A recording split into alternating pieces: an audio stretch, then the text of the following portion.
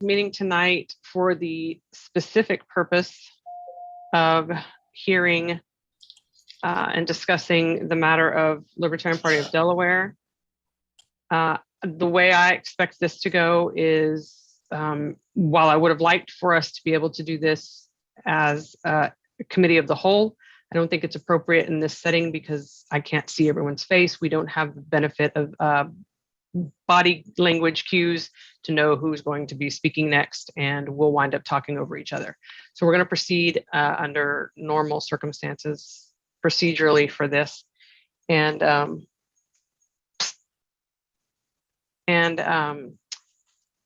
am going to ask Ms. Hogarth to sort of open things with, as the region rep who brought this to our attention.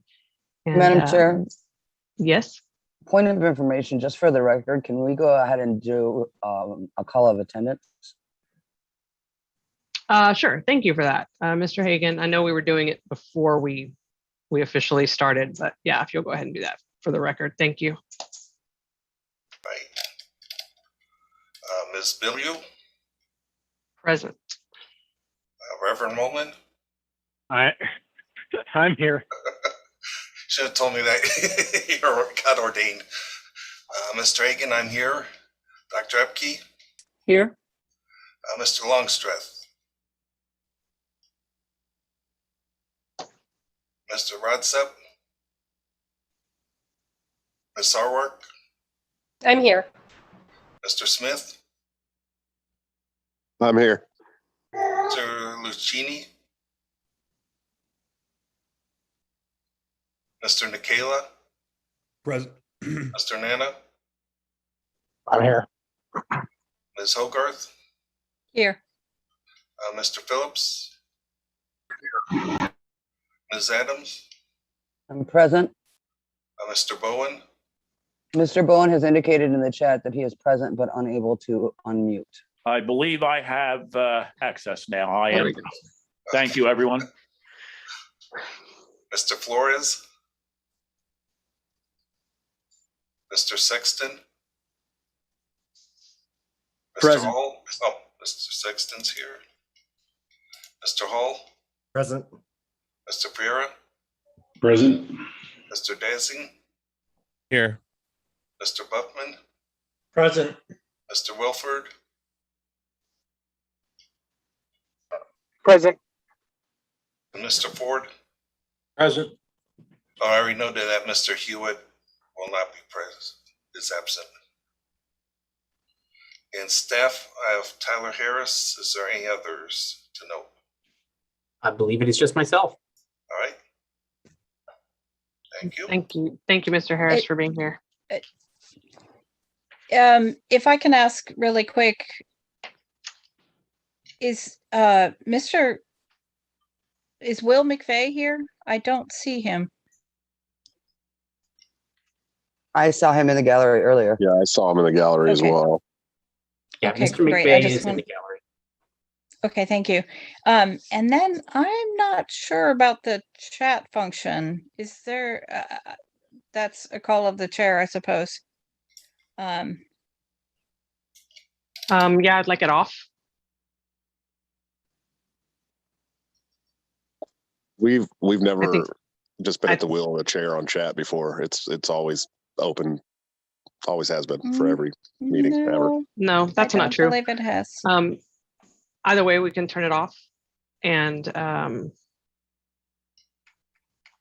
we've had it off before. So the people, I know that you guys asked if Mr. McVeigh was here. Was there someone from the other side that was also going to be present and speaking? Yes, for Bill them? Okay. Hines, and Okay. I do believe I saw him. But Okay. did he disappear? Is Bill here? I saw him earlier. There he is. Yes, he is here as well. Okay. Is the intention for me to operate their mics, or would you like for me, in the case of Mr. McVeigh and Mr. Hines, to give them microphone and video for the duration? No, for you, when the time comes that someone wants to hear from them, then if you could just provide that access, that would be good. Yep. Thank you. The either or both may also request, or we may request of them screen sharing. So I'm not sure where we are on that. Okay, cool. Madam Chair, I want to recognize 2 more members of the LNC just joined as well. Okay, Eric and Richard are here. Rodsep and Longstreth. Yeah. Okay. Got it. Thank you.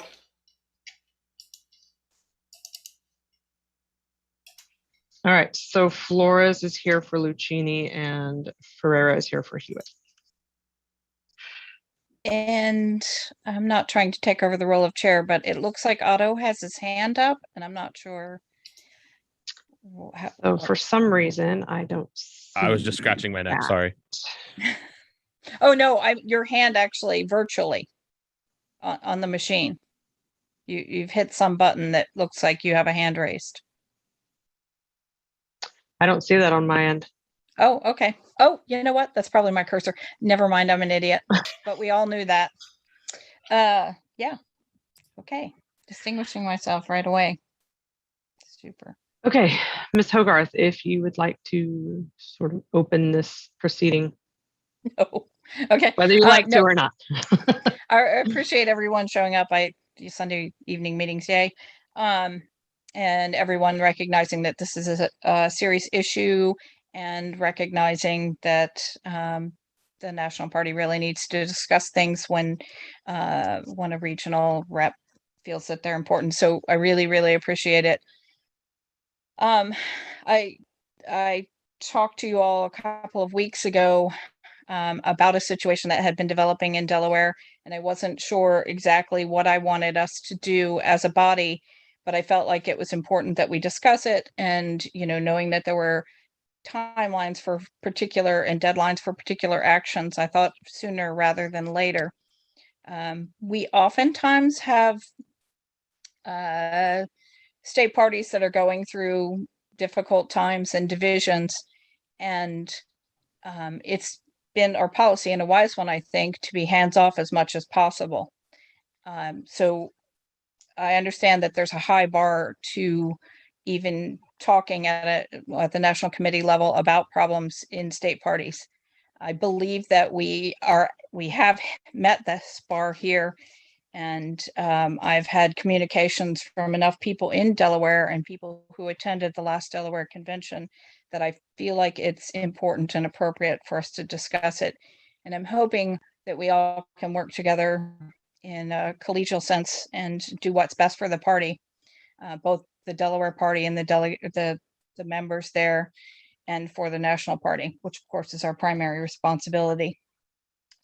So there was a considerable data dump for you guys over the last week or so. And I know that was a lot to absorb. And I'm sure that individually and as a group, you've all received communications from people in Delaware and probably people out of Delaware about the issue more or less involved. And so everyone might be coming, or many people may be coming into this with some notions. And I hope what everyone's coming in with is a lot of information. But I'm pretty sure that there's going to be asked for a recap on much of the information, and there's just no way to avoid that. So I have invited I should probably start with a recap. In June of this year, I attended the Delaware State Convention. It was a large convention for a state that size, 41 voting delegates, I believe. I attended that convention. A chair, a vice chair, and a board was elected. Seemed congenial. I mean, as much as any fractious convention can be, but there was no competition for chair. Bill Hines was elected chair. Amy Lepore was elected vice chair, and a board was elected according to their bylaws. In late August of this year, I have so many documents, guys. I know. In late August of this year, certain a member of the state party posted on Facebook, change bylaw 4. I don't remember the exact wording, but then a suggestion to change a bylaw, or sorry, one of the articles of association. So Delaware has a constitution and a set of bylaws. The constitution is called the Articles of Association. The bylaws are called the bylaws. They function together as one document. I think a lot of parties have that sort of structure. In late August, one of the things that the bylaws requires for a change in the Articles of Association is either the membership to offer this change, or the board can do a change with 30 days notice. 30 days notice was posted, or what was afterward called 30 days notice was posted by a member of the party to the Facebook group. It was posted as, change bylaw 4 or some title like that with the suggestion of a bylaws. Now, Ms. Hogarth, can I stop you for 1 second? Of Can you course. clarify who posted Yes. that? Yes, it was, I believe it was Steve Newton. Is that person a member of the executive committee or someone with No, authority he's, to post? I apparently it doesn't Such things require for meetings? authority. Okay. I'm going to rely heavily on the 2 claimed chairs to provide you guys with arguments about, Specifics, okay. specifics, because I mean, you all know keeping up with bylaws, but I'm trying to do the best I can, and I know you Okay. all have too, and I appreciate it. Thank So you this for, is yeah. So this was posted by a member. It has been customary use to make these notifications tagged, hashtagging with AOA notification, AOA change notification, something like that. That was not applied. Comments on this posting, which was posted with a question mark, not really this is a notification of a change, or let's have a discussion about a change. Comments were immediately shut off. Ms. Hogarth, I'm sorry, I don't have a raise hand feature because of the setup we have. So I just have a couple of questions. You say that it's customary to hashtag it, tag it, whatever. Is there a requirement in either governing document to tag it in that way? And also my other No. question is, which specific governing document lays out 30 days? Because in my cursory review of multiple sets now of Delaware bylaws, I don't see anything stating 30 days. Is that in the other organizing document? It seems to be Article 9 of, it looks like Mr. McVeigh wants to speak, but I'd like to get through Article 9 notice. You know what? I don't see 30 days. Article, Ms. Hogarth, it appears to be in Article 10. Oh, right, then amendment. Yes. Okay, so it's Article 9 is about notice, and Article 10 is about amendment. So the notice article, that's in the AOA. I'm referring to the pre-change articles / bylaws. So then it's not in the bylaws, it's in the other governing document. There's the no articles of particular whatever. association, correct. There's no prescribed form for the notification. There has been a customary use form for that, and so there was custom. Discussion comments on that post were shut down immediately, apparently by Mr. McVeigh, and then turned back on by Mr. McVeigh, and then shut down by Mr. Newton, so that there was no discussion on that thing. No members of the board who were not involved in this plan, which is the ones who were ultimately expelled, were notified of this, including the secretary, who resigned in the interim for personal reasons. There was no discussion on the board. There was no discussion on Facebook because it couldn't be. The Facebook post was buried by a planned series of memes and other postings designed to keep people from noticing any posting that didn't have any comments. And then not 30 days later, but about 27 days later, I'm sorry, I know that Mr. Hines. May I interrupt with a question? So hang on a second, Yeah. everybody. I apologize for setting the precedent that interrupting you was okay. I would prefer that you do get through this Okay. whole thing. And so if you guys don't mind just making a note of the parts that you have questions about, and then we can let maybe the principal Principals, parties yes. in this answer those specific questions as we get to them. Otherwise, I fear that Ms. Hogarth is not going to be able to get all the way through this summary presentation. So I appreciate if you guys can just hold on. And Thank you, Ms. Chair. I think that you're correct in that. So less than 30 days later, there was a scheduled meeting of the board, which there was a posted agenda. A member of the board immediately upon the start of the meeting moved for adjournment, and there was an adjournment. No one discussed the change to the AOA. After that meeting, the secretary, again for personal reasons, resigned, leaving 9 board members. In a few days after that, at the 30-day mark from the supposed notification, the board, the people who had worked together on this plan called a meeting on, they use for meeting, it's not Slack, it's Discord, the most aptly named social network ever. But they had, they do their meetings on Discord. So they called for a meeting apparently with no notice. Did the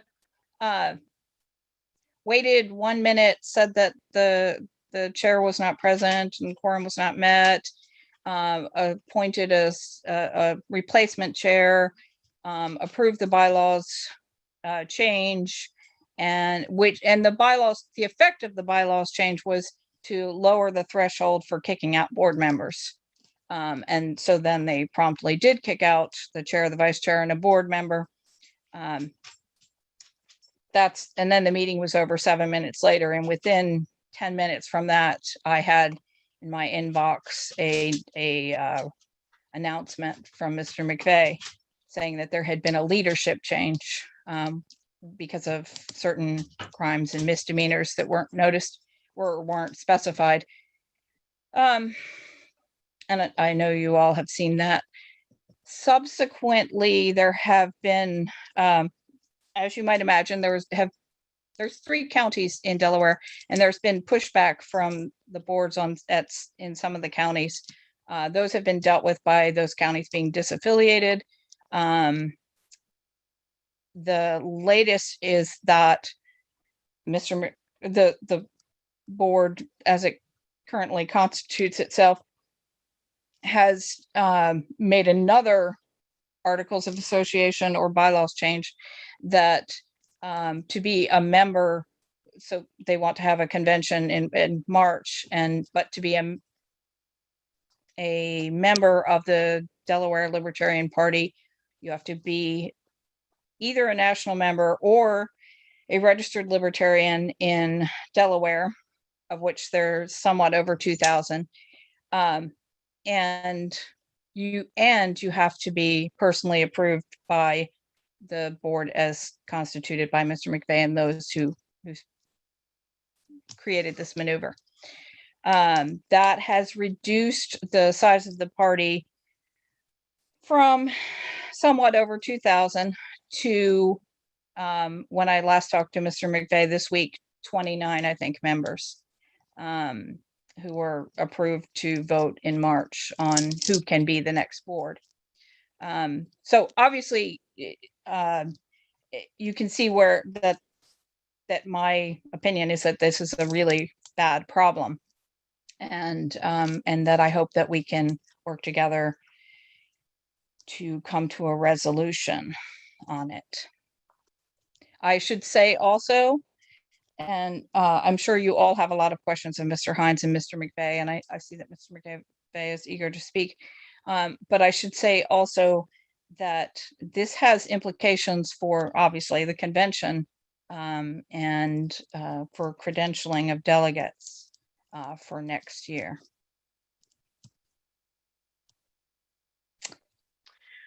All right, thank you, Ms. Hogarth.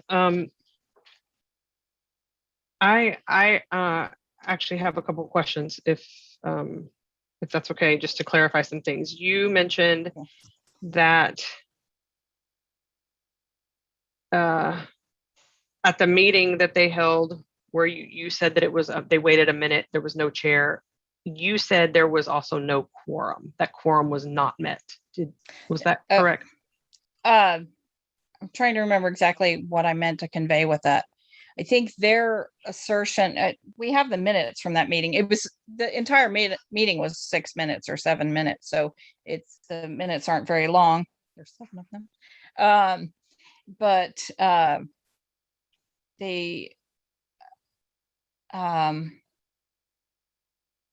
Let's see, there would have been 4 or 5 of them. So I guess they did have quorum. Okay, I was just curious if that's what you meant to say, or okay. I have Mr. Phillips and then Mr. Moment on deck to speak. Yes, I have a question regarding your statement, which is that you stated that the Facebook feed group, that you stated that it was buried by plan. Yes. What evidence do you have of that? Because that's a fairly serious Yeah. accusation. So I think I sent a link out earlier, but Mr. McVeigh has in multiple places said that himself, that was the plan. They call it a meme dump. I'm not one of the cool kids, so new term for me.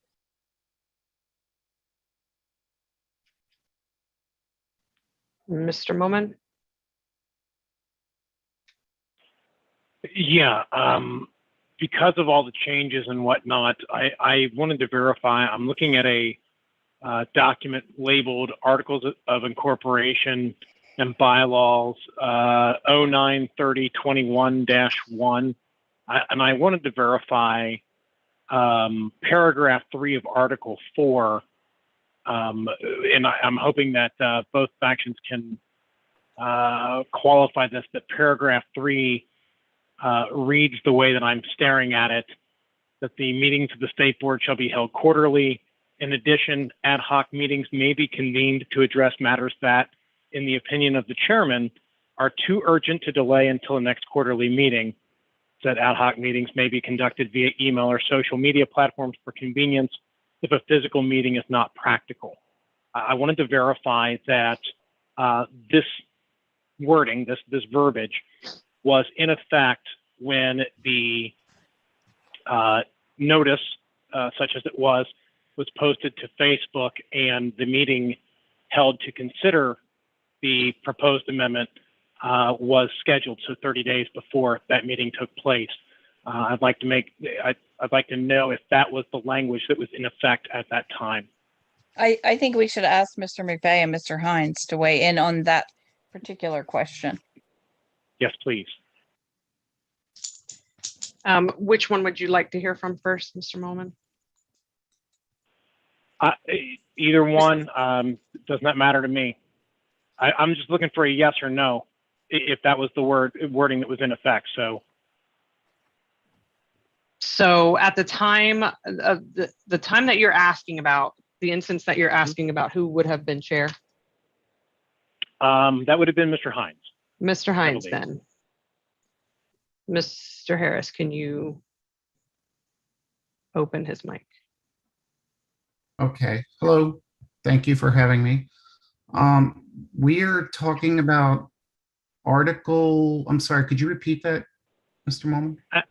Absolutely. It is Article 4 of the Articles of Association.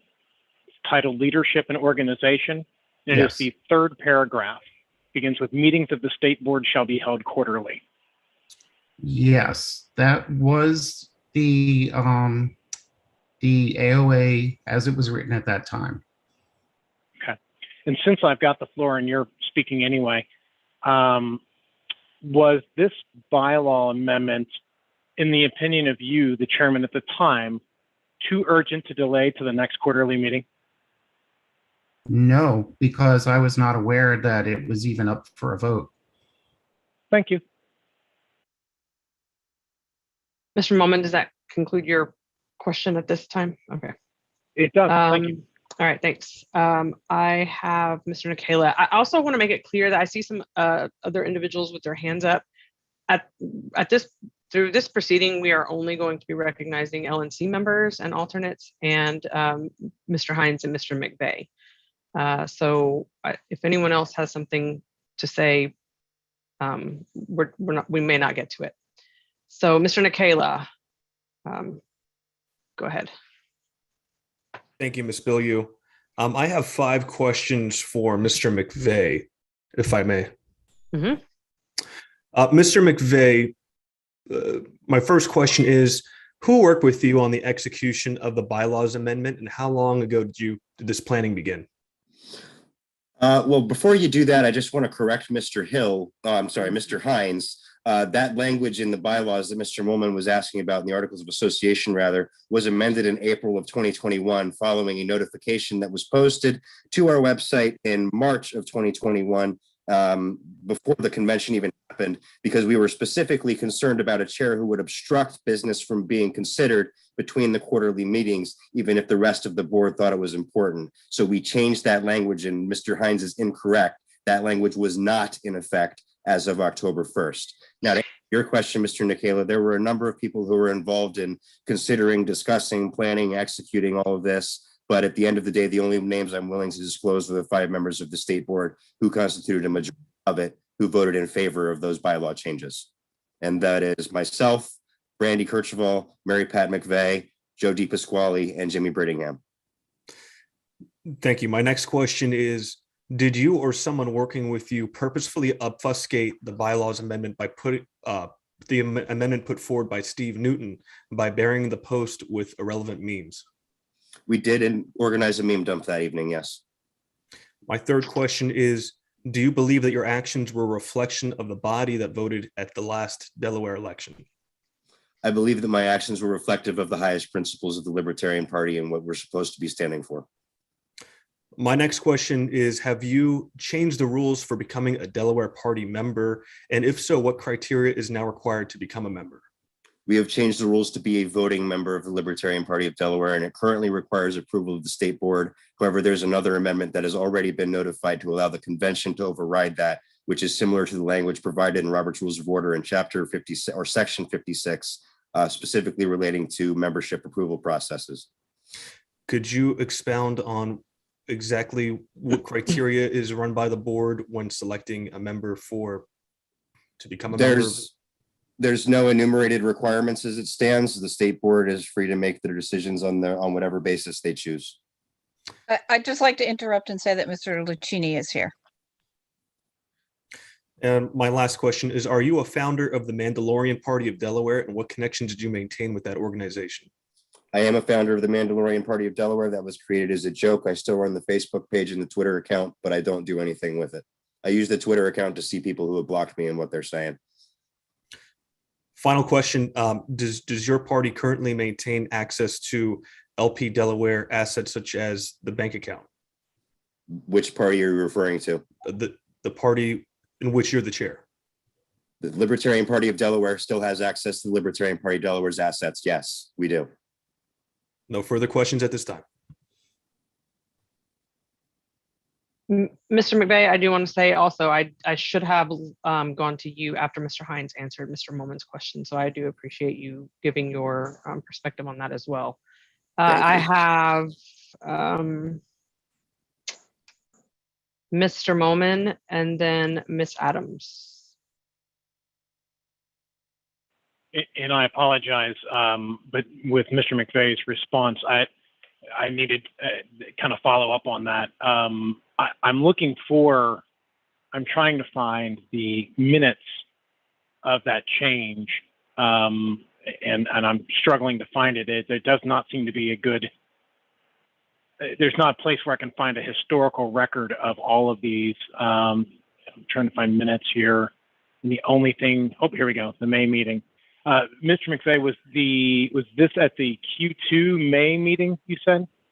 No, there was a number of amendments that were considered prior to the actual state board meeting itself, and a number of amendments that were considered at the state board meeting, and a number that were reserved for the convention. I sent you a message on Facebook, including the entirety of the Q2 AOA committee report. If you look at that specific document on Vision 5, which was recommended for the state board to handle as an ad hoc motion, meaning that it was going to be handled online.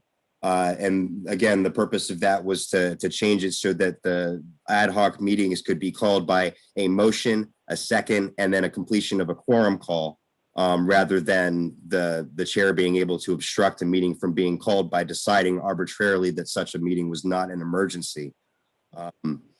That amendment was also passed around the same time that we passed an amendment saying that ad hoc votes had to be sent out to the mail list. So unfortunately, that vote was not sent to the mail list. We hadn't developed that capability yet. If you give me a few minutes, I can probably scroll back far enough to find where it actually happened in our Discord server, but that's going to take me a minute to actually do that. Okay, that would be appreciated. I see the report. I do have that. Thank you for sending it. And I see the proposal, but yeah, obviously I don't see a record of it passing. So thank you.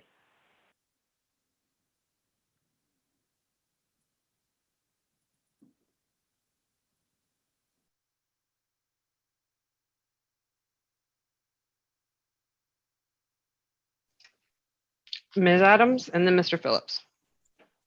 Yeah, I just have a couple of questions at this time. I will most assuredly probably have more. And I apologize for any background noise. I have a 2-year-old going.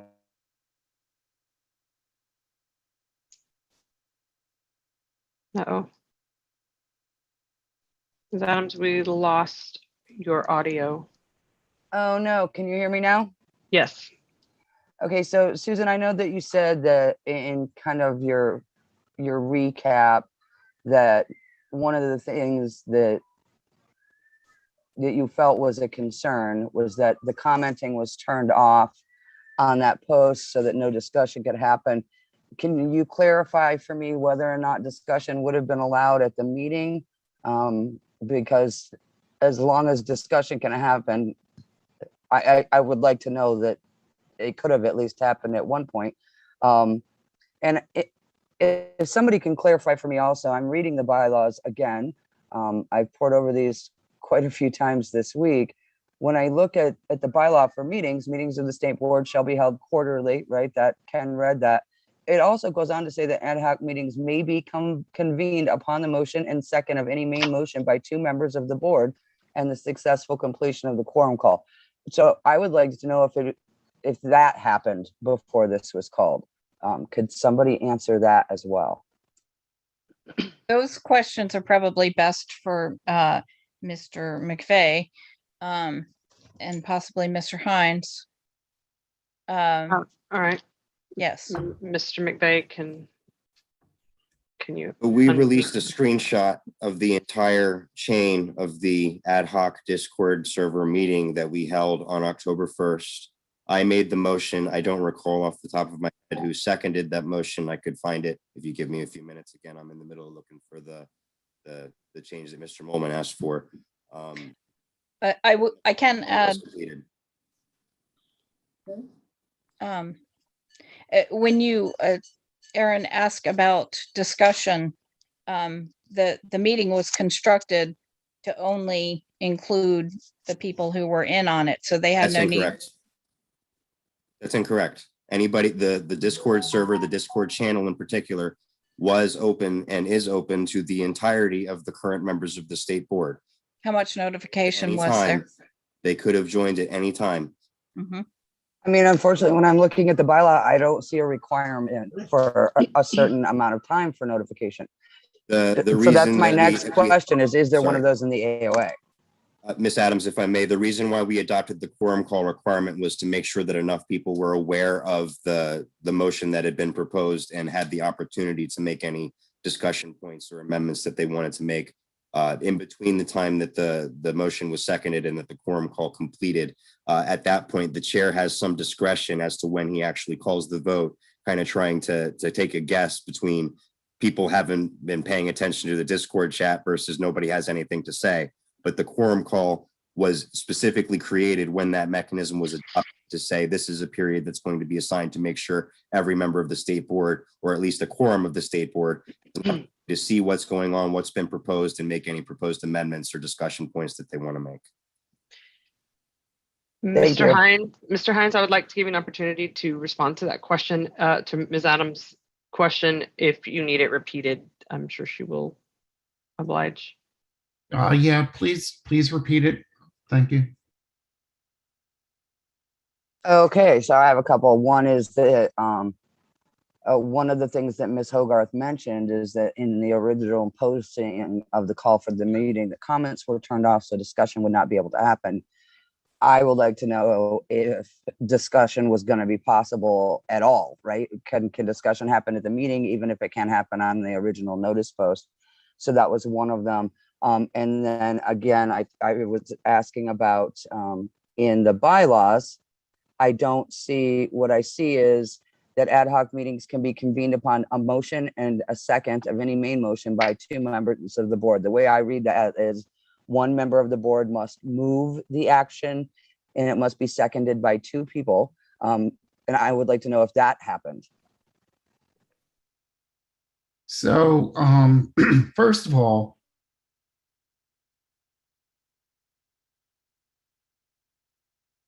this meeting was called at approximately 8:01 p.m. and the quorum call was immediately called within 2 minutes of that coming together, with the party voting being online and being aware that this was happening, was not online. And this proceeding happened without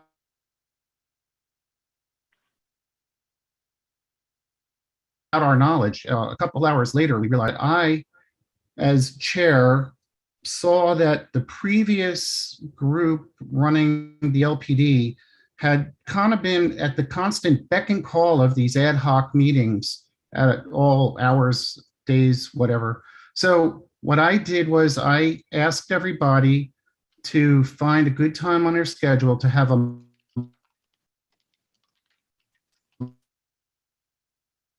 monthly business meeting in lieu. Had gone ahead and built some bots in a Discord server to automatically make these meetings happen, regardless of my request that we have a monthly business meeting. So I admire that, and I think it makes good sense. And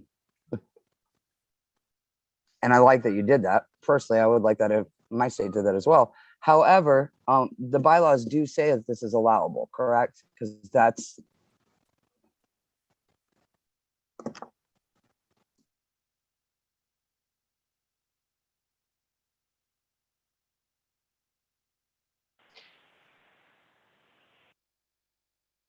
Ms. Adams, you broke up a little bit, but it sounded like you did ask another question of Mr. Hines. So I just want to make sure that's correct. yes. You I just asked wanted to that make the sure bylaws do allow this. Is the basically bylaws sorry, I do was allow muted and for I could not this, respond. even if it's not the friendly agreement that the board has. Yes, the bylaws did allow for the ad hoc, and we tried to not impose that on the board.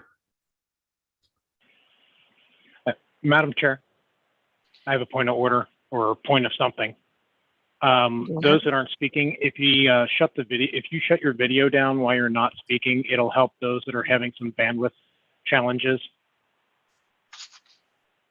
that would be a point of personal privilege, perhaps, Mr. Moment. Thank you. Yes, and well taken. I'm going to keep mine on. Hopefully that's not too disturbing. All right. I have Mr. Phillips. For those of you LNC members, I've gotten a couple messages that you cannot raise your hands. I encourage you to look for the reactions button somewhere in your little dashboard, wherever it may be on your screen. And that should be where you find the raise hand feature. So hopefully we'll get more hands up here. I have Mr. Phillips and then Ms. Hogarth on deck. I have a follow-up question for Mr. McVeigh. Follow-up question on Mr. Nikhil's question regarding the approval process for members applying to your board, to your party. How many board members? I'm sorry, your sound just cut out there. I think your whole connection might have just cut out there. I think we lost Mr. Phillips completely there. Okay, we will plug him right back in to his place in line when he comes back on, but I'm going to go ahead and go to Miss Hogarth. Oh, there he is. Mr. Phillips, your connection is really sketchy. Yeah. Okay, I can let me move and back. Maybe he could type it into the chat, perhaps, if he doesn't get a stable connection. Yeah, I think we can type in the chat, or you can send your question to me if you'd like, Mr. Phillips, by chat, and then I can ask it on your behalf if you'd like.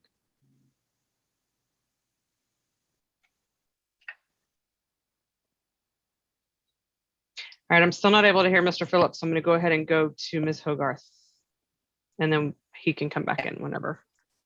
Yeah, I just wanted to ask Mr. McVeigh, you mentioned that you were working on an AOA change to allow the delegates at convention to accept other people as delegates. So is that correct? Yes, the notification has been posted already. The way it's phrased, paraphrasing at this point, but it's more or less that the delegates at convention will be able to either approve members themselves in the same way that the state board can, or they will be able to waive the requirement of approval for the duration of that specific convention. Okay, so what you're saying is that the handpicked delegates that you send to convention will be able to okay another set of delegates. That's your phrasing, that's not mine. What I'm saying is that Definitely is my phrasing. We have seasoning requirements, the same as many other parties do. The difference is that our requirements are not designed in any way to be gamed, maliciously complying with them. There has to actually be at some point a voluntary decision by the body to say, yes, we want to associate with you as well. So if I can follow up on that, there are a lot of people who are registered libertarians with the National Party.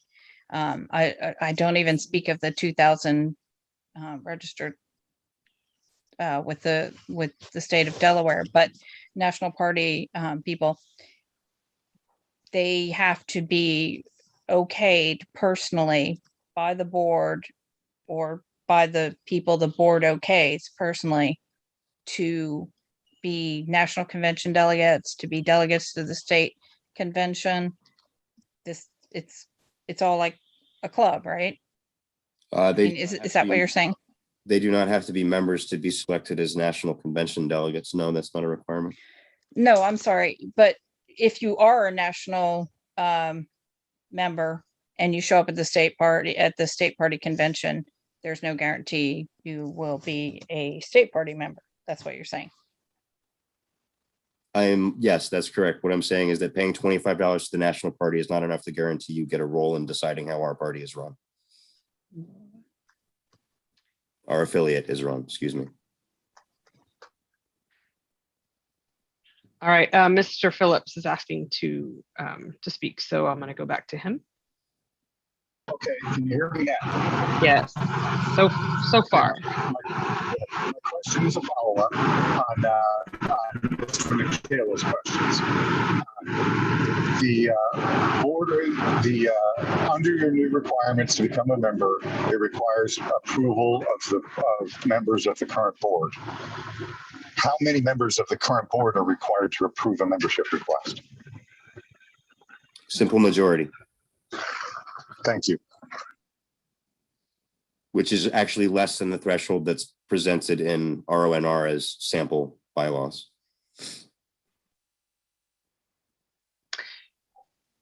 All right. I show Ms. Hogarth. I don't know if your hand is still up as an artifact or not. I also show Mr. Nikela, but Mr. Nikela, if you don't mind, since you've already spoken, I would like to hear from Mr. Ford, since we haven't. Mine is completely artifactual. Sorry. Okay. Thank you. Need to All right, continue. Mr. Ford, and then we'll come back to you, Mr. Nikela. Absolutely. I hope my sound quality is okay. A few quick questions from Mr. McVeigh, much more spiritual in nature, if you will. Mr. McVeigh, you chose not to run to be chairman of the Delaware Libertarian Party at last convention. Is that correct? That is correct. Do you believe that elections have consequences? I believe they do.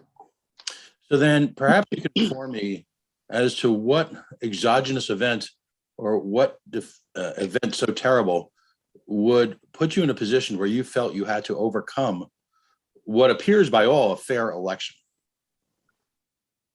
I believe that when the election took place, there was incomplete information that was available to the delegates. I know for myself in particular, if I had known that Mr. Hines was affiliated with the Mises Caucus, I would have at least made sure there was somebody, whether it was me or someone else, who would have given the delegates a choice as to whether or not they wanted that state chair. And in particular, as things went on after the election, as Mr. Hines revealed more and more that his conduct as state chair was going to be, first off, guided by the Mises Caucus, but second off, just plain incompetent. I mean, the lack of responsiveness from this man, the plagiarism of statements that he drafted and released on behalf of the state party, and the general lack of awareness of how this party has functioned up to this point and was still obligated to function under its governing documents. In particular, the thing about not allowing motions to be made ad hoc and requiring them to happen at his little monthly meetings, that's not something he has the authority to decide. As things so I don't want to get trying too far to into the govern weeds the of this. party by fiat, we decided it was necessary to remove him. So, okay, so what you're saying is twofold, if I can sum up. Internal party politics, including the politics of caucuses, in part drove your decision. And then, in your opinion, there was a question of competency. How long is the term for, under conventional methods, if you will, to be the chair of the Delaware State Party? Our articles of association require county and state officers to be elected every 2 years in odd year conventions. Okay, so my understanding, and having been a former state chair myself, is that unless there is an actual accusation of malfeasance, that you've got an electoral process in place so that in a year or so, you could choose, or someone else could choose, to run against him and make points to the competency factor, and also campaign based on your own internal politics. Isn't that how we do things? We don't engage in takeovers? I agree. We shouldn't engage in takeovers. Takeovers are bad. But at the same time, when it comes to who is actually an officer of a state affiliate party, that's determined by the governing documents of that affiliate party. And our governing documents allow for the removal of board members when circumstances warrant. And circumstances warranted according to the required number of members of the board. So that's what happened. Okay, so my final question, and I thank the board for allowing me this time. If in fact competency was a principal issue, in your opinion, I'm not acceding to that in any level, but in your opinion, performance and competency were an issue, wouldn't you want to have an open board meeting where that issue could be brought up and challenged and, if you will, discussed and debated, perhaps aggressively, by all the members of the Delaware Libertarian Party, as opposed to thinking that we had to engage in perhaps a little bit of sleight of hand here? The competence of the chair was often discussed. It was clear that several members of the board who were aligned with his caucus affiliation would support him regardless of his competence. Well, what about, okay, you talk about the board. What about the members? When I was chair, I was elected by the members. And then when I decided I didn't feel it was, I felt it was time for a change and someone else would run, then I decided not to run and then acceded to the will of the members. That's my final question. I'm not sure what exactly your question is there. In other words, at what point in time do we as libertarians, because you constantly reference the notion that, you know, the libertarian philosophy or principle, whatever, it's not lip service. At what point in time do members in a decentralized process vote for, as opposed to having a board with near dictatorial power decide who is going to be the chair? I mean, I thought the whole part of being a libertarian was to have often rowdy, often contentious, but always elected by the body. Well, in this particular situation, it was when they elected the other 5 members of the board who supported this action and when they affirmed the bylaws that allowed us to carry it out. Okay. Again, my question, and I'll see the chair at the time, but my question is more spiritual. I don't doubt that you can find a technicality in just about anything anywhere, but ultimately, in the spirit of being a libertarian, we have elections. Thank you. All right. I have Mr. Nikela, is your hand there an artifact, or are you asking to speak again? I am asking to speak again if. Well, okay. At some point, I know we're having questions, but at some, I'm sorry, I'll let Mr. Nikela speak. Thank you. Mr. Nikela, and then I have Mr. Moment, I have you on deck, but Mr. Nana is also asking to speak and we haven't heard from him yet. So if you don't mind, I would have Mr. Nana go following Mr. Nikela and then to you, Mr. Moment. Thank you, Ms. Bilyeu. I have several questions for both Mr. McVeigh and Mr. Hines. Starting with Mr. Hines, my first question is the Libertarian Party of Delaware incorporated under Delaware corporate law? No. Which board members that were elected by the delegates of the Delaware convention were ejected following the bylaws change? Myself as chair, Amy Laporte as vice. That's it? Chair, and Dave Casey, position of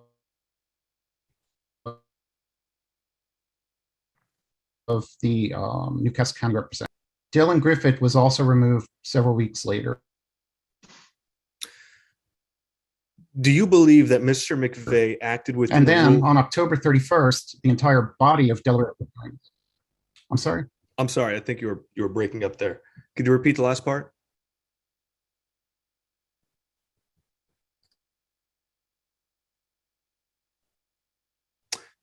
There we go. Okay. As I was saying, on October 31st, the entire body of the Libertarian Party of Delaware was removed from the Libertarian Party of Delaware. Actually, Mr. McVeigh and the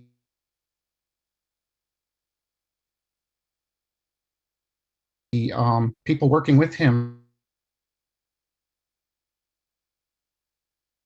also removed themselves from the party at that, had to re-add themselves to the party. As of the 31st of October, there are only 22 voting members in the LPD, and 3 of those are children under the age of 13.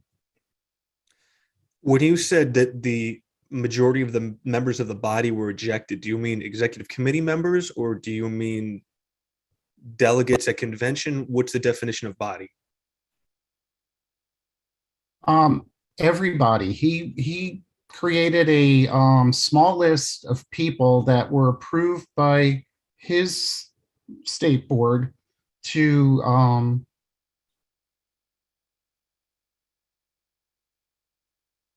participate.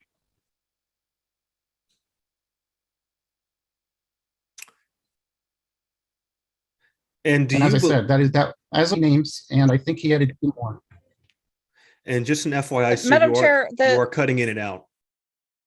Yeah, and I will say that some of these questions for Mr. Hines could as well be directed to Ms. Lepore, who is who was the elected vice chair of the body. And I believe her connection is possibly a little better or a lot better.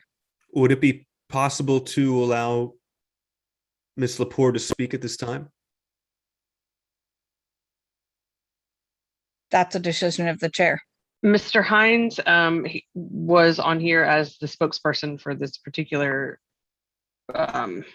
party, for this particular side, party to this situation, but his connection is failing. And so if Ms. Lepore is able to answer the questions specifically as asked by Mr. Nikela with less interference, that would be very helpful. Mr. Harris, can you? I am happy to. Thank you, Ms. Lepore. Of course. So, Ms. Lepore, at this time, previous to the expulsion of the majority of the body, how many members of the LP Delaware were party members? How many of them were there? Yeah, so under the previous set of bylaws, there were roughly 2,100 libertarians who would have been eligible to vote at convention. That list has been narrowed down to 20, three of whom are minors. So that's a pretty big reduction in eligible libertarians. And I think, the chair was trying to share with you that your prior question was which board members were ejected, so to speak, and it would have been the chair, Bill Hines, myself, and then the Newcastle County State Board Rep Dave Casey. And then ultimately the other Newcastle County State Board Rep Dylan Griffith. So there were 4 members ejected from the board, and then roughly 2,100 libertarians from membership in the party. Those 2,100 libertarians, is the LP Delaware considered a political action committee or a political party? And if so, is membership gauged by voter registration, or is this purely registration through the website? Yeah, so the Libertarian Party of Delaware is under Delaware state law considered a political party. And I believe your other question was the 2,100 registered libertarians, what was their eligibility in terms of being able to vote in party affairs? Correct. Is there a voter registration? Can you register to vote as a libertarian in Delaware? Oh, or is it? Goodness, yes. I'm so sorry, yes. Okay, so those 2,100, are they still considered libertarian voters? Yeah, they're still considered libertarian voters, but they have been ejected from party participation. And again, that list has been narrowed to about 20 folks. And what are the rules to maintain political party status in Delaware? Yeah, so you have to have 1/10 of 1% registration based on the number of voting members in the state of Delaware. So 1/10 of 1% is covered under the 2,200? That is correct. Yeah, I think that roughly 2,160 exceeds that number, but I could not tell you exactly what that number is tonight. Understood. Do you believe that Mr. McVeigh acted within the rules of the Libertarian Party of Delaware? I do not. No, and I would point the LNC members to the evidence package sent to them roughly during that first or second week of October. We delivered on page 1 a summary of violations, and that summary of violations outlines across the matter of notification, regarding which you have spoke a lot this evening, and regarding the matter of member rights. That summary list there provides our stance on the rules that were broken. We also delivered a package of evidence subsequent to the disenfranchisement of 2,100 libertarians. So certainly that second package delivered roughly the second week of November also outlines kind of the myriad issues that we see, the number of matters that have been violated. And our summary of violations, again, spans kind of the articles, the bylaws, and where those articles and bylaws are silent, what those Roberts violations look like as well. That's on page 1 of that evidence package. It is the page following the table of contents. Okay. So I see there's several violations of notification, violations of members' rights, and I'll get to that. I might come back later with some questions. I did want to ask, Mr. McVeigh stated that his executive committee currently has assets such as bank account and other information, have you or Mr. Hines or anyone else challenged the lawfulness of the ownership of those assets? Have we challenged the lawfulness? Have you challenged the lawfulness of their ownership? In other words, the bank account and other assets, have you challenged their ability to control those assets in any way since August 31st? Yes, I'm comfortable saying two things tonight. I will tell you that the chair has worked with the Commissioner of Elections to kind of piece through what has occurred, to explain to that department, again, the numerous violations and our concerns given the fact that the assets rest with a fake board. But primarily that work that we're doing is with counsel. And I would be kind of remiss to speak in depth about that tonight. I've got a few more questions and I have some questions for Mr. McVeigh. But first, Amy, do you believe that Mr. McVeigh gave fair notice in advance of the rules changes? Are we speaking specifically to the actions on October 1st, essentially? Correct, for the bylaws change? Yeah, so I'll give you kind of the short of it, right? So he openly admits, again, in that clip that was submitted to the committee earlier today, and which was referenced in this package in October, he openly admits that notification was intentionally hidden. He and his colleagues describe what they did as a plot against the other 5 members of the board. So notification for the original bylaw change, well, I've heard it said here tonight that may be acceptable under our bylaws. I'll point to the fact that our bylaws are silent. Our articles are silent on the issue of notification. And so we must look to Roberts.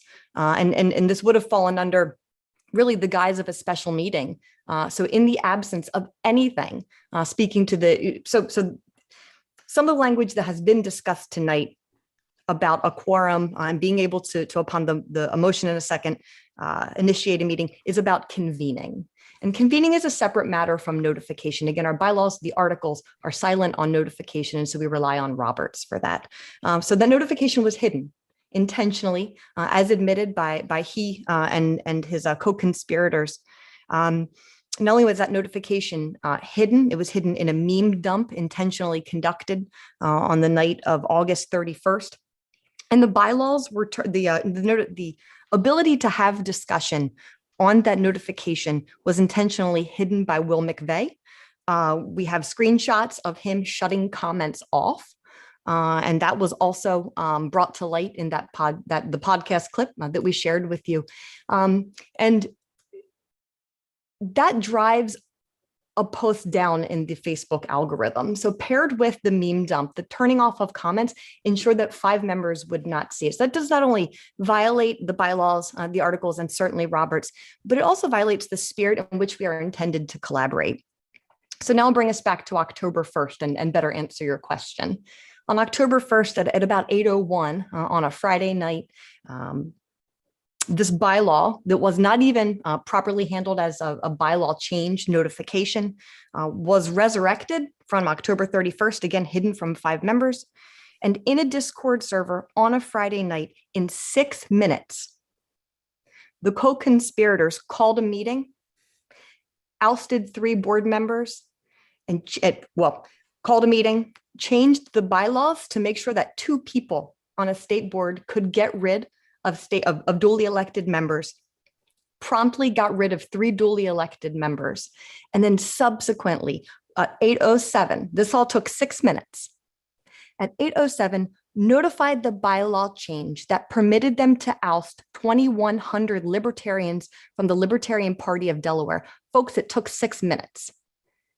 And we have given you the numerous kind of violations here, both bylaws, articles, and Roberts. So to answer your question, Mr. Michaela, there is no doubt in my mind that Will McVeigh and his co-conspirators did absolutely not act within the rules of the Libertarian Party of Delaware, nor in the ethic or spirit in which we are intended to collaborate. Do you believe that the actions of the group of individuals who participated in the rules change reflect the will of the delegates that voted at convention? I am certain that they don't, and here is why. Just before this meeting, a petition was delivered to the LNC. I hope you had an opportunity to view that. The petition called for the recognition of Bill Hines based on the actions of this rogue faction, based on the actions that I just described to you, kind of a lack of truthfulness, hiding notification, and ousting 2,100 libertarians. So I've a little bit lost my train of thought, Mr. Nikela. If you could please repeat your question. Mr. Nikela, I'm going to ask that this be your last question for now. It seems to me Okay. like you might have a long list that you're Yeah. reading from, so we're going to move on to someone else. So let's Okay. get through this one quickly, please. Okay, I have one last question for you, Ms. Lepore. Are you asking the Libertarian National Committee to take any actions in tonight's meeting? I don't think we're asking the Libertarian National Committee to take an action. I think we're asking them to tell the truth. We're asking them to tell the membership of the Libertarian Party of Delaware to affirm for those members, those 2,100 members, that Bill Hines is the chair, and to permit us to move forward with the investigatory process and permit us to handle this matter here in Delaware. So we do ask that based on the events that you do affirm for the membership that Bill is chair, that I'm vice chair, and so on. But I don't think that constitutes an action. That constitutes simply telling the truth. Mr. Nana, and then Ms. Adams. All right, thank you. My question I'm sorry, is for, Mr. Nana and then Mr. Molman. Thank you. My question is for Mr. McVeigh. You said that the ouster of the chair was primarily due to caucus affiliation and incompetence, if I remember correctly. My question is, what was the justification for the ouster of the other two board members and for resetting, as it were, the membership of the state party as a whole? Was that the same justification, or were there different justifications for those people to be ousted? The justification for removing the first three board members was obstructionism, difficulty to work with, incompetence, various ones of those applying to different degrees on the various three of them. Mr. Griffith was removed ultimately because we disaffiliated the entire Newcastle County affiliate, and he just kind of fell off the board by default. The reason for that was that they were not acknowledging the change of state board leadership that had occurred, and really, how are we supposed to work with the county that's not acknowledging which party they're a part of? As for the rest of the members, to correct Ms. Lepore, now that the puppet hand has revealed itself, the 2,161 members of the Libertarian Party of Delaware prior to October 31st were members purely by virtue of the fact that they had registered to vote and checked the Libertarian box. So we decided that in addition to the 60-day seasoning requirement that we already have, we were going to have a little bit more in-depth, investigatory, back and forth, subjective seasoning that says, hey, are you actually trying to work with us to improve the party, to progress the platform, or are you just here to take control of it because it gives you the chance to edgelord all over social media? And we want to make sure that we're doing the former and not the latter. That's why the 2,100 or so members were quote unquote removed. As soon as most of them show up to a meeting and express an interest in being approved as members, most of them are going to be approved as members. The ones that show up and say, why can't I be controlling my language here, why can't I be unpleasant on social media? Yeah, you're not going to get approved. Okay, and then a follow-up question to that, for both people, both sides. What was, in your interpretation, was the requirement to be a member of the Libertarian Party of Delaware previous to all of these changes? Was it just that you voted Libertarian? Was there no requirement, or what was the requirement previous? So the bottom line here is that our previous requirements were very open-ended. You could be either a bylaw sustaining member of the national party, meaning you've given them $25 in the last year, or you could be registered with the Commissioner of Elections as a Libertarian, because we have partisan party registration here in Delaware. And you had to have maintained one of those two things for at least 60 days. And we assumed that you agreed to operate according to these articles of association. That's the last criteria there. And that's it. And as I said, that's very basic. That's very easy to game. Any group of people can coordinate, get together, decide they're going to register Libertarian and sit around quietly and not do anything. They pop up at convention and destroy the party. And that's not something that we were going to accept as a risk. So we changed it to add that subjective seasoning requirement so that we have to affirmatively say, yes, we want you to associate with us as well as you wanting to associate back. And in order to have a voice in governing our party, you're going to need to be approved first. And I also just want to say one more thing.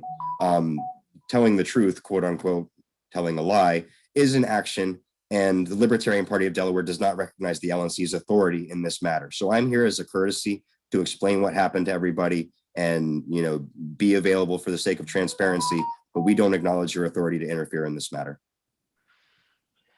Mr. Moman, and before you start, Mr. Moman, I just want to remind people, there are other people in the gallery who are raising hands to speak, and I just want to reiterate that only LNC members, alternates, and the two designated speakers or the designated speakers for either side of this matter will have speaking privileges during this meeting. So if you raise your hand and you find that it's been put down, that would be why. So, Mr. Moman. Madam Chair, if I may, I'm noticing that Mr. Wolford and Mr. Ferreira also have their hands up, and I don't think they've gone yet. They have not. I would be more than happy And Mr. to. Rotzep. Oh, I don't see that hand on my screen, but I believe you. I'd like to hold my time, or reserve my place in line after everyone at least gets to speak one time. Okay, I appreciate that. And Miss Adams, how about you? Because you would be next after Mr. Moman. I would have asked the same. So I'm in total agreement with Mr. Momen's request. Okay, So we have then, actually I put myself in line earlier, and I have a question. The 2,100 people that were mentioned in this, I don't, well, let me get to it. The 2,100 people that were basically removed from the rolls there, how many people would normally attend a Delaware State Convention, and how many delegates would be going to national? I'll ask that of Mr. McVeigh, since it's what I'm hearing is he's the one that removed them all. So. Thank you. I'd also say I have the most experience in this particular area. Our conventions typically range in the neighborhood of 15 to 35 people. The 2021 convention in June was an outlier in that respect, in that we had 41 credentialed delegates. But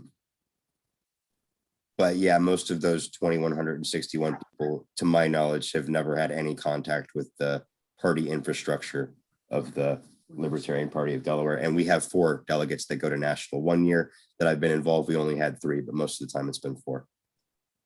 Okay, thank you. And so, Mr. Wilford. All right, thank you. So I only have one question, and it's for both sides. It's been hinted at already, but I do want to hear it asked explicitly. So as a member of this body, I think there's 4 relevant points that come up to us. One is, in regard to the Libertarian Party of Delaware, were things done within the realm of the rules? Secondly, was the ethical or correct action taken? And then conversely, on our side, what is within our power and our purview to do? And secondly, what is the ethically correct thing for the LNC to do?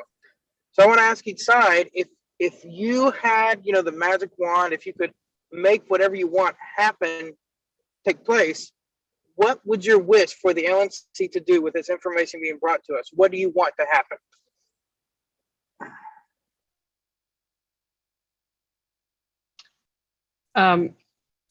Mr. Wilford, I believe that question was asked already of Ms. Lepore. So Yes. In that case, representing that side of this matter, are you now asking Mr. McVeigh? I kind of feel like he's already addressed that too. The question about what they want the LNC to do. Yeah, so I would like to ask Mr. McVeigh, but I was hoping, I feel like some of the times when it's been asked, it's been hinted at, and I want to ask, is there a specific motion that needs to be made for either of their edifications? But yeah, I'll ask Mr. McVeigh this time. I have a very particular motion I would like to be made, and that is a motion to adjourn. We want you to do nothing. Leave us alone. We are an autonomous, independent state affiliate. We've changed our leadership in accordance with our bylaws. So please move to adjourn. let me get on with my life and my business with the party. Thank you. Thank you. All right. Mr. Ferreira. Yeah, I think these questions are probably best to Mr. McVeigh. If I understood the answer to your last question there, there were 41 delegates to the most recent convention in 2021. Is that correct? 41. 41? Yeah, okay. And Mr. McVeigh, do you believe that in the actions that you've taken, you're speaking for the majority of those delegates?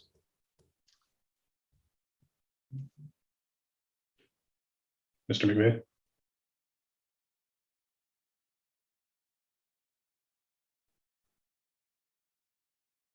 I'm not hearing any response. Is anyone else hearing? Okay. No. Thank you. Sorry, I was muted and wasn't able to unmute myself. Okay. I am not sure whether I'm speaking for the majority of the delegates, but I believe my bigger responsibility is to the majority of libertarians in the state and also to the majority of voters and the majority of people in the state. We're trying to promote the libertarian philosophy, and I think that the actions that we have taken are most conducive to doing that. And what the Star Trek fans I was once told at my first convention of politics think when they show up to the state convention is honestly not my biggest concern. I was elected, and I believe it's my fiduciary obligation to the party to represent the party in its best light, and that's what I believe that we have done by removing the individuals we were. But you were elected by those same set of delegates, correct? Yep. And that's what they elected me to do. And so if a majority of those delegates are disagreed with your current actions, how would you feel about that? Then the majority of delegates at the next convention will have to do something about it. It was Edward Burke, I might be remembering that wrong, said that a representative owes you not only his agency, but also his judgment. I'm using my judgment. Thank you for your answers. There will be more later. Mr. Rodsett. Yes. First of all, thank you for everyone from Delaware for attending and answering these questions truthfully and honestly. My question to you, Mr. McVeigh, you had 41 delegates at your state convention. We've heard that there are approximately 26 active members now left in Delaware. Out of those 26, how many were delegates at the state convention this year? Off the top of my head, I'm not sure. I would guess probably about most of them, maybe 22, 23, around there. Like I said, I'm not entirely sure. There are certainly some people that we've approved who have come into the party since the convention, but the vast majority of them have been for the convention.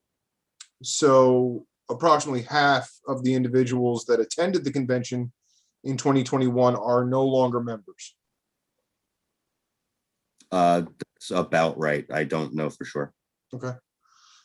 Next, I've scrolled through your entire Facebook page, and you got a lot of time on your hands. Yeah, it took quite a while, especially the day of August 31st. I would say that accounts for about a quarter of all posts from when I started scrolling, which was about 2 weeks ago. Over the course of 10 years, I'm sure that's not a quarter of our posts, but whatever. Well, no. I mean, well, just up to the beginning of this entire process. Sorry. So between August 31st and about a week to 2 weeks ago, August 31st accounts for approximately a quarter of your posts. I'm not sure if that's accurate or not. It's an approximation. What I wanted to know is looking at change bylaw 4 post by Steve Newton, which the comments are turned off by Steve Newton currently.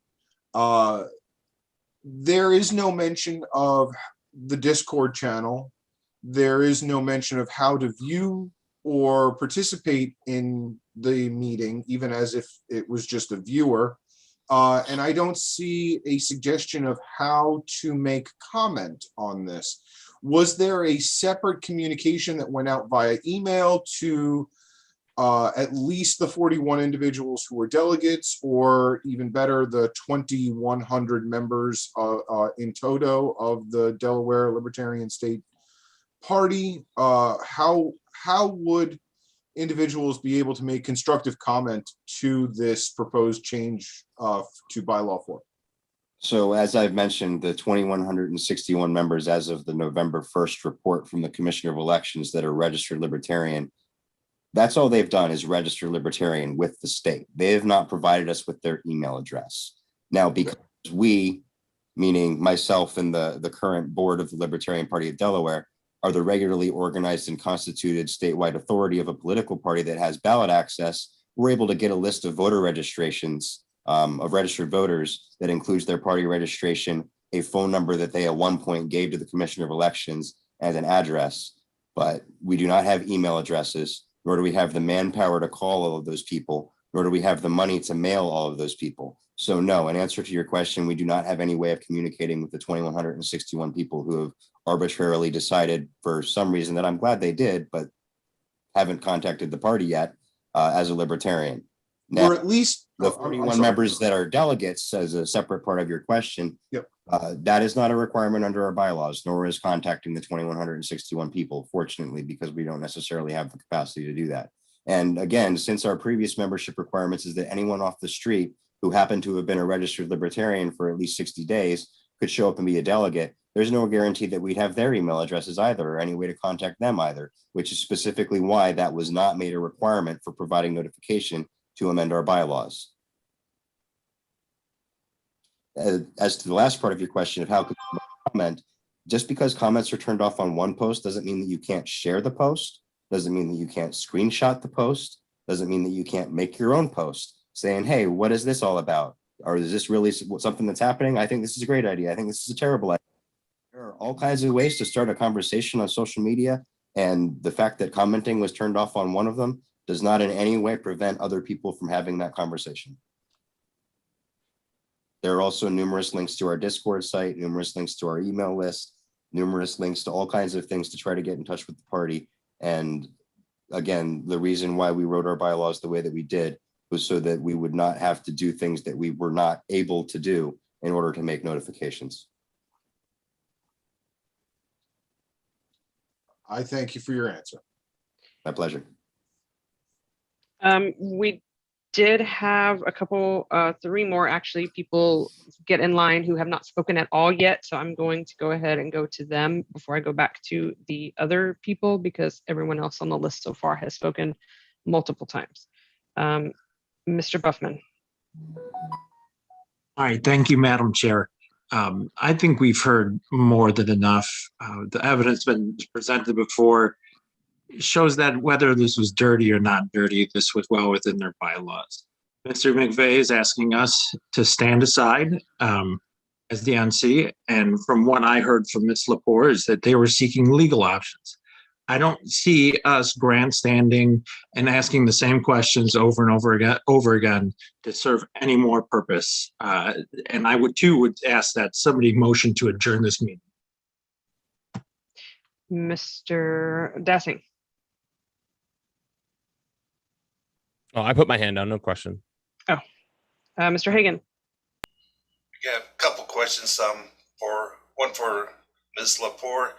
Who do you and Mr. Hines recognize as being your state board? Is it the people that were elected at your convention minus the secretary, or has there been other changes? Yeah, I do believe that the chair has rejoined. So I do want to defer to him if he has rejoined, but in his absence, I'm happy to answer your question. Thank you, Ms. Lepore. Mr. Hines, are you here and with a more reliable connection? I believe I am. Thank you. Okay. So couple things. We don't see any change to the board as it was structured on September 30th.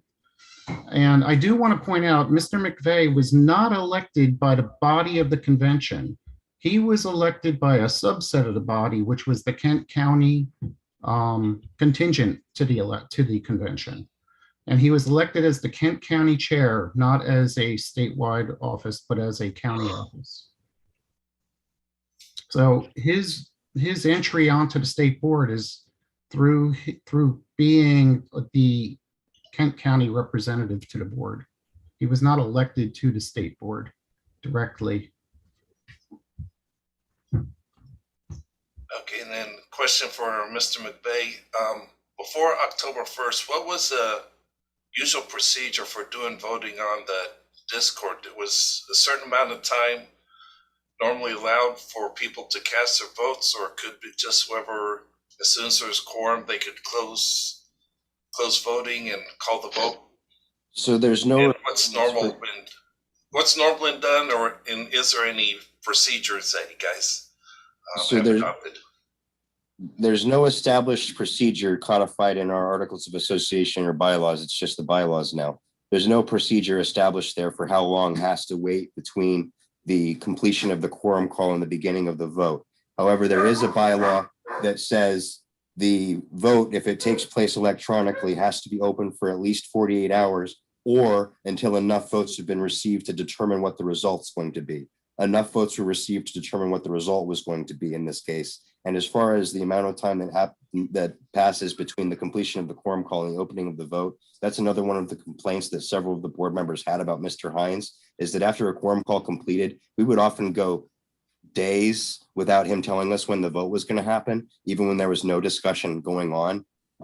So that's one of the things that, you know, is possibly a legitimate complaint, that we called the vote sooner than we normally would have. But what we normally would have been sitting around for days waiting for the chair to acknowledge that his board members wanted to do something before the vote was called. So we'll own that, but we think that was justified. Also, it's worth noting here that while we're talking about the things that happened on August 31st and the things that happened on October 1st, there's also something else that happened beginning on October 15th and concluding yesterday when we had our Q4 board meeting that was scheduled by a resolution passed by a majority of Mr. Hines' board as he recognizes it.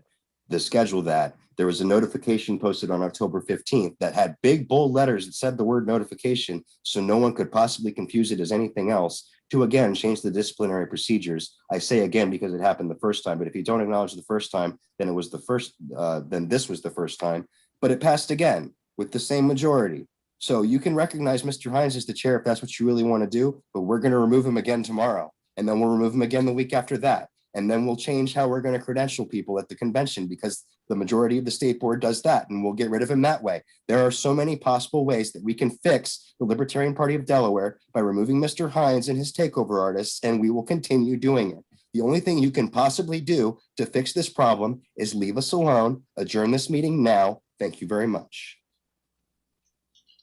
All right, we are back up to Mr. Molman. All right, let's see here. Mr. McVeigh, I have a few questions.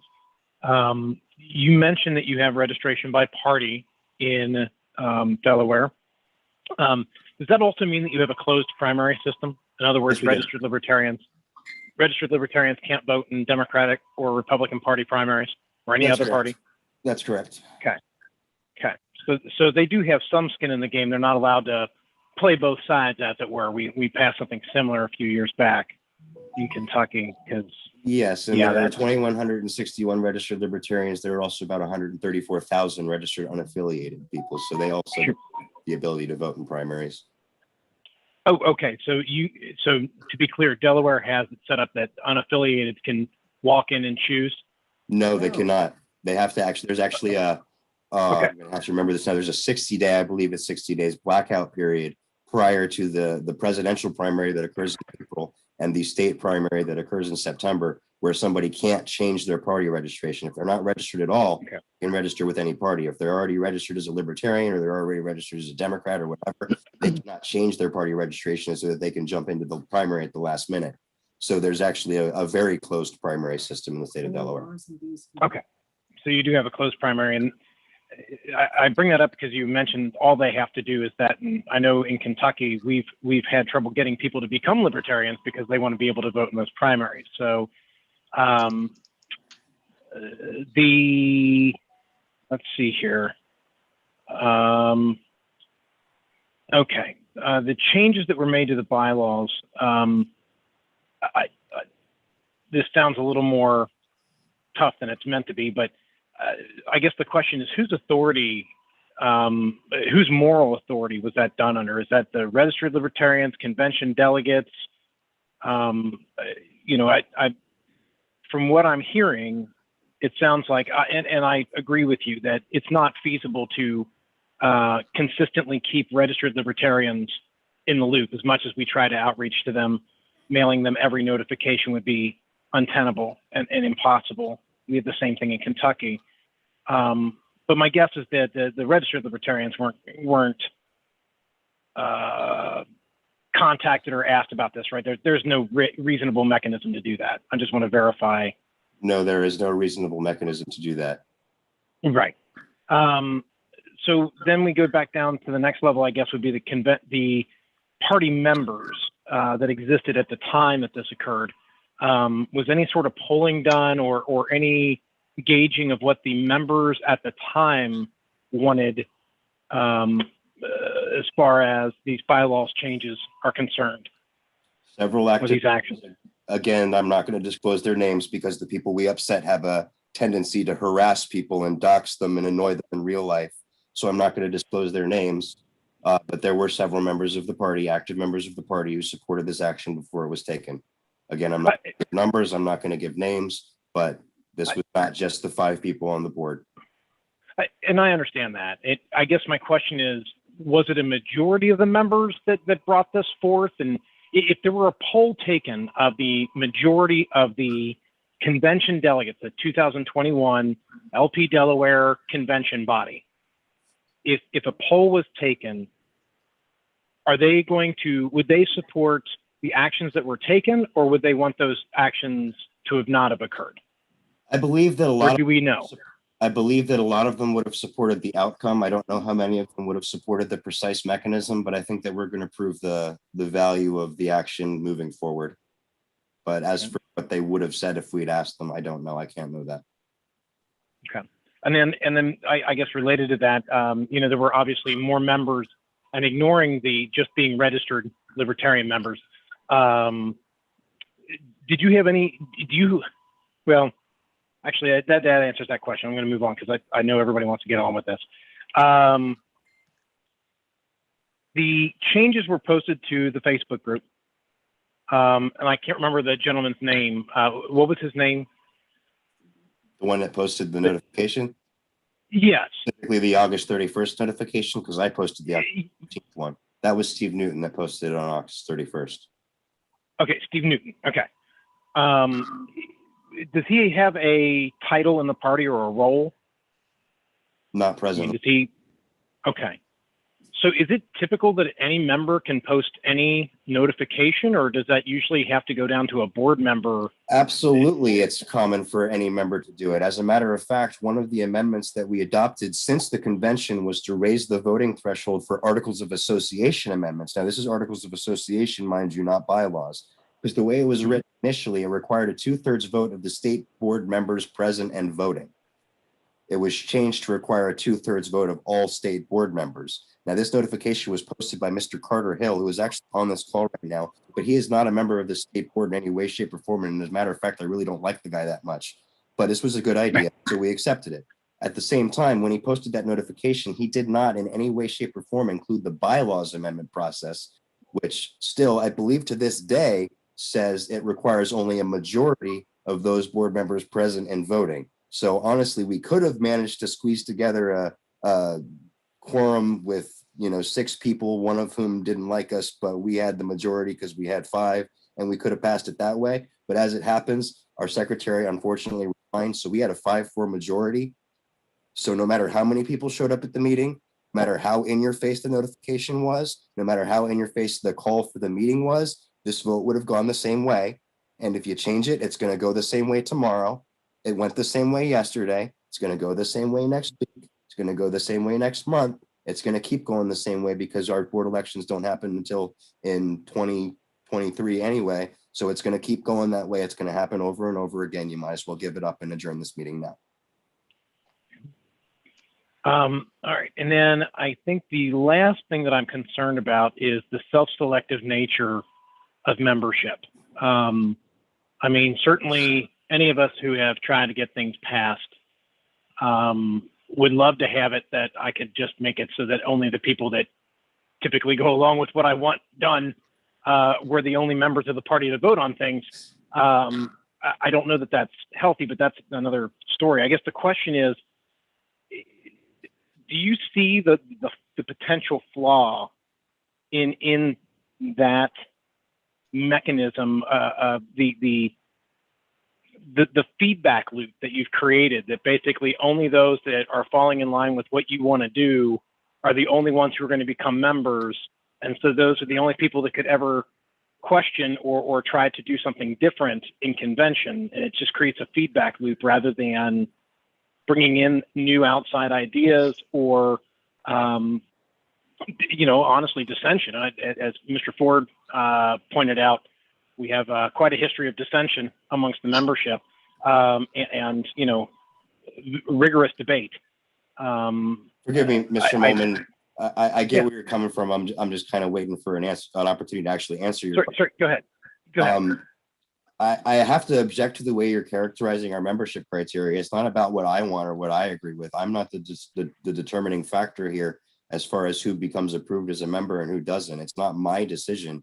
It's the board's decision at this point, and it's a majority vote. And as I said, we have an amendment that's already pending that should be adopted, I think, probably within the next 3 to 4 weeks, depending on the feelings of the other board members, obviously, that will expand that to allow the convention to either approve individual members or to waive the approval requirement for the duration of the convention. So if there's no threat of a takeover for the Libertarian Party of Delaware, then this approval mechanism doesn't actually really apply.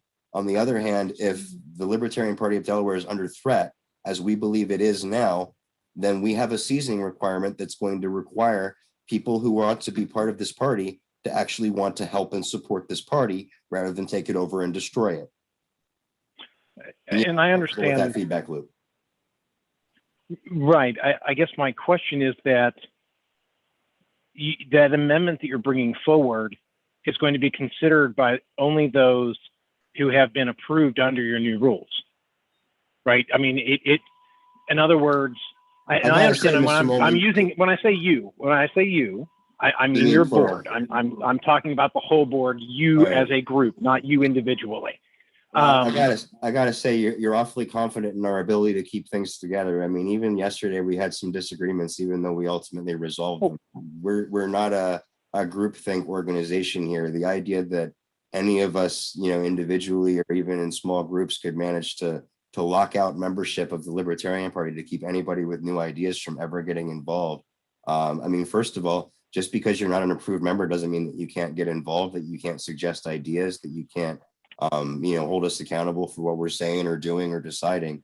But at the end of the day, if you want to actually have a binding role in governing the party, yeah, you're going to have to be approved first, just like most other organizations do, based on the fact that Robert's example bylaws spell out exactly such a procedure.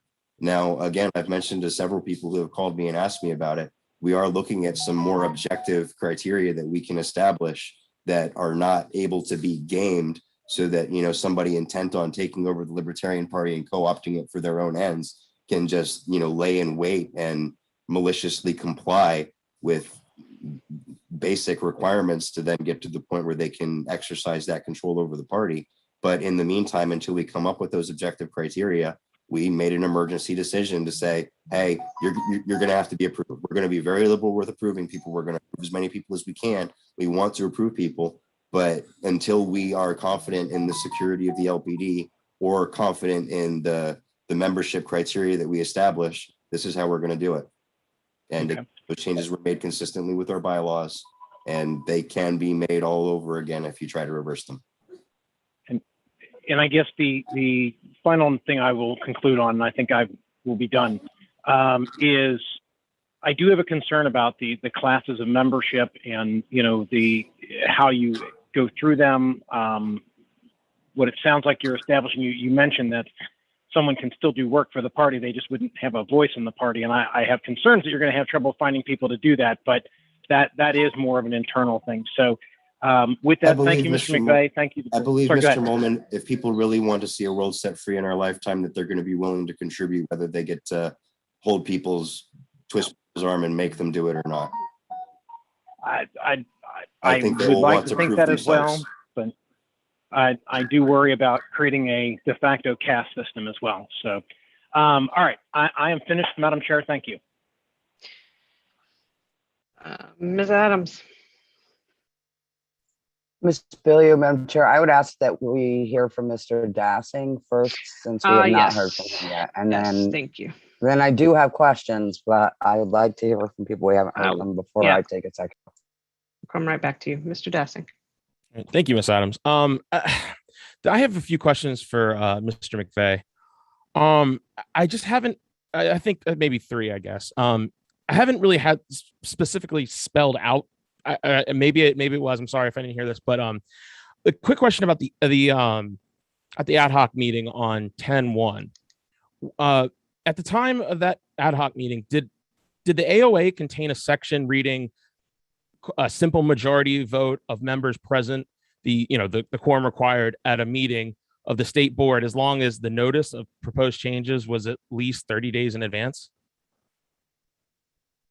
I'm not sure I followed your question. That was a lot of words, but I will tell you that bylaw 5, as it was previously constituted, right now that's actually been removed. But the document that I sent everybody through Mr. Phillips a few days ago included a link to our previous bylaws as they existed prior to September 30th.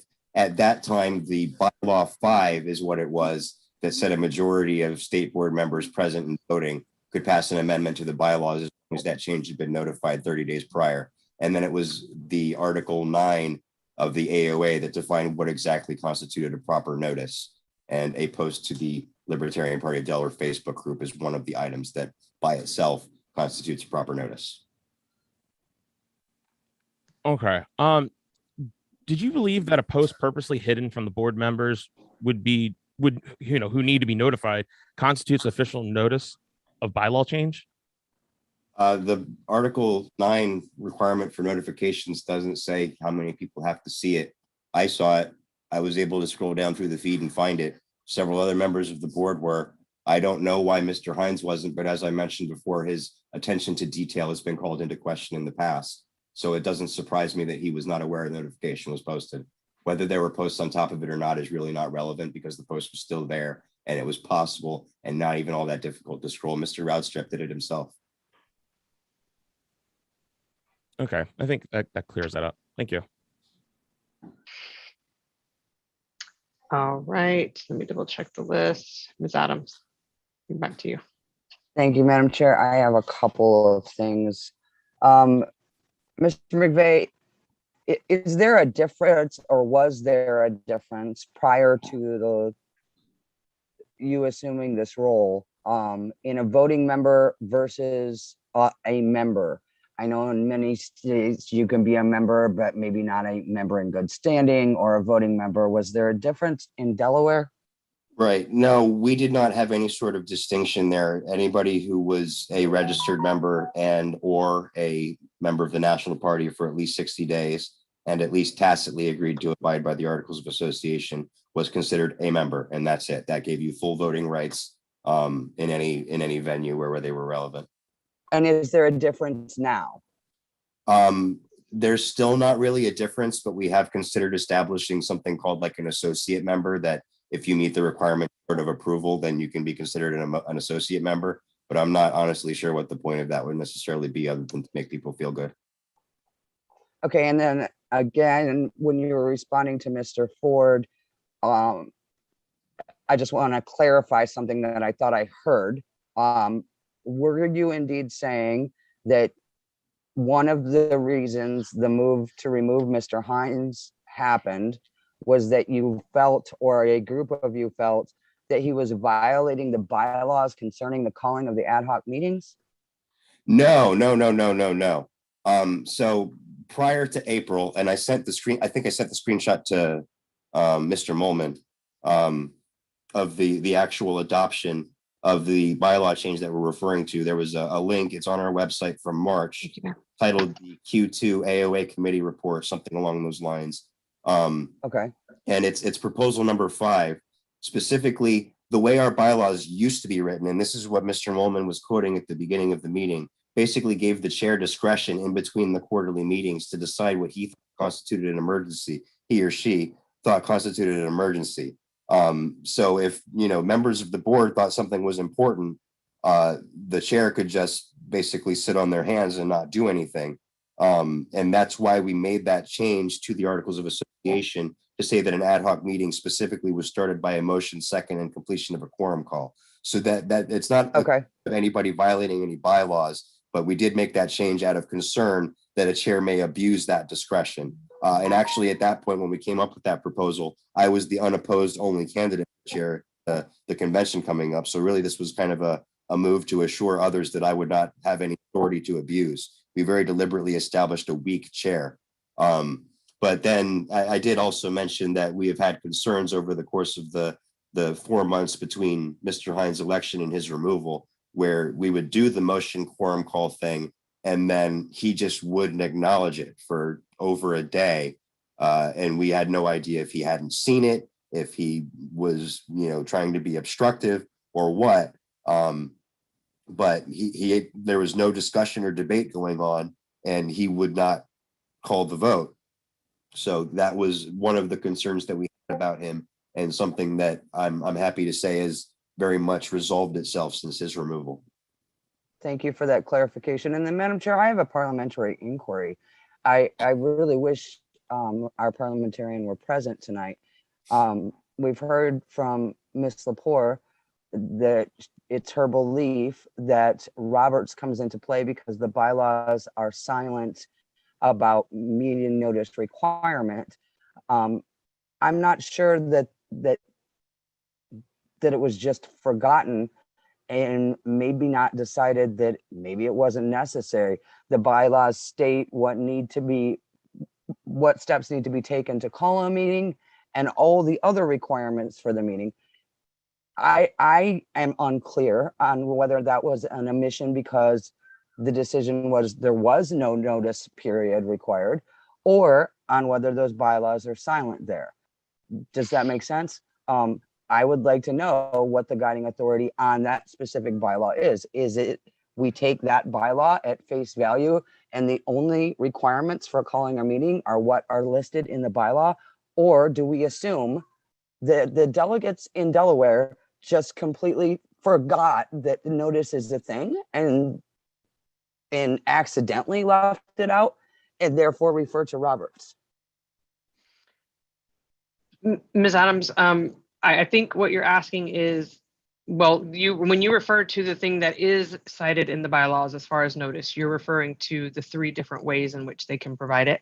Right, but it does not state a specific notice time, 30 days prior, 10 days prior, whatever. Right. Are we being asked to assume that the delegates just forgot that and that's why Roberts applies here? Or I'm confused. You called upon the parliamentarian. I believe that Mr. Brown is somewhere in the gallery if you would like to hear from him. I would love to hear from Mr. Brown about whether or not the notice requirements listed in Roberts would apply in this situation or not. Mr. Brown, are you still here? Yes, I see him. If we can unmute. Okay, I'm here. I'm unmuted. Ms. Adams, the Robert's rules requires that unless the bylaws provide otherwise, that reasonable notice of such things as bylaw amendments or a motion to amend something previously adopted, that's what a bylaw amendment is, that notice must be given to the members, reasonable notice. These bylaws, as I understand it, do not provide a time period for notice, and therefore I think it would default to Robert. Personally, as a parliamentarian, I would think zero notice or few minutes notice or even 1 day's notice is not adequate, but that's a judgment call for others to make. Thank you, Mr. Brown. All right, I have Mr. Phillips. Let me check the list. Yeah, Mr. Phillips and then Mr. Nikela. I have a couple things. Starting with that, I feel the need to say that, yes, there were some shady things done, and it appears that there were some shady things done on both sides. And so we can argue about moral authority and we can argue about whether things were the right way or whatever. But from my reading of everything, both sides did some things that were probably on the sketchy end of it. I echo Mr. Molman's concerns about their membership requirements, and I would encourage Mr. McVeigh to put a rush on getting that changed to a more open procedure. Having said that, I see no clear violation of the bylaws here, national or state. I see both parties have said to us directly that they want no action from us on this issue. So I see no further need to continue this meeting because they don't want us to do anything. So I move to adjourn. I object. I'll second that. I object as well, and I would like to speak to that objection. All right, we've had a motion to adjourn. It's always in order and not debatable, but we have an objection. So we will now proceed to a vote on whether or not to adjourn. Majority threshold, all in favor of adjournment, please cast your vote. Let me see how you are to do that. Yes, we've got green checks and red X's. So LNC members only, obviously. Please cast your votes. In favor of adjournment, green check. Against adjournment, red X.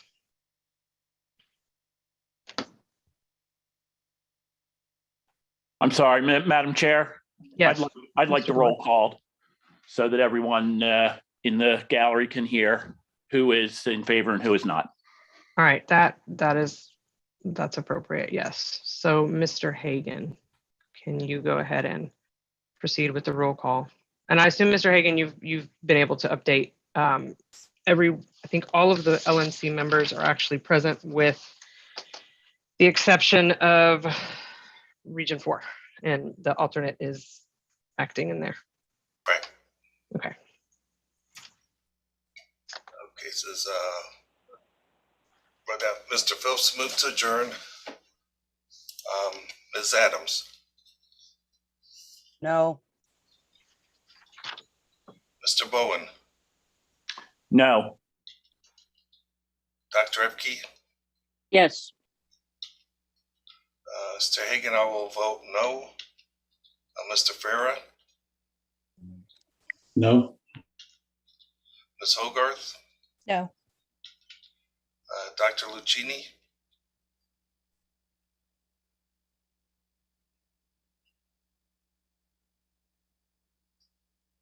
Is he still here? I'll go back to him. Mr. Longstreth. Yes. Mr. Reverend Molman.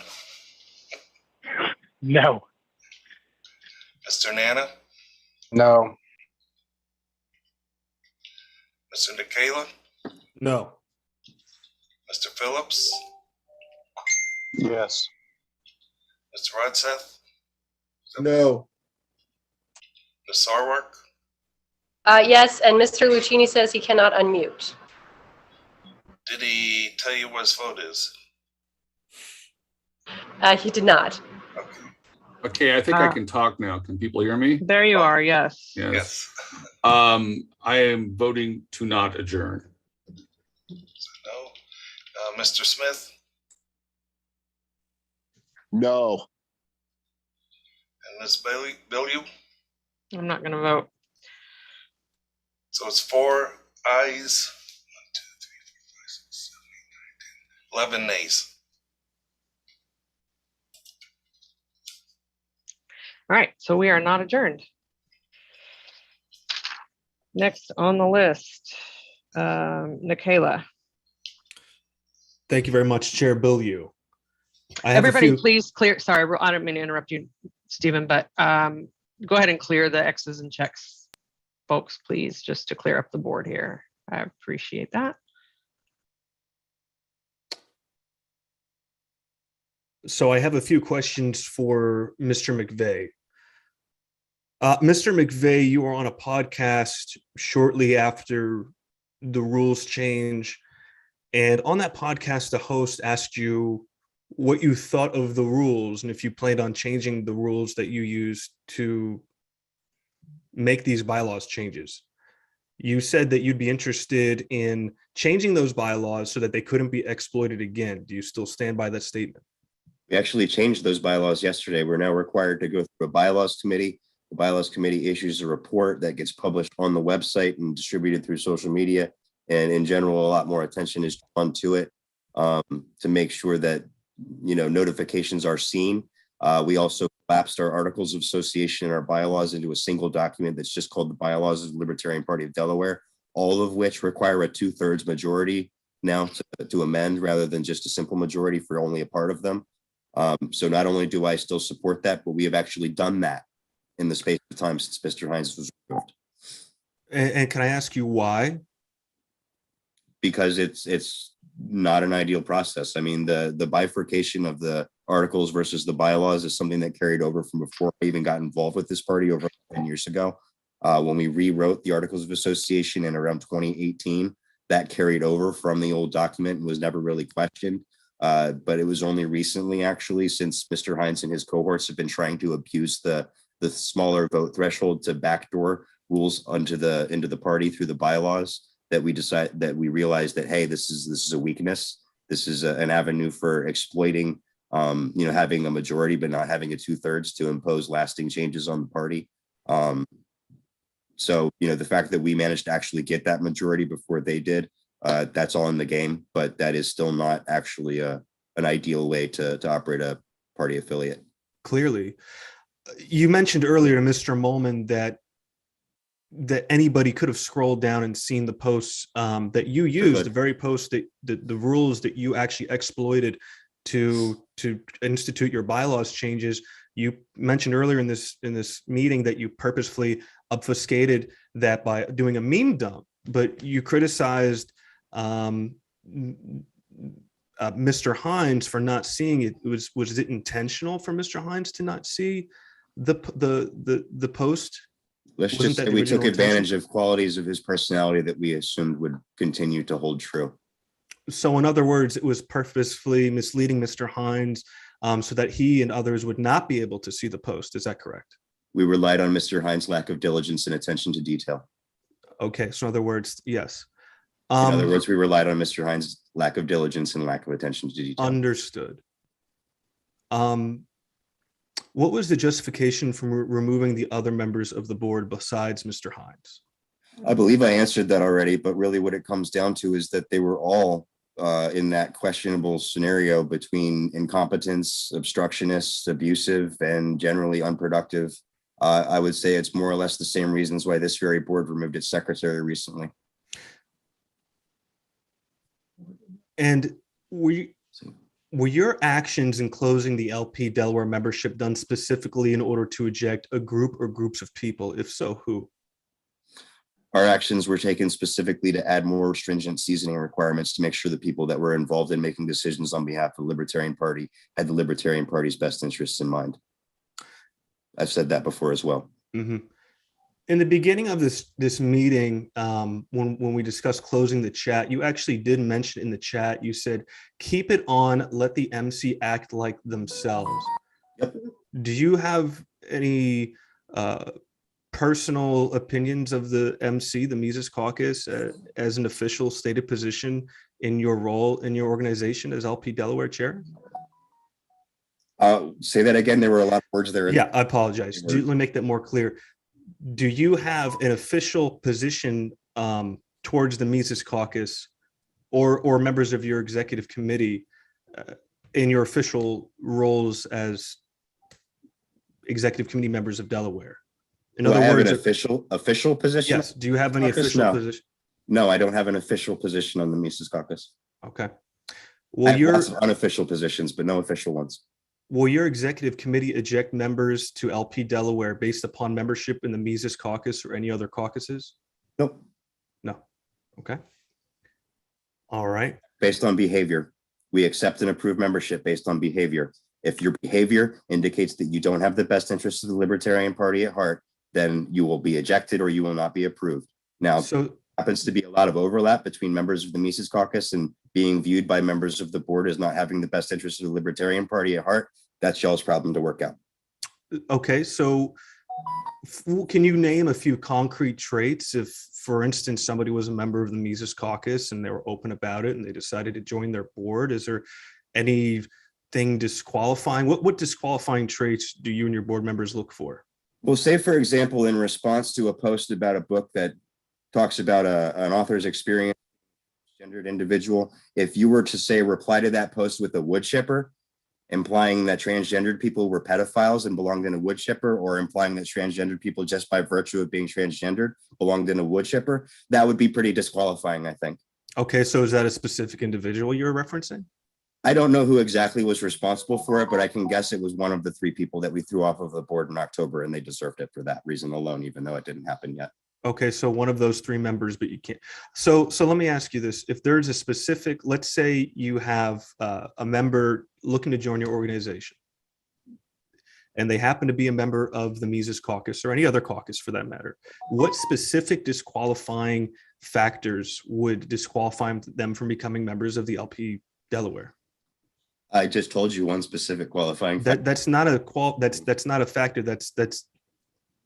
That's not a trait. That's not something you could say, well, this person, okay, if somebody, that's a very specific thing that I'm assuming is a specific scenario that you're mentioning, but what criteria? I mean, look, Because Mr. Michaela, let me put it to you we're this talking way. about, look, At the hey, end let of- me finish. Let me finish. Excuse me. Objection, Gentlemen, Madam Chair, point of order. Yeah, the objection's not necessary. I'm hearing it. We're going to stop this here. Mr. Nicola. Okay, I do have sounds to one me like motion you I'd are like to asking make. Mr. McVeigh to make predictions about things that he's not the only person involved in Yeah, decision then I'd making like for to- that. Mr. So Then I'd I'm like- going to go ahead and end that. Then You I'd like have to- another question that is reasonable. Well, I'm just trying to figure out, what are the factors that, I mean, clearly there was. Has this question already been asked? I'd like to make a motion. I move to create an ad hoc special committee whose purpose is to review the founding documents of the affiliates as requested by the affiliates, to make suggestions for professionalizing the rules in regards to members' rights. I'm seeking a second.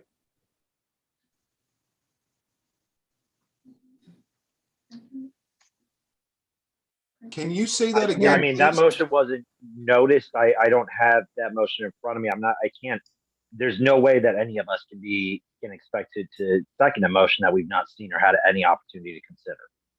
We make motions on online calls all the time, and I would say So on nobody who is procedural speaking right things. now has been recognized. Mr. Nicola, would you Well, like to repeat? seconding that motion, and it was asked for a second. So, thank you, Mr. Nicola, I'll repeat it. thank slowly, you. if that's Point of okay. personal, thank you. Yeah, I'll repeat it slowly. I apologize if I spoke too quickly, and since it was second, I'll speak on it. I move to create an ad hoc special committee whose purpose is to review the founding documents of the affiliates as requested by the affiliates, to make suggestions for professionalizing the rules in regards to members' rights. And I believe it was seconded by Mr. Smith, so I would like to speak on that. Point of information, Mr. Hagan? Mr. Michaela, can you email me those? Yeah. Can I keep up my typing with your speaking? Yeah, no, I Thank you. apologize.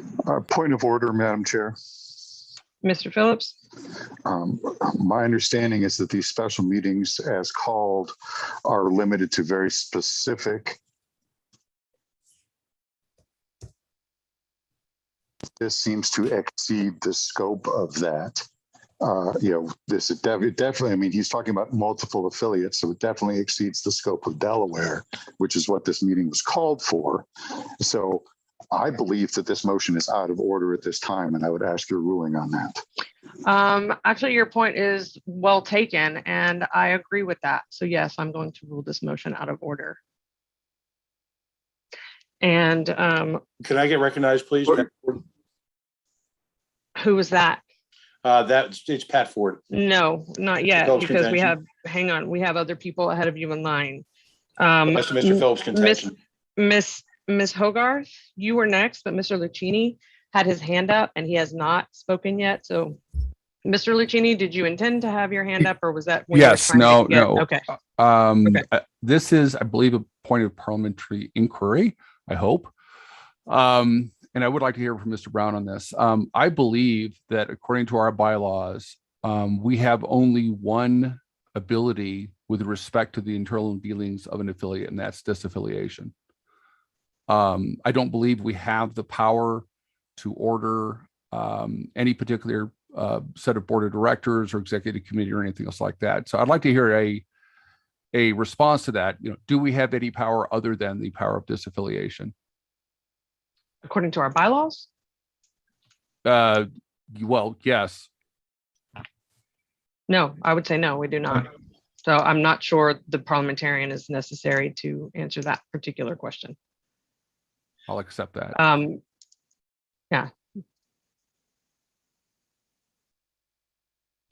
I have Ms. Hogarth next.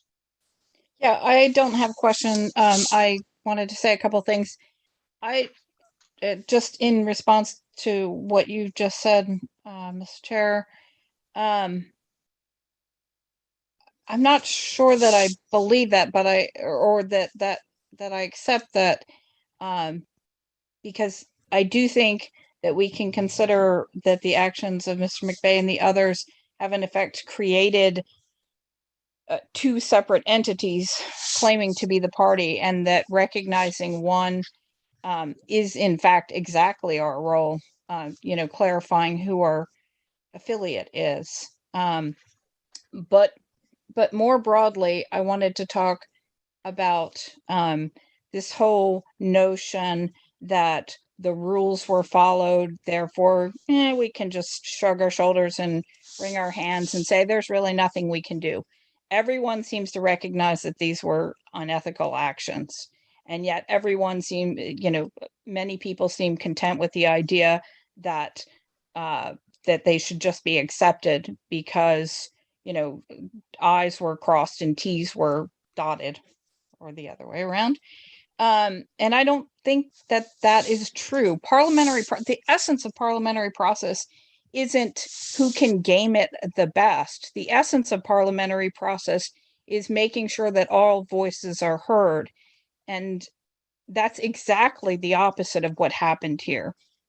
So I have a majority of people who attended the Delaware convention and put Mr. Hines in office as chair, telling me that what's going on in Delaware is wrong, and they want the National Party to help represent their position as libertarians, many of whom have now become disaffiliated from their own party and disenfranchised. And I think that it's incumbent upon us to, to take that seriously and not just do this, oh, sorry, the bylaws were followed. I don't think that they were. I think this idea that, putting something in without following any of the customary procedures and calling that notice, I mean, in an obvious attempt to game the bylaws, represents the essence of parliamentary process, or our obligation to one another as libertarians to be heard and to be spoken. I also think that Mr. McVeigh and the others are operating from a position of fear. They have said, well, if this were to happen, this would happen. These people will do this. We think that these people will tweet the wrong things. And a party ruled by fear of new people coming in. So they've deliberately stepped back, pared the party down to their friends, the people they can trust, and then they intend to expand from there. That's exactly the opposite of what we want to do as the Libertarian Party. What we want to do is welcome people into the party, work on having them express the best essence of libertarianism, and saying that only the people that we trust to be good libertarians can be counted on as good libertarians. That's just wrong. We already have people who have taken the step of joining the National Party, of calling themselves libertarians, and we're doing them a huge disservice we would be doing them a huge disservice by just stepping aside and letting a small group of people take over the state party and declare it to be the libertarians to be who they call libertarians. I mean, that would be malfeasance in huge measure. And I just wanted to address one last thing. The two things actually. There's this whole both sides have done crappy things argument. That argument always comes up. That's not true. I mean, yes, in any dispute within a party where there's tens of members or dozens or hundreds of members, you're going to be able to point to actions by some. I will say that I worked with Mr. Hines from June on, and he called me frequently in great distress about the actions of Mr. McVeigh, putting the brakes on things, making it so that they couldn't get things done. He wanted a lot of advice. I had him talk to other chairs in Region 5. He was in a lot of distress because he couldn't work with people. So Mr. McVeigh made it impossible to work with him and then said nothing was getting done. You know, that's the way I see it. And when we say both sides, one side is disenfranchising over 2,000 libertarians at a stroke. That's not the elected board's side. That is Mr. McVeigh's side. And then this thing that I think two people have expressed, both sides say just do nothing. That's a misinterpretation of what Ms. Lepore said. She didn't say do nothing. She said that we ought to recognize the elected board of the Libertarian Party of Delaware as elected at their June state convention. And I think that's what we ought to do. I also would like to hear from the parliamentarian to see if he thinks that is a legitimate motion to be made at this meeting. If not, perhaps we can think of something else. I asked for this meeting and I came here hoping that we could talk together and find a solution. I understand that everyone wanted to hear from the primaries, and we have, but we're at that point where we're asking a lot of the same questions over and over again. And I would like to hear us speak among ourselves and try to come to some conclusion. I would like that to be a recognition of the elected board. If that's not possible, it's possible that we could work on some kind of censure against the obviously horrible actions of Mr. McVeigh and the others. I mean, admittedly by themselves. But I'm concerned that the way they have things set up now, they are in charge of designating who is a libertarian in Delaware and who can come to national and vote at the national convention and who will be at their next state convention. And if that ought to be a concern of every member of this board. Ms. Hogarth, you have requested to hear from the parliamentarian. I'm happy to allow him or allow that. So Mr. Brown, if you are available to answer Ms. Hogarth's question.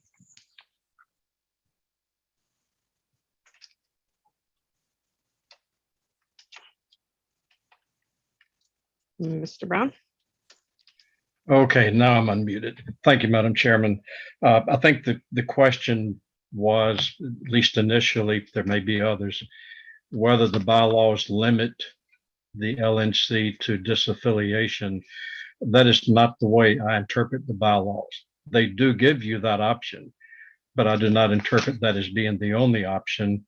Among other options that I think the LNC would have, I think Ms. Hogarth was bringing this up, to decide which of two competing groups to recognize, and then to advise staff of which competing groups to recognize. You have two groups both claiming to be the true representatives of the Delaware Party.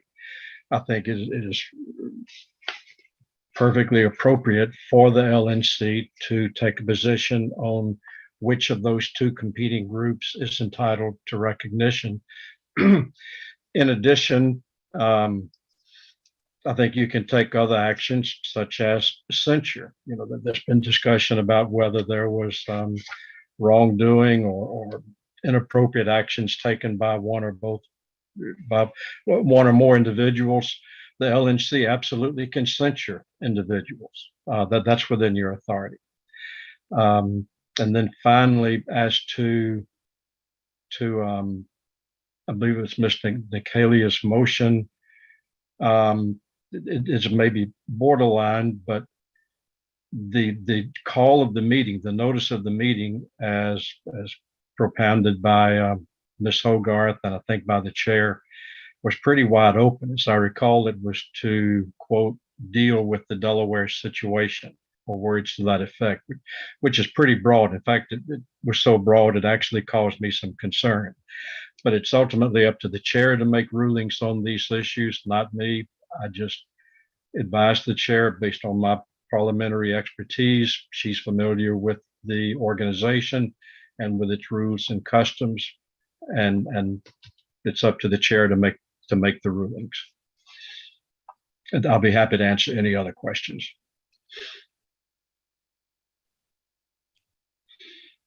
I would also like to say that we've had a lot of we've heard a lot from Mr. McVeigh. People, I'm sure, were very curious about his motivations, but I would like to give a better hearing to Mr. Hines and or Ms. Lepore. And I also have a request from the previous chair, Sean Goward, to speak, but those are all at the pleasure of the body, of course. We still have LNC members who are seeking to be recognized, so. Point of inquiry, Madam Chair. I need to get to those. Mr. Bowen? Point of inquiry. I wanted to find out if it would be in order for me to defer my representation of Region 8 to Pat Ford for the remainder of this discussion this evening. Is that in order? That's fine. Okay. So you are leaving the meeting? I am, yes, I am leaving. I will be probably monitoring the meeting if that's okay. Okay. But I will relinquish my representation to Mr. Ford for the rest of the meeting. All right. Thank you for the notice, I Mr. believe, Hagan. just so everyone knows, I believe I'm doing that because I believe Mr. Ford does want to make a motion tonight.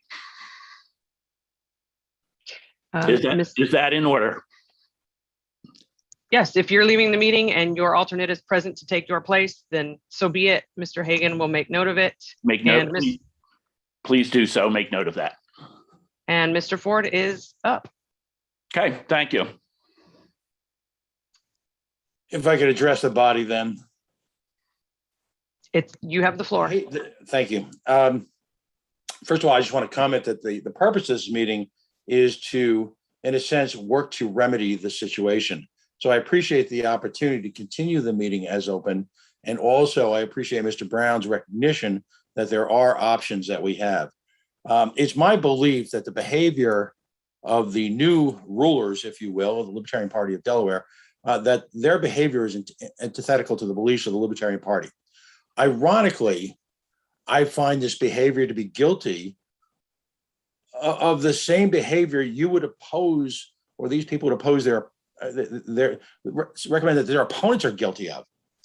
Effectively, and I'm not trying to be glib here, but membership in the Libertarian Party of Delaware has been reduced from that of a procedure that celebrates the rights of the individual to something more akin to a fraternity initiation.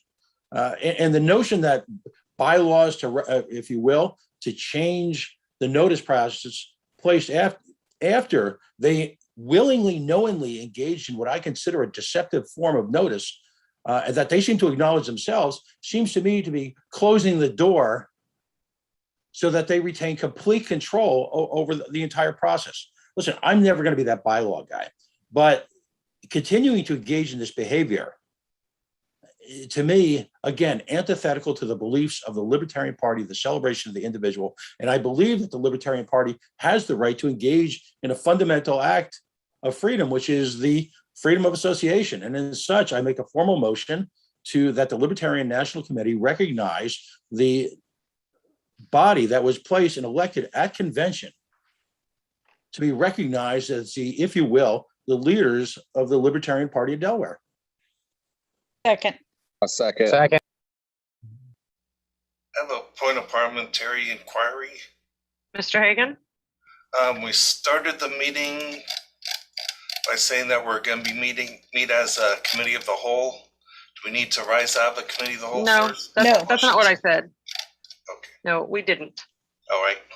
We didn't. I suggested that I thought we would be able to, but given this format and not being able to see people's faces and body language and knowing who wants to speak, we were not going to be able to speak freely that way. That was not a good discussion method. So no, we're in normal mode. Can I get the wording from Mr. Ford again a little slower? Sure. I'm doing this on the fly, so I apologize. But the Libertarian National Committee and the Libertarian National Party recognizes the slate of officers duly elected by the Libertarian Party of Delaware at their convention, and shall continue to recognize them as the, if you will, sole authority of the Libertarian Party of Delaware.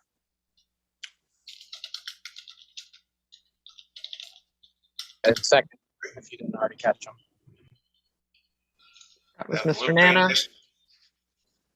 Sorry, the Libertarian National Committee and the Libertarian Party recognizes the slate of officers elected by the Libertarian Party of Delaware at their convention. What was the rest? And shall be recognized as the sole authority of the Libertarian Party of Delaware. Thank you. Question. Feel free. You say slate of officers. You can mean stipulate to the individuals board? like. Yes, thank you, Ms. Hogarth. I certainly would caution against using the word slate. Can we just take out the entire term slate of officers and say the board elected at? Absolutely.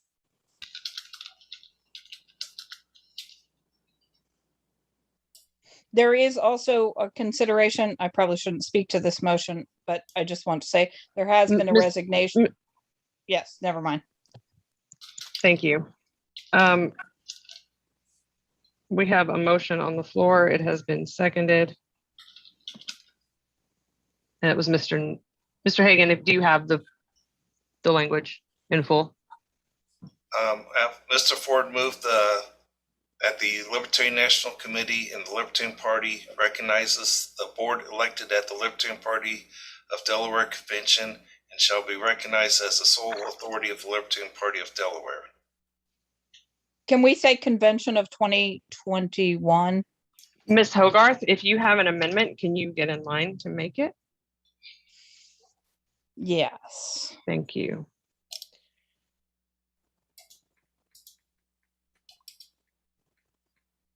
All right. Mr. Ferreira, I have you next to speak. Do you have it? Is it relevant at this point? It is not relevant at this point. Okay, Mr. Buffman, same question. Or your hand is down now, so. Dessing. Nope. My hand's down now. Okay.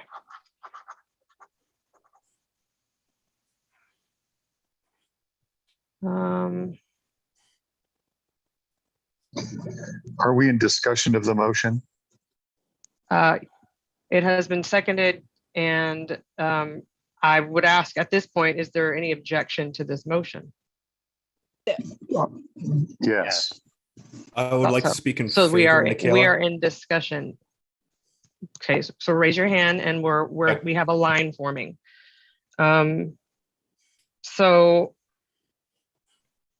Mr. Ford, I get the impression that you made your case for your motion before you made your motion.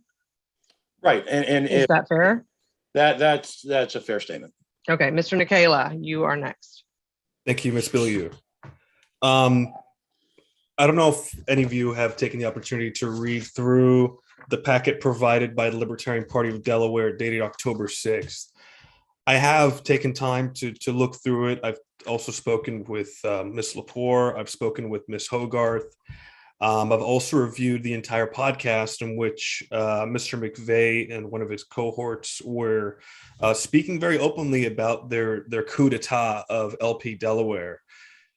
And I can personally say that the whole thing is absolutely disgusting. The manner in which it was carried out, the manner in which rules were exploited, the manner in which it was all carried out underhanded, and admittedly as well, should raise a lot of concern, quite frankly. And the fact of the matter is that Mr. McVeigh multiple times in this call has told us, LNC, you guys can't do anything. Just don't try to stop me. Please, whatever you do, just adjourn and go home. And I think that's the wrong move here for several reasons. Number one is this is despicable behavior. We as the LNC have to step in, just like when a kid gets out of line, you have to step in and tell them this is wrong. This is wrong. This is very wrong. This is very concerning. And I hope by no means anyone believes this is factional for me, because it's not. I've been here long before caucuses. I'll be here long after caucuses. And whoever it would have been that it would have done this, I would have been here saying the same thing about. Just an FYI for anyone out there who doesn't believe me, because this is really a growing problem. We've had a domino in New Hampshire. We're now seeing Delaware. We don't want repeat offenders. Don't want people going out there and thinking they can go out and change the rules, exploit the bylaws, et cetera, in order to take over a state affiliate. If it's done fair and square, if it's done by the book, the rules of the convention, that's fine. That it is what it is. But this was done in a manner that was purposefully obfuscating the information needed to actually make decisions on the board. This is very, very clear, cut and dry for me.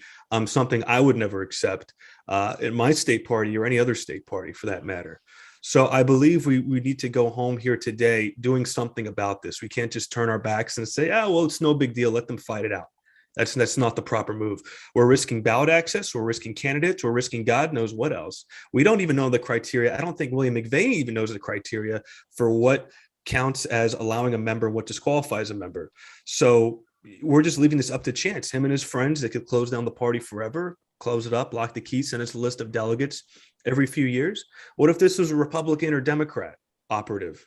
I don't think he is, but he's made several other political parties.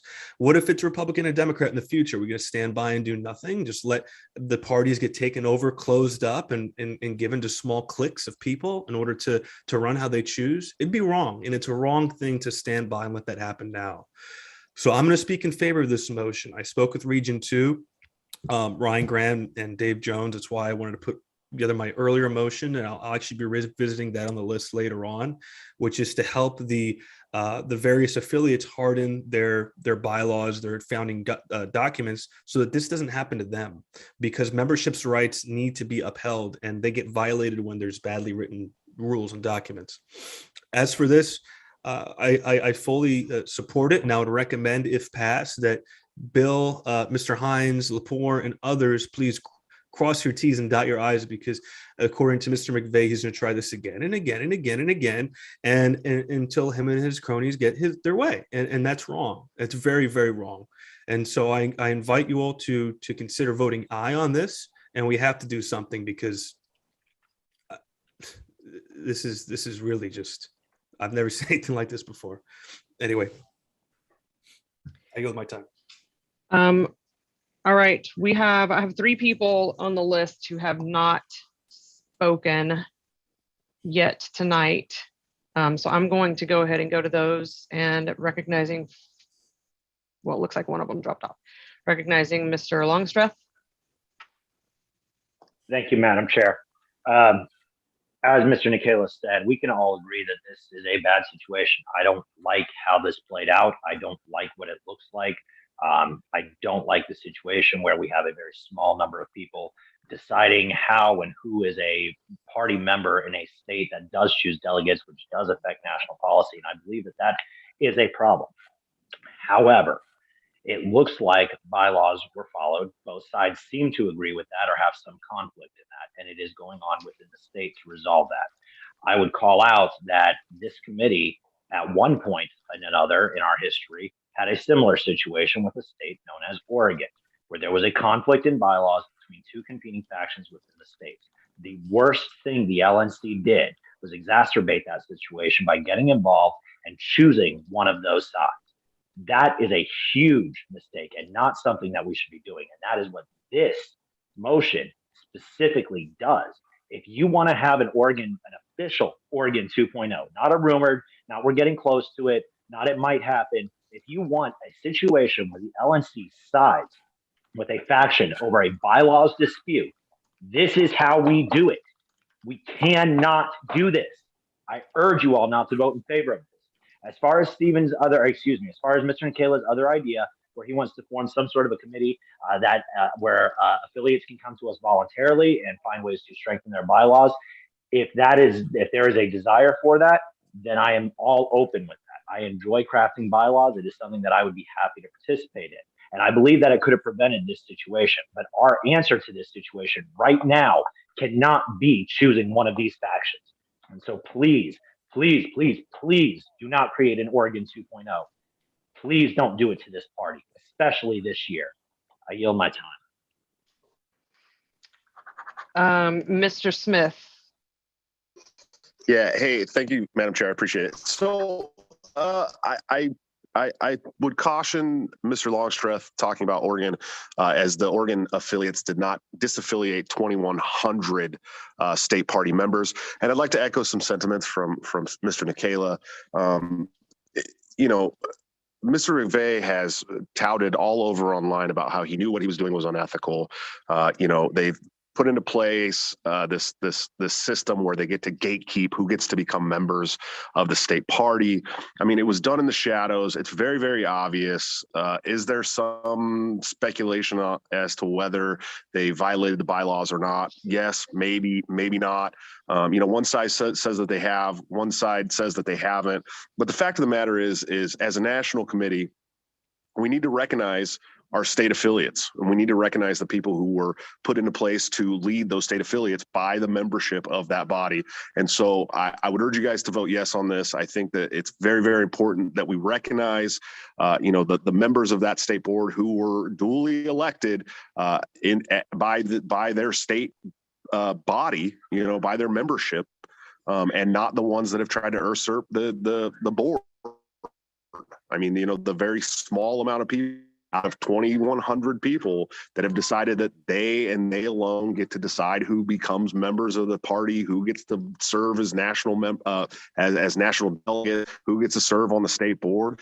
Our place is saying, hey, you can't just do this in state parties. That's not how it works. And with this motion, we have the opportunity to say, no, the right state board is the one that was elected by your membership duly. So I would hope that you guys as national leaders would have the gall to say that and support this motion. Thank you guys.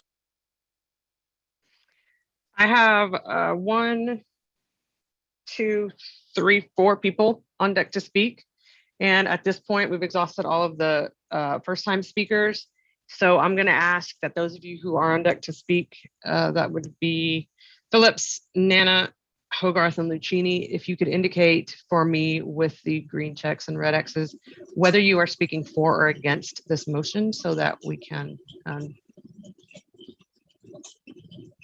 try to be balanced here.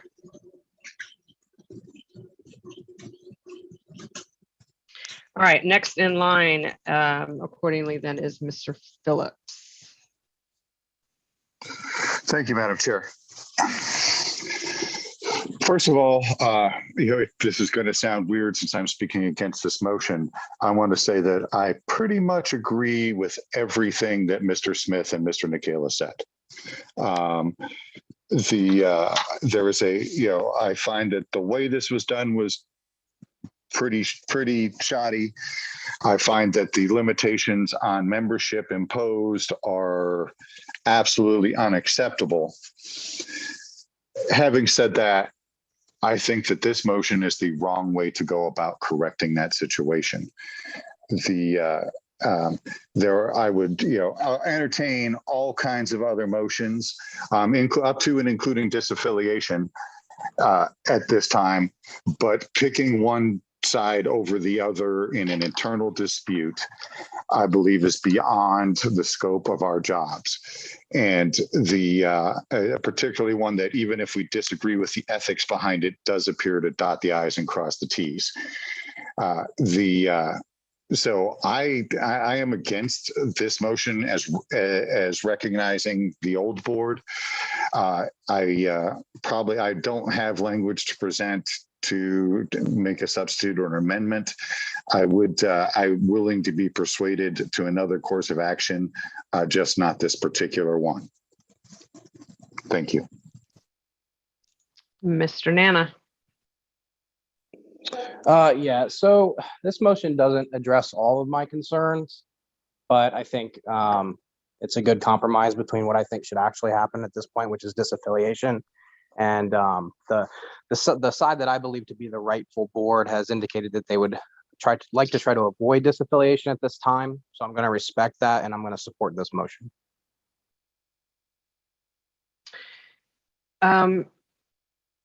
Mr. Lucchini, I don't see any icons next to your. Are you dropping out of line? No, or? no. Oh, okay. I see it now. Sorry, I see it now. Okay, you're up then. Okay. So number one, I believe this meeting was called for the purpose of discussion of the Delaware situation, not action. But if the chair believes that this motion is order, then I guess it's an order. I called for this meeting, and I called to discuss it in the hopes that we would take Ms. action. Hogarth, you'll have your turn in just a second, right after Lucchini is done. So anyway, obviously I defer to the chair on what she thinks, whether or not this motion is in order. I will say that I've told Ms. Hogarth this repeatedly. I've told both of the purported chairs, the former chair and the current chair, that I believe the proper course of action is they need to solve this in civil court in Delaware. We are not a judicial body. We suck at it. We've tried to do it in the past. The history of the LNC interjecting itself into conflicts is not just Oregon, it's also Arizona and Florida. We have never done this well. I see no reason to believe that we will do this well now. And even if this board passes this motion, it basically has no effect, because there's still going to have to be civil action inside Delaware in front of a competent court to decide to compel the losing side to comply with whatever the court orders. So it's excellent virtue signaling if you are into that kind of thing, but I think it is going to lead to our never-ending involvement in this sticky situation. I would like to suggest that a certain amount of time be given for Mr.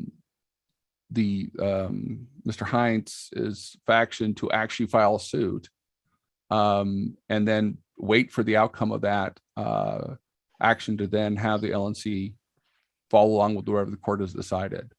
And that's not now. So I accordingly will vote against this action, I think, or this motion, I should say. That's my inclination right now. Ms. Hogarth, before you speak, I have two people who have also raised their hands, Mr. Ford and Mr. Molman.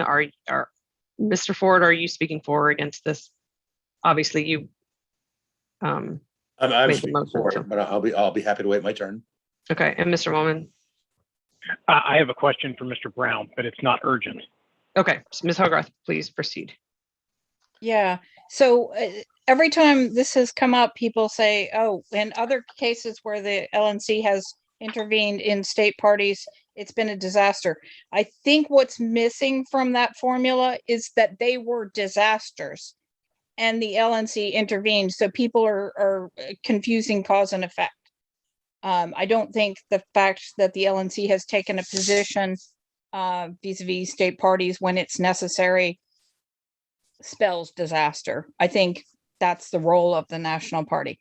But I'm glad Mr. Lucchini brought up the thing about court. I do think there's a good chance this will end up in court because I believe that several people in this dispute are intractable. But I think that it's important as a private organization that we take action first.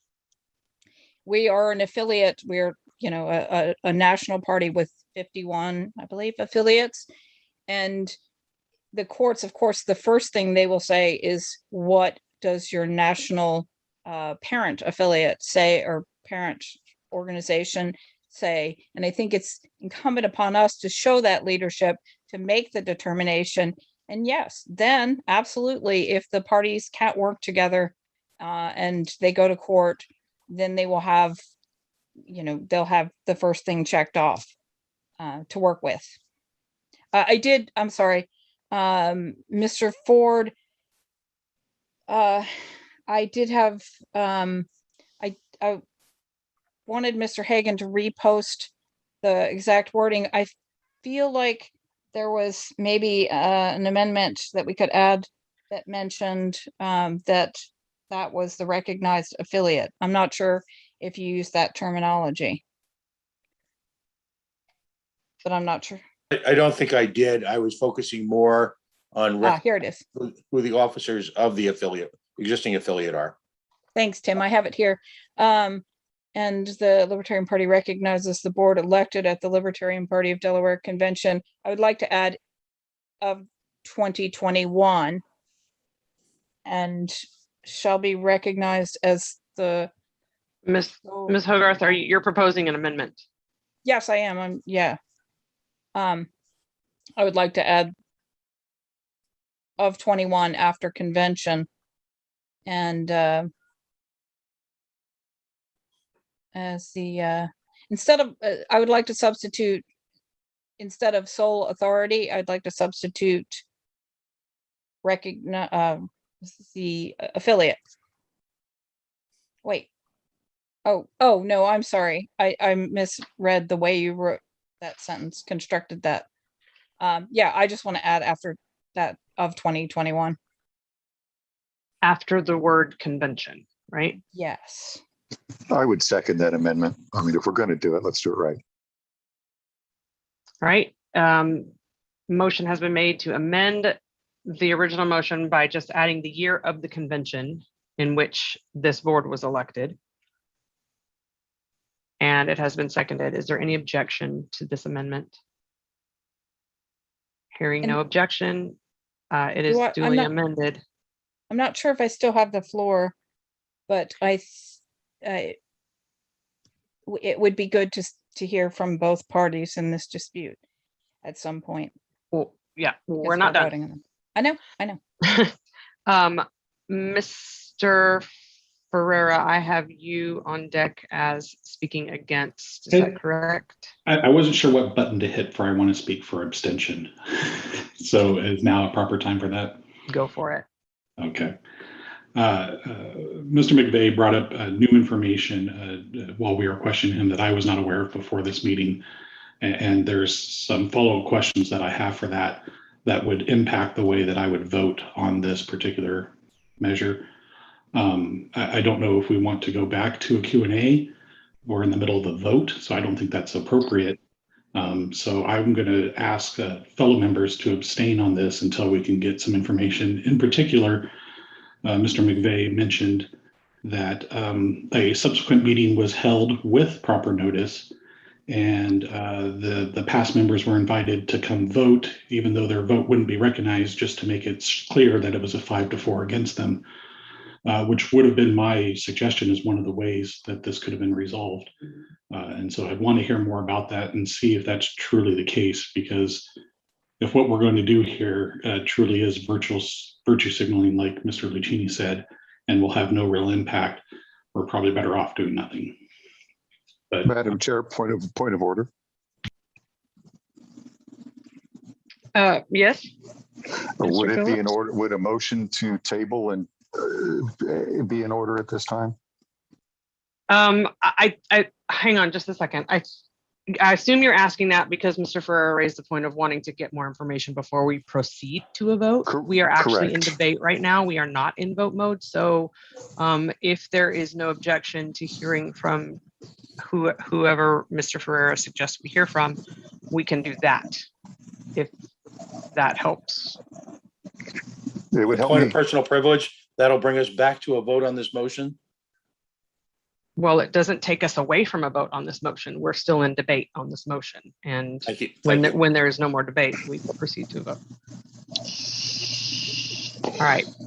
So, Mr. Ferrera, from whom would you like to hear and to ask your questions? I am going to want to hear from both sides on this, but it was my understanding, and please, I'll start with Mr. McVeigh, and correct me if I'm wrong, that you did give, after this really terrible set of notices that you gave, and I'm going to word it that way, you did try to correct yourself and give a properly noticed meeting, which was held, I think you said yesterday, where this was addressed again and the vote passed again. Can you give us more details about that? Yes, sir. So I won't object to your wording as a terrible set of notices. So what happened is that on October 15th, following the completely usual process that we always follow for making motions on our Discord server, we had a motion that was seconded, quorum call was completed, and then the vote was called a few hours later to hold our fourth quarter board meeting, the regular board meeting that we're always required to have at some point in the fourth quarter. Excuse me, to schedule that on November 20th at noon. And that was on October 15th when that motion passed. Again, that motion occurred in our Discord server. 8 out of the 9 members of the previous board are still actually on that Discord server, so they had every opportunity to see it. Once that motion completed, the vote count was sent via email by our bot to our state board list, which the members of the previous board were all at that time on. So they were made aware via email that meeting was scheduled for November 20th. And then on October 21st, another notice was posted in our Facebook group by me, a board member, with the word notification in big letters to notify another change to our disciplinary process in the bylaws, making it a majority vote of the state board rather than the 4/5 that used to be, or the 2/3 of the county chairs. It was made afterwards on October 1st. And then in that notice, it also again mentioned the November 20th date. All the members of the previous board are still able to see the Facebook group. That notification, the comments were left on. That post was bumped on November 18th, pushing it again to the very top of the stack of the group posts. Then that meeting was called yesterday at noon to reiterate some RO&R things that are not covered by our bylaws or not superseded by our bylaws. Under section 9, I believe it's section 9.2, Mr. Brown can check me on that. If a body is required to hold regular meetings but does not in their bylaws specify where or when exactly those meetings are supposed to take place, and it's the common practice of the body to schedule those meetings by resolution, that's in order as long as notice is provided. Notice was provided.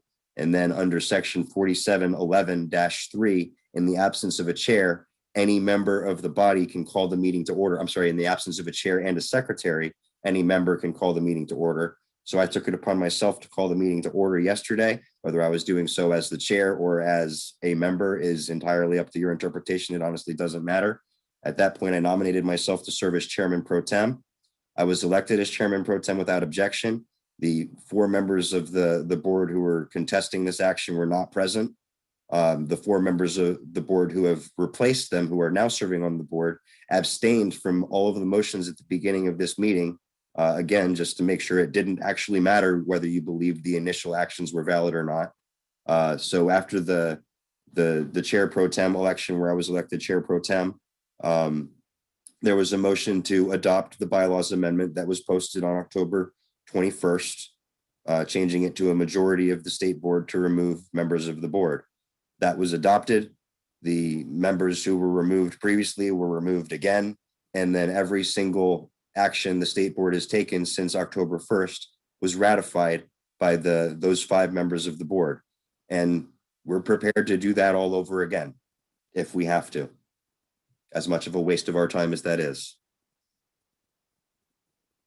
Thank you, Mr. McVeigh, for that. And now I'm not sure if we're back to Hines or LaPole to hear the other side, but I'd like to ask if they felt they were invited to this meeting yesterday, and if so, why they didn't show up. We'll start with Mr. Hines as the designated spokesperson, and if he wants to defer, he may. Thank you very much. First, I want to say that we do not recognize any of the actions that Mr. McVeigh and his group have taken since the meeting of October 1st. We don't participate in his Facebook groups. We don't participate in his Facebook page. We don't participate on his web page because he has, in our feeling, stolen these assets and is misusing them. So no, we did not attend that meeting, and we had no intention of attending it because we believe everything that has happened since October 1st has been out of order, and they're not the rightful board, so everything they're doing is not legitimate. Now, I would also like to take an opportunity to express that the state of Delaware is 3 counties.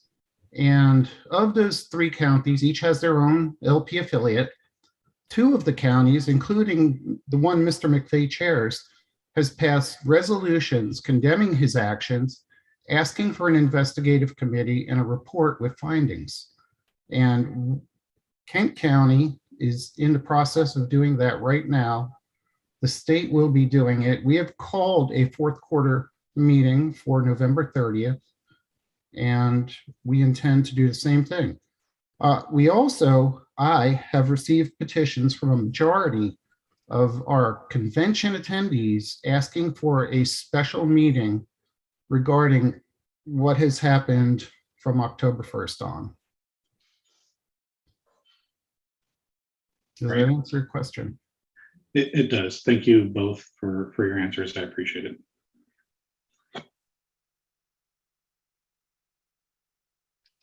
All right, we have, yes? I have a point of order. Who is this? Is Mr. Longstreth. Mr. Longstreth. Okay, point of order. Yes, my point of order is in reviewing our own bylaws. I would draw our attention to section 5.5 in our bylaws, which, if you don't have it in front of you, says that the autonomy of the affiliates and sub-affiliate parties should now be abridged by the National Committee or any other committee of the party except as provided by these bylaws. Our bylaws explicitly allow disaffiliation. Outside of that, every other internal party matter that happens within these states is supposed to be handled within these states according to our bylaws. If this was a question of it's already been resolved by the courts or something like that, and we had to change affiliate status, then I believe that that would be something acceptable. But where we are at right now, this is an ongoing situation within the party of Delaware. It is currently being investigated. We've just been told that there's an investigative committee being formed. Mr. Longstreth, it sounds like you are engaging in debate. Do you have a point of order? Yes, my point of order is what I would ask you to rule on is based on 5.5, is this motion in order?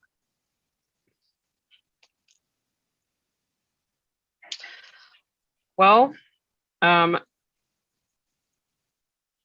the way I would answer that right now is if you then look, as it says in 5.5, except as provided by these bylaws. And these bylaws, Article 5.2, says that the National Committee shall charter state level affiliate parties from any qualifying organization requesting such status in each state, so on and so forth. and any state level affiliate wishing to become, or any organization wishing to become a state level affiliate shall apply for such status through a standard petition as adopted by the National Committee. And then we normally can establish an affiliate that way.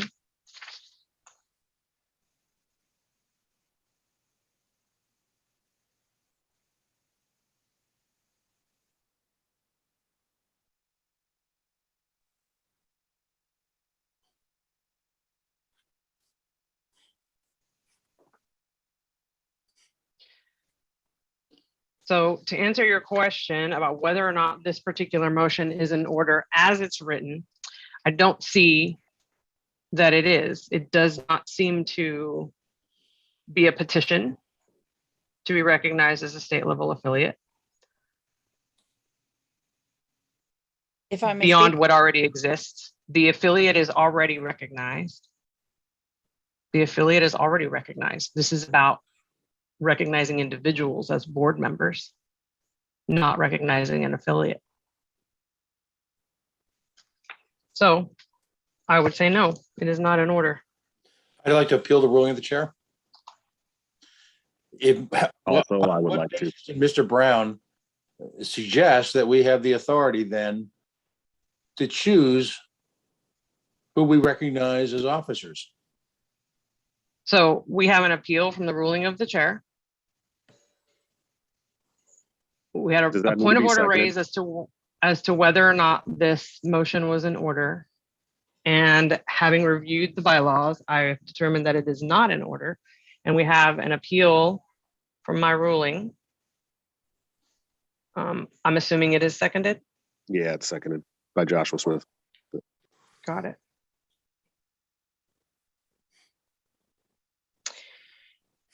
All right. So at this point, the ruling has been challenged, and we will proceed to a vote on this ruling. Madam Chair, Madam Chair, point of point of information. order. I have a point of order, Mr. Molman. Yes, I believe that appealing the ruling of the chair is a debatable item. Okay, thank you. And So as such, I specifically encourage a debate by asking the question of upon what basis did Mr. Brown, the parliamentarian, suggest that we had the authority to recognize one of the two litigants? Based upon his own interpretation, I have to assume. So we have a ruling and it's been challenged, and we now are going to debate that. So Mr. Ford, do you have, you're next in line. So I'll defer to Mr. Molman, but I like to keep my place and, I'll allow other people to speak and then I'll follow up. Madam Chair, I do not wish to speak on this. I just wanted to bring up the point of order and note that you also get to speak last on a appeal of the ruling of the chair. All right, thank you. Mr. Ford, you're the only one I see. Is Mr. Brown still with us? Is Mr. Brown still with us? I believe he is. Could he, then I request, is it appropriate for me to request that he explain his ruling? Or his interpretation, I should say. Mr. Brown?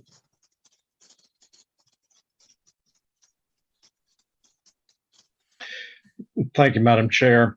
As you stated a minute ago, it's in my opinion, my interpretation. I do understand the concern, and I'm looking at Article 5, Section 2. I still think that when you have two competing groups claiming to be the official representatives of the party, that the national party has to decide which of those two groups you're going to deal with, and which of those two groups staff is going to deal with in managing your various programs you have for the state affiliates. That's why I think that it is in order. But again, as I said earlier, it's up to the chair to make the ruling, and of course the chair's ruling can be appealed to the assembly. I think it's taking the bylaws as a whole and knowing that somebody has to make a decision which group to recognize. You have two competing groups. both saying, we are the official representatives. You're going to have to decide who to deal with. We still have the floor, Thank you. Madam Chair? Who is this? Mr. Ford? This is that, yeah. Certainly. So here's on a practical level. First of all, as Mr. Brown has indicated, we have to make a choice. We have to, by definition, us dealing with the newly, and I'm using air quotes, elected version is in fact a choice, when in fact there is clear grounds for debate. So we're making a choice by essentially deferring this action. We're choosing Mr. McVeigh's organization. On a practical level, court action, to Mr. Lucchini's point, which is a good one, by the way, court action will take months, if not years, and at great expense. This has consequences on our next convention in terms of delegate selection. I would personally prefer to have a semblance of a functional LP Delaware as opposed to disaffiliate. Because again, the rights and the will of thousands of LP Delaware libertarians are not being respected. We can continue, and I don't mean this to be insidious, but if we kick the can down the road, we will again, based on court's actions, and frankly, I find it offensive as a libertarian for the court to tell me who I need to recognize. I have the right as a libertarian to the Freedom Association. So the notion that we're going to wait for a court 6 months or a year down the road to tell us then, and then we're going to agree with the court as opposed to our own moral guidance, I have a real problem with that. It's time we need to make decisions on these issues. They can't be continually swept under the rug. Thank you. All right, I have several people lined up to speak, and it would be super helpful to me if I'm assuming you're speaking for or against the appeal on my ruling. So you're either speaking to uphold my ruling or speaking against my ruling. So if there's a way for you to indicate that with the checks and X's, it does lower your hand, but I still have you written down in order. And I will then, once I know which side you're on, call on you that way. I don't have, there is one person here though who has not spoken at all tonight that I'm going to go straight to, and that's Mr. Hall. All right, sorry. So I don't need to do the check mark thing right now? No. Okay. Well, I guess I would be arguing for the ruling of the chair, simply based off of Article 5, point 5, where it says that the autonomy of the affiliate and sub-affiliate parties shall not be abridged by the National Committee or any committee of the party, except as provided by these bylaws, which is then covered in 5.6, which is only disaffiliation. Since we are dealing with a state party that is already organized, I would argue that we need to uphold the ruling of the chair. That's all I have. All right. For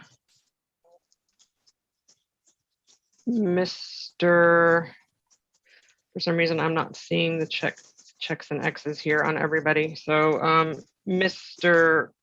Nana, are you speaking for or against my ruling? I would be, I'm in line for after. I mean, I'm against the ruling. I don't need to speak to it. Okay. Mr. Lucchini, I have you on the list. Are you wanting to speak on this or on the main motion? If we get back to it.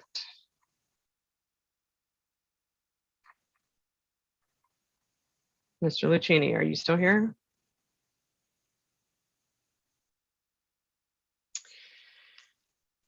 All right, Mr. Smith. Present. All right, Mr. Smith.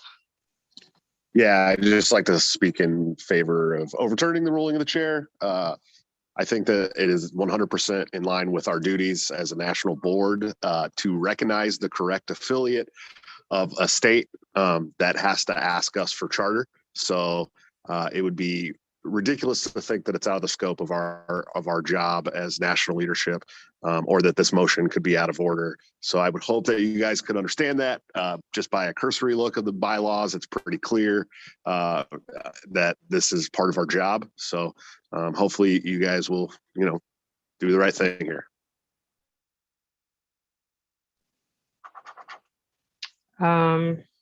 Mr. Longstreth, you're up. Thank you, Madam Chair.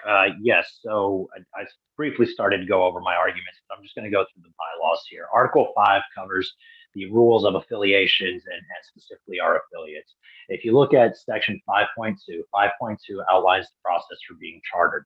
Delaware has previously been chartered. If we were considering a new charter at this point, that new charter would require 10 signatures and a number of other things outlined in 5.2. That is not what we are facing right now, and so that's not something that applies. Additionally, 5.4 in that situation says that there cannot be two affiliates. So stick a pin in that. I'll come back to that.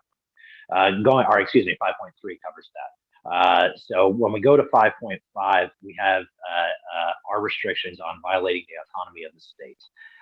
What I argued or started to argue was that this is an ongoing issue within the state right now. There's an investigative committee forming. It's being talked about at the state level with state officials.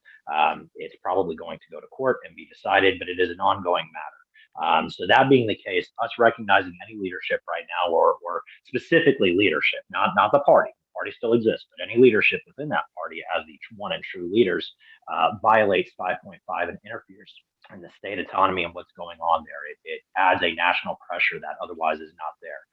The only option we have, if we look at 5.5, is 5.6. The only choice we have to wait right now is to wait and say that there is no resolution at this point, that the charter still exists, but that it is in conflict, but that we're not ready to pull the plug, so we want to wait. Or through 5.6, we can disaffiliate. I understand Mr. Brown's ruling. My interpretation of the bylaws and why I think we should uphold the ruling of the chair it has been outlined.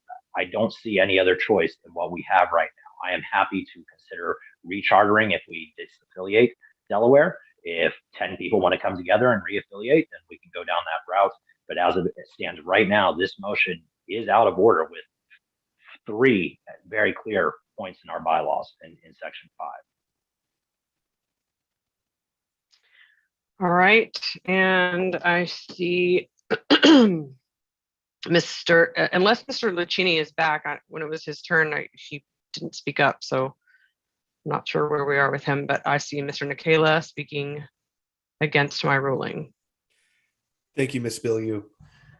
And I want to start by saying thank you, Richard, or Mr. Longstreth, for bringing up this this point. I think it's an important point to consider regardless, because it is something that we need to obviously really take a concrete look at. Now, I personally believe that it's a sticky situation because we're really considering adopting, or recognizing the affiliate, the proper affiliate, and recognizing the executive committee of that affiliate and who are the members. So I think we're going to run into an issue here pretty shortly when it comes up to Reno, where we're going to have to decide: are we going to get 2 sets of delegate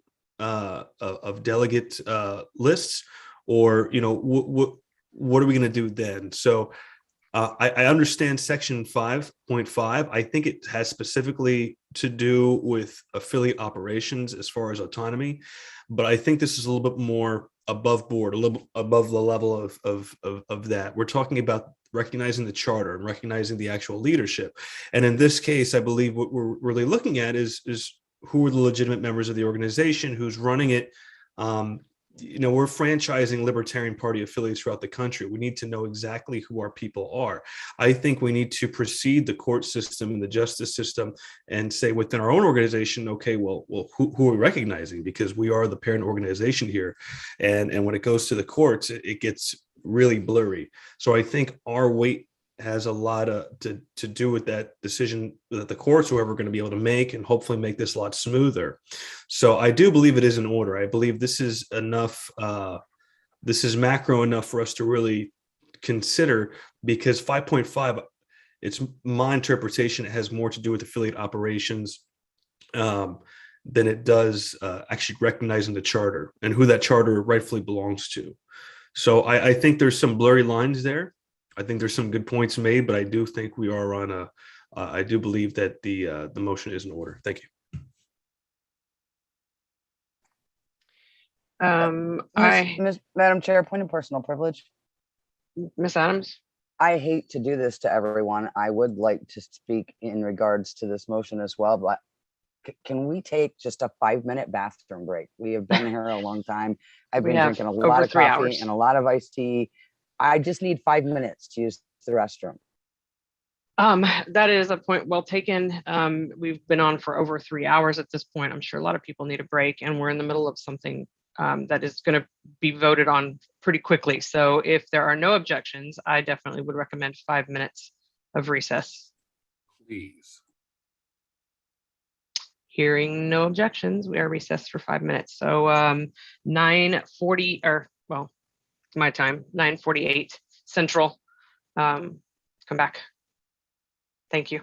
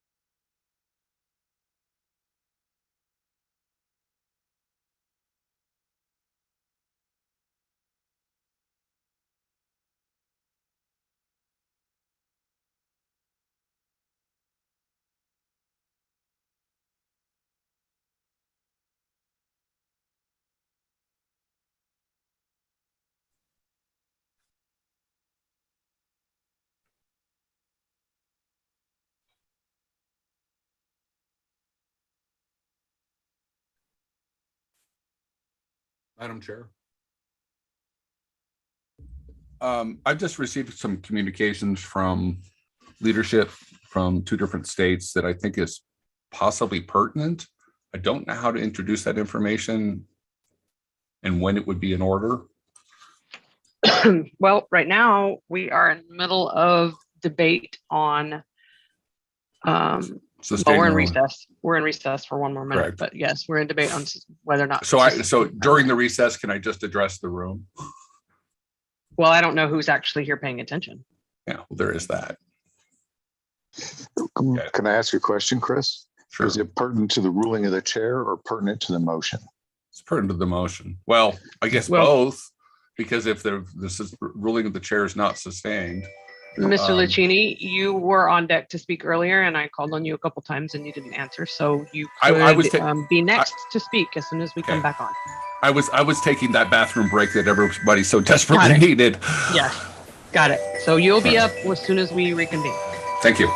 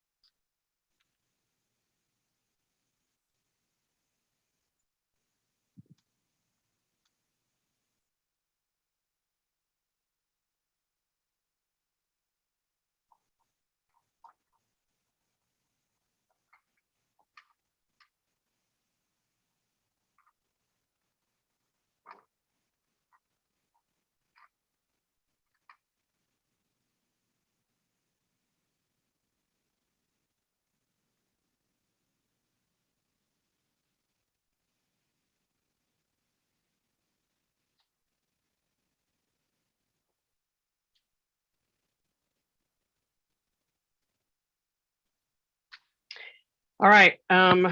We are 1 minute past when I said we would reconvene. So here we go. Mr. Lucchini has been in line for a while and had to step away during his turn. So Mr. Lucchini is going to be first, and then I have Mr. Phillips next and Mr. Rodset after that. So I will say that I understand Mr. Ford's moral outrage, if that's not too strong a word. I don't want to characterize his stance hyperbolically, but I think the problem here is I truly do believe that the chair's ruling is correct. I believe our bylaws are deficient. I believe that we have to have intermediate steps between doing nothing and the death penalty, which is what we have here. And I don't think the cure to that is to ignore our bylaws. I would be delighted to work with anybody who wants to come up with a proposal for the next convention to give us a ladder, a graduated set of responses to things that happen in affiliates. But I think given what we have, we cannot violate our bylaws to address this. There are other ways. I think censure is one of those things that's been talked about. I don't believe that since it has any practical effect, I think that's something we can do. It's a statement of the body. We can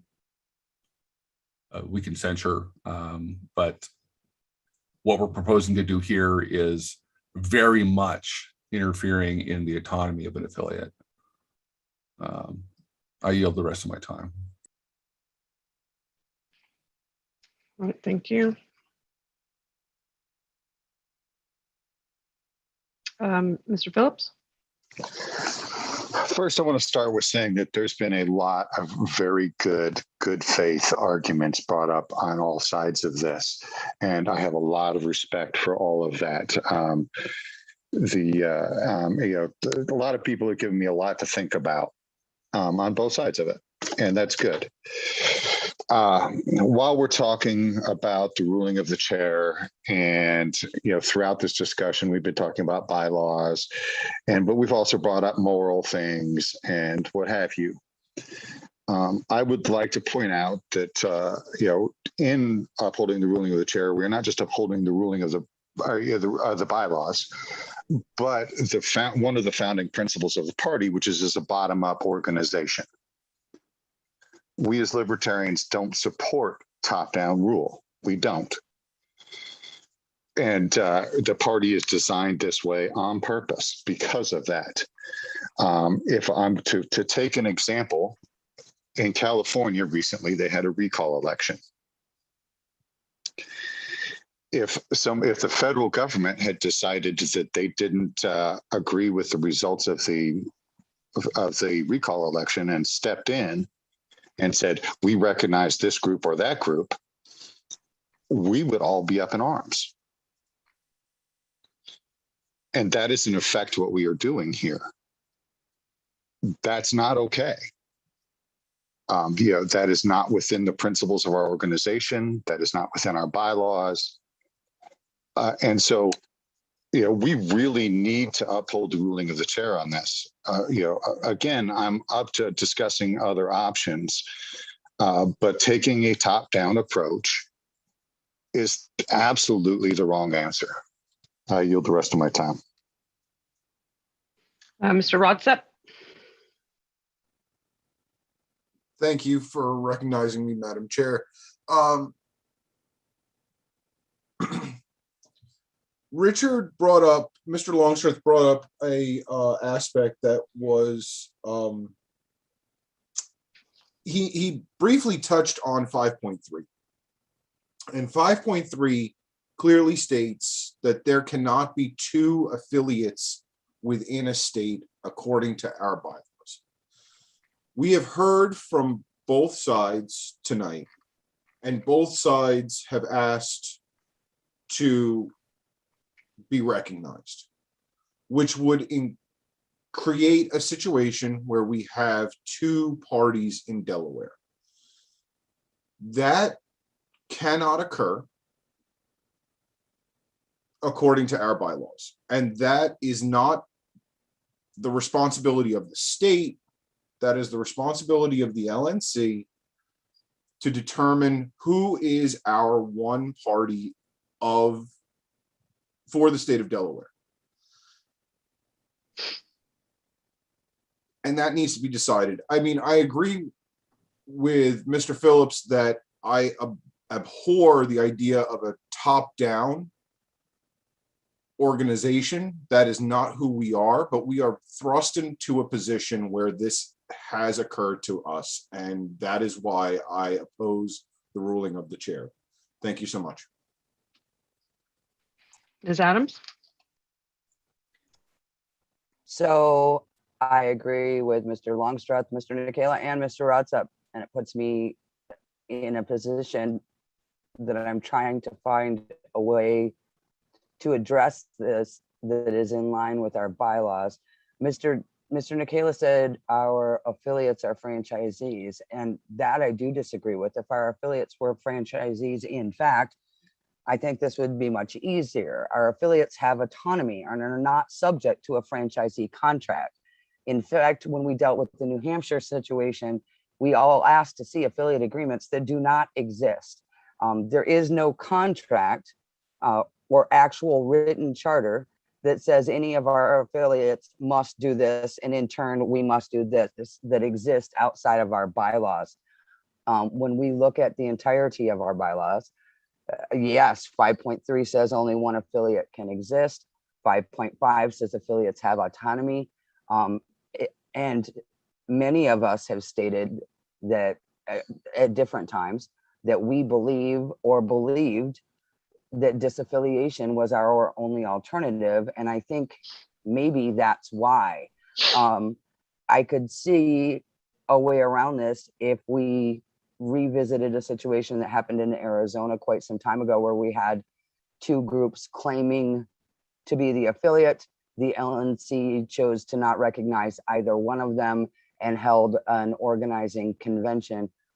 At which point, just for clarity, so we know what could potentially happen, both groups showed up at the venue on the same day at the right time and met in separate rooms and held their own separate elections. And both groups came back claiming to again be the affiliate in Arizona. And at that point, at that time, the LNC chose to recognize one group as the affiliate because there was in fact no current affiliate.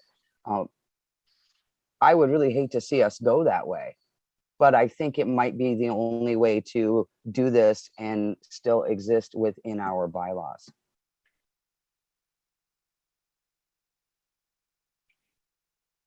All right. Is there anyone else seeking to be recognized to speak on the ruling of the chair, on the matter of the appeal of the ruling of the chair? I am, one final time. We only get to do it once, and I get the last word. So, Madam Chair, I don't want to speak on the ruling, but I have a point of personal privilege, whatever point that would be appropriate. you can do that now. Simply after you're done speaking, if you would, just for the sake of us who always get confused on it and for the people listening in, explain what a yes vote and Absolutely. a no vote entails. Thank you. Will do. Okay. I don't see anyone else seeking to be recognized on this who has not already spoken on the appeal of my ruling specifically. I don't have much else to say. When I responded to Mr. Longstreth and reviewed the rules, what I read there, my mind hasn't changed on it. From the beginning of this, I have felt like it was not that maybe, yes, a decision needs to be made. And I don't believe that we are the ones to make it. And I don't believe that it is within the rules that I'm reading here, that this is the way to do it. And that this is an authority that we have right now. I totally sympathize with everyone's position on just wanting something to be done and feeling like we're the ones to do it. But I just don't agree with that. So that's where I stand on it. So At this point, we will proceed to a vote on the question of my ruling. So we're voting on whether the ruling of the chair should be upheld or sustained. So if you are voting yes, you are voting to uphold the ruling. And if you are opposed to my ruling and want it to overturn, you would vote no. So Mr. Phillips, hopefully that clarifies it for you. So again, yes votes uphold the ruling, which is that this motion is out of order. No votes overturn that ruling. Is everybody clear? Point of privilege. Mr. Lucchini? Mr. Flores is going to take over for the remainder of this meeting. I cannot stay awake any longer. I'm sorry. So even this, okay. Even this vote right here. Okay, that's fine. Mr. Hagan, if you'll make note of that. Certainly. All right.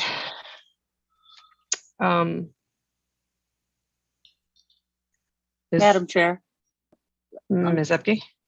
I'm sorry, could you repeat your instructions one more time? Because the Will do. motion, the motion is to repeal or to overturn the ruling of the chair, correct? Right. So the Okay. question is on whether or not my ruling should be upheld. My ruling was that the motion is out of order. So if you vote yes, you are upholding my ruling. If you vote no, you are voting to overturn my ruling. Okay, thank you. Okay.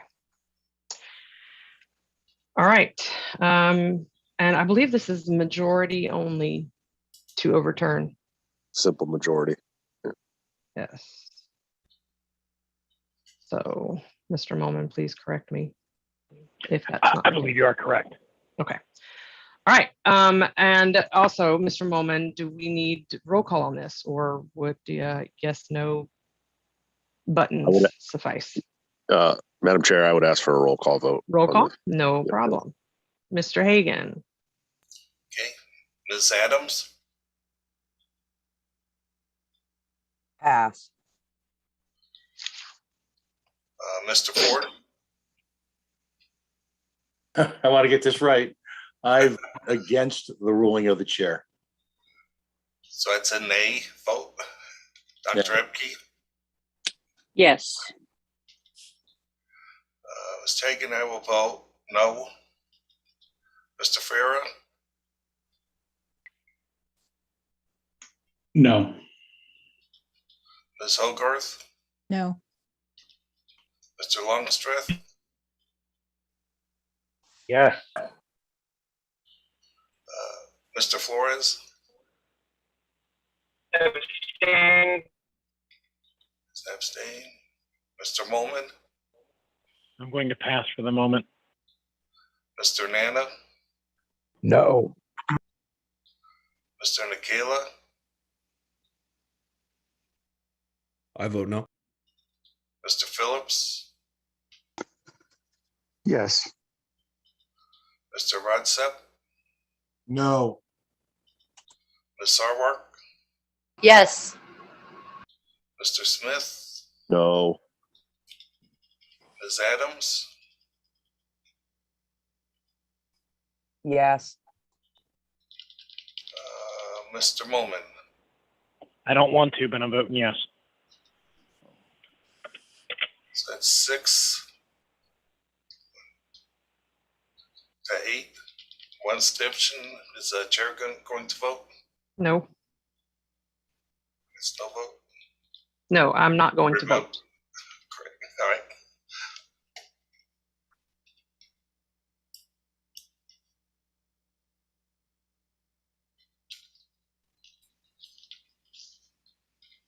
So 6 to 8 to 2. The ruling was not sustained. Mr. Hagan? Yes. Yes votes uphold the ruling. No votes overturn it. It requires a majority vote to overturn it. Did the no votes get the majority? Yes. Yeah, there were 8 no votes and 6 yes votes.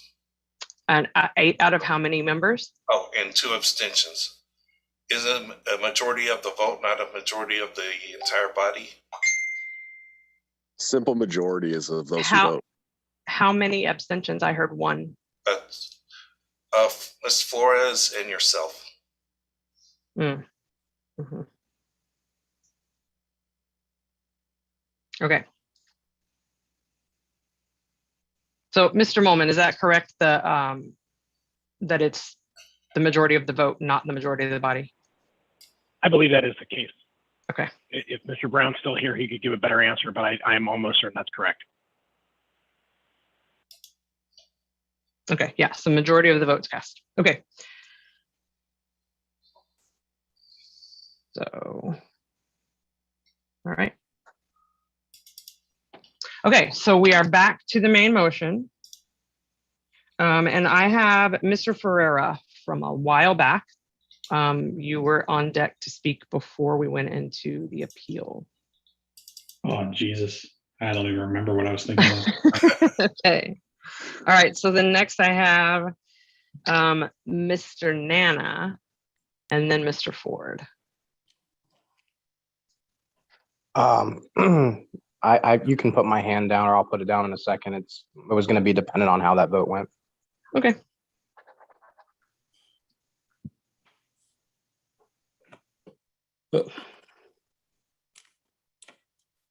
Okay, so it's my turn. Well, sorry. you. Your hand is still up, so I don't know if it's left over from when you made the motion or what. So, No, do you have something new to say? No, I want to weigh in. I deferred my opportunity to chat once we actually went into debate. I just need to point out that this is not a top-down execution of authority whatsoever. That actually happened in a sense when the current regime engaged in, by their own definition, some rather questionable activities in order to get their day. It's been reaffirmed by the fact that obviously there is a groundswell to some degree of opposition against it by, if you will, the county affiliates in the party. We have the right as both libertarians and the national organization to decide whom we are going to do business with. And that is not a comment on the integrity of the existence of the affiliate. It is simply a question of who do we believe was rightfully elected. And after hearing the evidence this evening, it's clear, I believe, very clear, crystal clear. And to use Mr. Lucchini's words, I am outraged by it. I am absolutely outraged that this type of subterfuge would take place. You know, it's what's the oldest cliche? Two wrongs don't make a right. They may have the best of intentions by their own thoughts and their own perspective, but we have procedures and we recognize individuals in this party and individual rights. And by allowing this newer group to assume control or to continue to assume control, then what we are effectively doing is rewarding bad, impolite behavior. I'll just keep it at that. And that is so far beyond the definition of what I interpret a libertarian to actually be. This type of behavior, this type of aggression, this type of subterfuge, that allowing it is a tacit admission that we will continue to deal with whomever does whatever to take control. That the old rule in New York where I come from is that if you're not cheating, you're not trying hard enough. You simply can't let this sit. Now, will they have their day in court? Absolutely. Do I believe this will go to court? Absolutely. Until people figure out how much it's going to cost. And then maybe folks who oppose the originally elected board of directors and the originally elected officers will say, you know what? It's a year till the next convention. Maybe I'll just go out and make sure that I generate a bunch of new members in a fair membership process, and I'll do it the right way, which is by convincing people that their vision for the Libertarian Party of Delaware is the best one for libertarians everywhere. Thank you. Ms. Hogarth. Yes, Mr. Ford, if this is okay, I would like to add to move another amendment. I would like to add at the end of your motion under the bylaws extant at that time, because I believe there's a big loophole there. Since I have no objection to that whatsoever. I can't recall. Does that need a vote or? Does an amendment need a vote? Absolutely. I'm sorry. There are some bodies where, never mind. Yeah. So there's that. And then I would like to speak in I would also like to speak just briefly. In 2018, the Libertarian Party executive director did issue a letter choosing one affiliate claimant over another in, oddly enough, the state of Delaware. So this is not an unprecedented situation where we have two claimants and we have to choose. What was that amendment again, Ms. Hogarth? Yes, under the bylaws extant at that time. Is that to add at the very end? Yes, comma, under the bylaws extant at that time. I think that works. Point of order, doesn't that, it requires a second, doesn't it? We haven't had yet. Pat, I believe, seconded it. I have All right, not heard a second. He said he didn't object. I would second it. That's why I was asking. So it has been seconded. Mr. Hagan, can you do us all a favor and put the proposed amended motion in the chat? So under the bylaws extend, or what was the word? Ms. Hogarth? Extent at that time.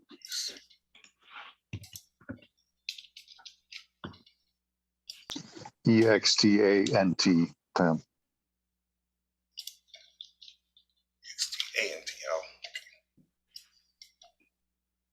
Thanks, John.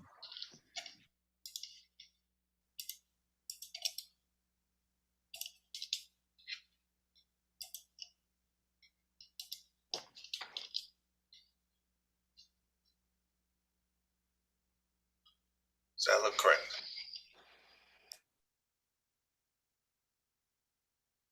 So if I may, I don't normally like reading to people, but the Libertarian National Committee and the Libertarian Party recognizes the board elected at the Libertarian Party of Delaware Convention of 2021 and shall be recognized as the sole authority of the Libertarian Party of Delaware under the bylaws extant at that time. That is how the motion is proposed now. With that amendment, it was seconded. Are there any objections to that amendment? Hearing no objections to the amendment, the motion is amended accordingly, and we are back still in debate.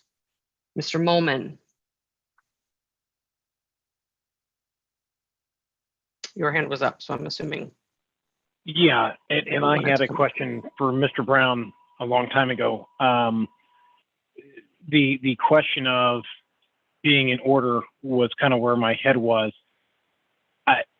This is actually, you know what? My thing is not germane to this amendment, so I would like to reserve until we get out of this. Sorry. Okay. Ms. Adams. Well, Mr. Molman, it's already been amended, so we're back on the main motion. I'm sorry. Oh, I'm sorry. Thank you. Sorry. Somebody was texting me, and that's distracting. Yes. So the question I have for Mr. Brown is, do we as a body have the ability to attach what some would call a trigger? In other words, if we take this action, could we have a trigger that says, if this is appealed to the Judicial Committee, and if the Judicial Committee decides that we are not empowered to take this action, that this vote would be effectively a disaffiliation, which would be effective today? No.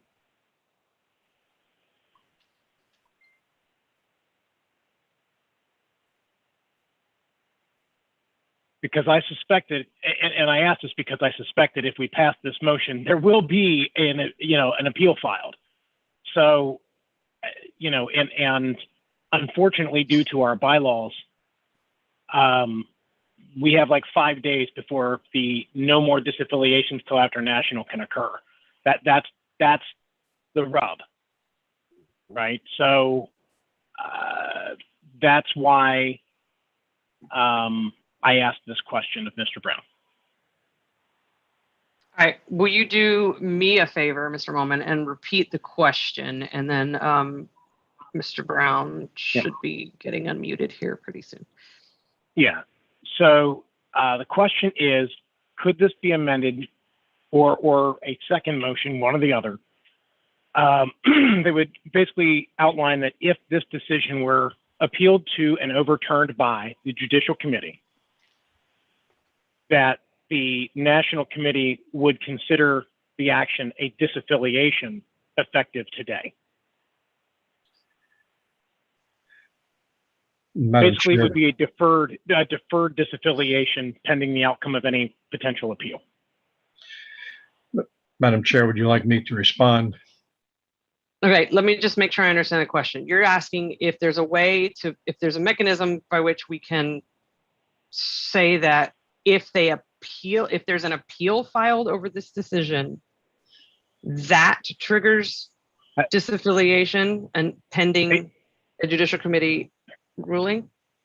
If there were a successful Judicial Committee ruling that overturned, if this motion were to pass and the Judicial Committee were to overturn it, that it would instead just become a disaffiliation and we're done. That's what I'm asking. In other words, if this motion passes, which puts the people elected at the Delaware Convention back in place, and then that decision is appealed and the Judicial Committee reverses this decision, putting the other people back in place. Right. At that point, you're proposing that they be disaffiliated. That we would consider that our intent here is that, yes. Mr. Brown? Madam Chair, I think that would not be in order. Among other things, a vote to disaffiliate requires the vote of 3/4 of the entire LNC, whereas the adoption of this motion is a regular majority vote. There probably is a conceivable way to do it, but I think it's making things rather complicated. But as it stands now, I think that would not be in order because of the different vote thresholds. Yeah, I have a point of Mr. order. Brown, sorry. I have a point of order. Yeah, this is Longstreth. My point of order is based on what Mr. Brown just said, and that. Oh, I'm sorry, it's getting late. It sure as hell is. Yes. So he recap for me what he said. I'm sorry, I lost my train of thought. ADHD is a horrible thing, especially when you're tired. I'm sorry, so sorry. You Mr. want Brown, to know what Mr. Brown said? Okay. Yeah, briefly, Mr. Brown, could you recap what you said? Never mind. I'll withdraw my point of order unless it comes back. And just to complete that, then I do recognize that it would increase the threshold, obviously. And if it were a combined motion, it would take the whole thing to 3/4. If it is two separate motions, the first would still be majority and the second would be 3/4.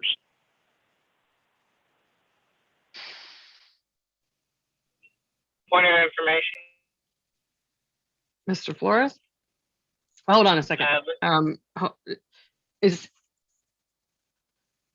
Okay, go ahead. I just wanted to inform that Mr. Lucchini has returned, and so I'll be deferring back to him. Yes, thank you for that. I did get that in the chat. Mr. Hagan, Mr. Lucchini is back in business. You're making me drink coffee late at night, guys. God, thanks. All right. Thank you, Mr. Flores, for that. Ms. Adams, you're the next speaker. Yes, I would speak against this motion. I do think some. Which motion, Ms. Adams? The main motion currently. Okay. I do think we need to do something, and I do think a lot of this was shady, but I think we just opened ourselves up to JC appeal that we're going to lose because this isn't the way. I think, as I said earlier, the way would have been to disaffiliate, hold an organizing convention, and then recognize an affiliate. I don't think this is within our authority. Mr. Phillips. As I said during the appeal to the ruling of the chair, there have been a lot of very good arguments on both sides. And I find myself in a moral dilemma, and that and my moral dilemma is that I cannot support this motion because I don't believe we have the authority, and I don't believe it is the right thing to do. But I also cannot support the way it was done. And so I am unsure whether I'm going to abstain at this time, but it's either going to be abstain or no vote. And if we vote this down, I hope somebody comes up with some other way to address this, because it seriously needs to be addressed.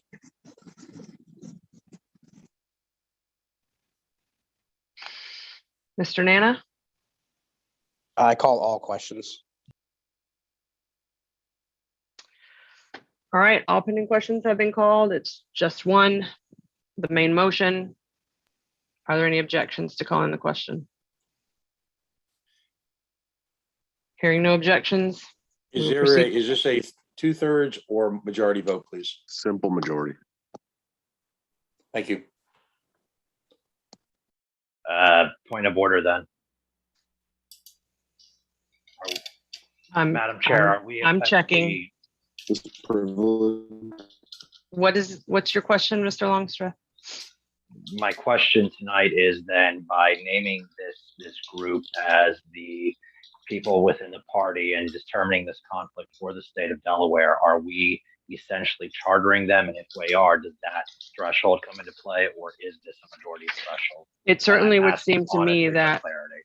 yes, it actually would seem to me as though we would be undoing the existing affiliate and recognizing a new one. So yes. Objection to that, please. Well, that's not what we're doing at all. Mr. Brown?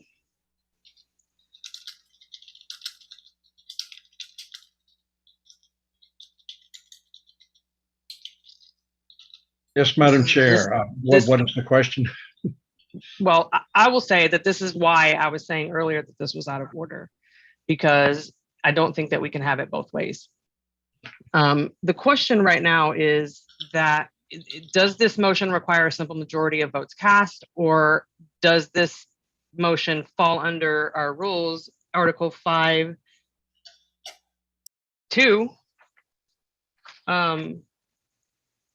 recognizing affiliates, chartering affiliates, and have a higher threshold? Did anybody else have Ms. Billieu break up on them? No.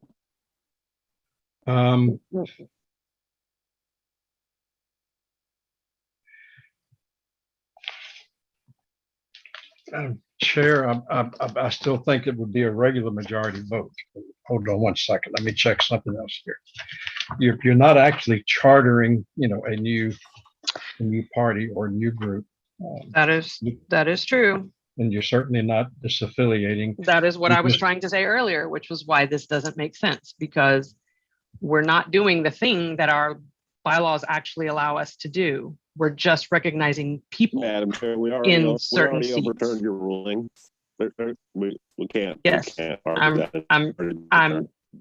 Well, yeah, sure thing, Mr. Smith. Yeah, Madam Chair, this would be a regular majority vote. Okay.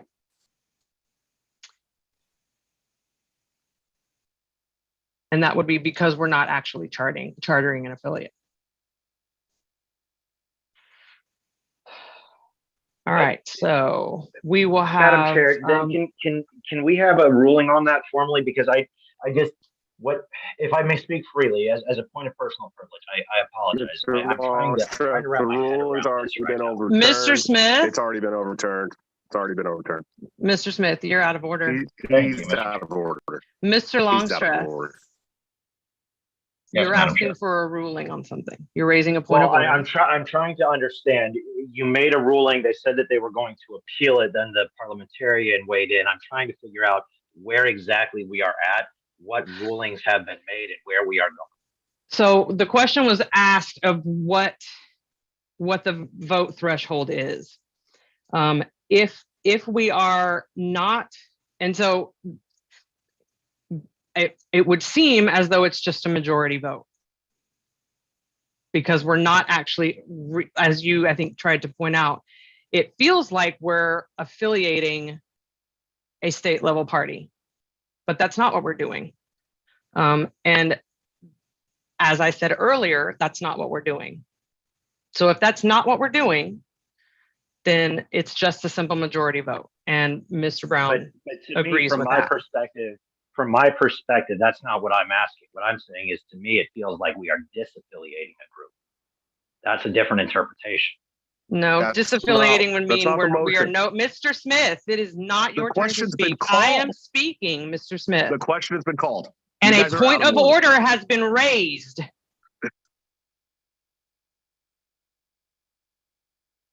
Mr. Longstreth. No, I forgot where I was. Well, what I guess my point is are we not? Oh, you said it disaffiliating? feels like disaffiliation. I don't see how it's disaffiliation, because we're not dissolving the organization. It's still going to exist. So it's not disaffiliation. It's also not recognizing a new affiliate. It is literally keeping the same affiliate, but putting different people on the board. And retracting their bylaws to a previous time. Yes, also that now, yeah. All right, thank you, Madam Chair. I think I understand. Right. So, all right, we are proceeding to a vote on the motion. Mr. Hagan, would you like to put it? Oh, it's not that far. It's right there in the chat. Second to last. All right, Mr. Hagan, are you ready? Yes, yeah, I am. All right. Ms. Adams, Pass. Mr. Ford, To be clear, I'm voting in favor of the motion to recognize the original voted in body. Is that correct? So I apologize. Yes, I'll clarify that. So a vote in the affirmative is doing what the motion says, that you are recognizing the people who were elected at the Delaware Convention in 21 and reverting back to bylaws that existed at that time. So I vote yes. okay, Dr. Emke, No. I will pass. Mr. Farah, Abstain. Ms. Hogarth, Yes. Mr. Longstreth, No. Dr. Lucchini, No. Mr. Molman,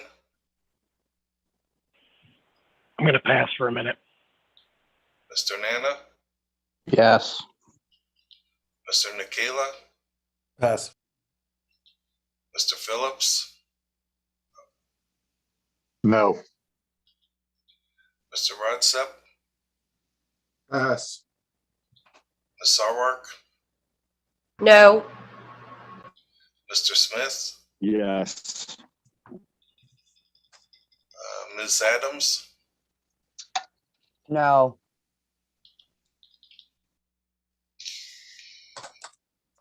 I will vote no. Mr. Molman,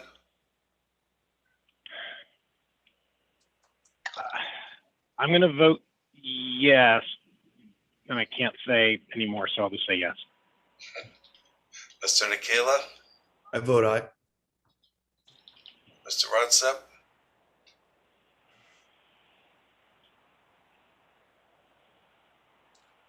I vote yes. and current count is 7 to 7 with one abstention. Hold on, Mr. Rodsep, did you go back to him? He voted yes. Was he passed the first, he passed the first time? Did That's you the already first come back to time. him? Yep. Yes. Oh, I missed that. Okay.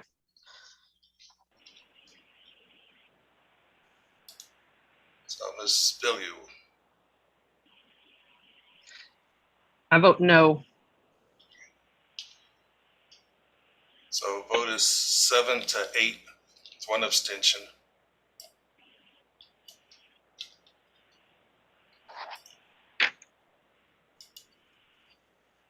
I have a motion immediately following this. Yeah, I do too. I guess Dustin can make it.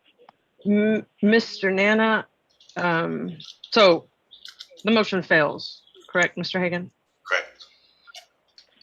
All right, Mr. Nana, I had you listed here. Did you speak already before this, or you were the one who called all questions, right? Yeah, and then I have had my hand up. I'm trying to for the conclusion That's of this fine. because I have a Yes, motion. go ahead. I move to disaffiliate the Libertarian Party of Delaware. I second.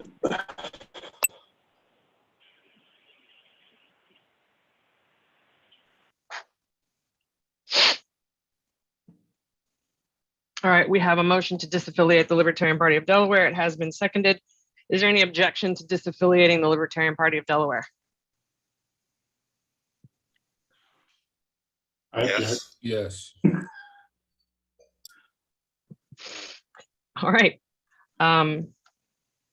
There is objection. So let's see who wants to speak. Mr. Nana. All right, give me a second. I had to unmute.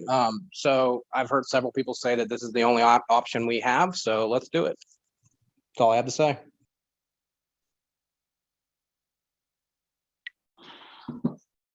So real quick, since we're starting something new here, I see Mr. Molman, you don't have your hand up, but you have a check mark. So does that mean you want to speak? Because at this point, I'm just looking for people who want to speak to put them in line. And then Yes, if we Madam need Chair. to alternate, we can. Yeah, that's what I was trying to go with, that precedent of Got it. yeses and nos. Yeah, so just procedurally, the problem with starting that way is that it doesn't give me an opportunity to see all the people who are in line at the top of the list. Okay. Because it doesn't move you to the top of the list. I'd have to scroll down to see it. So once I make the list of people who want to speak, then I can go back and track that way. So for now, I have Hogarth, Molman, Ferreira, Flores wishing to speak. All right, Ms. Hogarth. Yes, obviously I was hoping we could avoid this for lots of reasons. But at this time, I think that this is the best option left to us right now. And I do think that if we're going to take it, we need to take it right away, which is the reason I called this meeting for this week, because if there's a disaffiliation, it has to happen right away. I want to speak in favor of it because I think that the McVeigh faction has made it clear that any sorry, it is late. Any convention they hold will be hand-picked delegates. And I think that that's an inappropriate way to, to continue or to restart the party. So I'd like to see what various groups come to us with proposals, and we do our job and pick the best affiliate, the most representative of libertarians in Delaware. So at this time, I'm in favor of this. TJ or Mr. Ferreira. The statement was made by Mr. Nana that this is our only option, so we should do it. Our other option is to do nothing. And I think we should do that.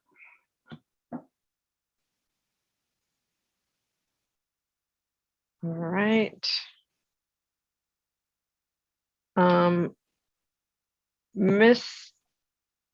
Actually, I'll take care of that. Hang on a second. We have some kids in the room here. All right. I have Mr. Moman. Yes. Okay. When I voted yes in the previous motion with the asterisks, it was because as a bylaws geek, what we were trying to do before was against the bylaws. But at the same time, what's been done, and as others have noted, that the feedback loop nature, it's not healthy. It's not a pro-growth policy. It is literally a protectionist. Someone earlier classified it as a social club measure. I had actually classified it as that as well. And separately earlier this week with a conversation with someone. And, we are here to do the business of the Libertarian Party. If you want to have a social club, a party is the wrong vehicle. 501c3, you can go get tax exemption stamp. You can go, save money on your taxes and do all the libertarian proselytizing and go out and convert the masses. And I applaud the organizations that do that. But as a political party, we have to grow. We have to be getting more people in all the time. And one of the key things with leadership, at least in my view, is the checks and balances, that the party is made up of the membership, and they are the ones who get to decide who is a member. If they want to alter who is a member, that should be handled in convention. I understand that the bylaws of Delaware probably technically permitted this change. It looks like they did to me. Just because you can doesn't mean you should. And that is my real problem with all of this, is that we as a national party owe it to our members in Delaware to look out for their interests. By the way, I think there's 80 something members of national in Delaware. So 3/4 of them are currently not members of the Delaware Party. So that is where I stand and why I am speaking in favor of the disaffiliation. I don't do it because I want to, but I feel like based on the conversations tonight, there's not going to be any other change. The sides are dug in, and this is what we're left with. Thank you. Mr. Flores? I just was noting that I don't believe that the motion to disaffiliate included the nature for cause, which is required in our bylaws in Article 5, Section 6. I believe that it's supposed to state specifically the nature for cause. Thank you. Yes, that's correct. I had my hand up to do that whenever it became my turn again, to amend my motion. Or to restate it. Madam Chair. Yes, point that of is inquiry. correct. Ms. Adams? Point of parliamentary inquiry, would the original motion stand without that information, or would it be out of order and need to be just simply restated? Well, even if I ruled it out of order, it would just, at this point, it's going to be amended. We're still in debate. So Okay. it's Mr.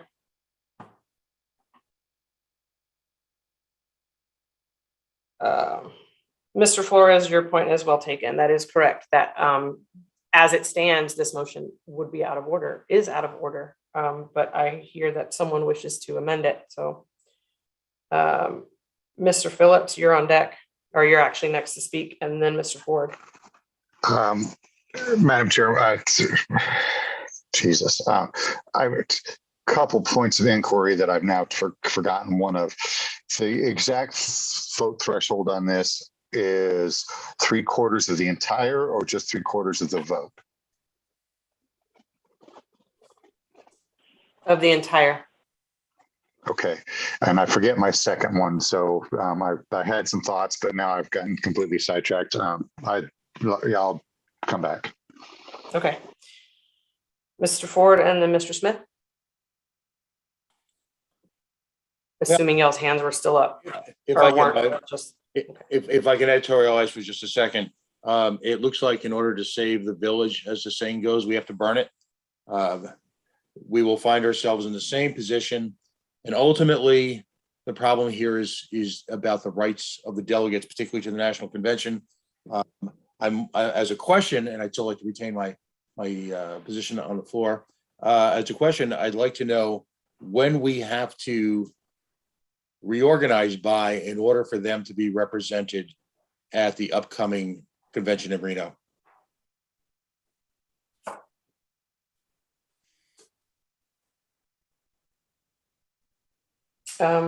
Well, anybody who has access to their bylaws, Article 5, Section 6 will tell you. So if anybody can read faster than me at this point, you can find that answer.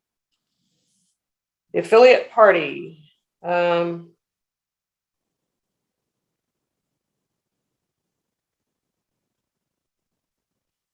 Yeah, I don't know. I'm not going to be able to calculate a date for you. So, well, I'll just somebody else wants to do that for free.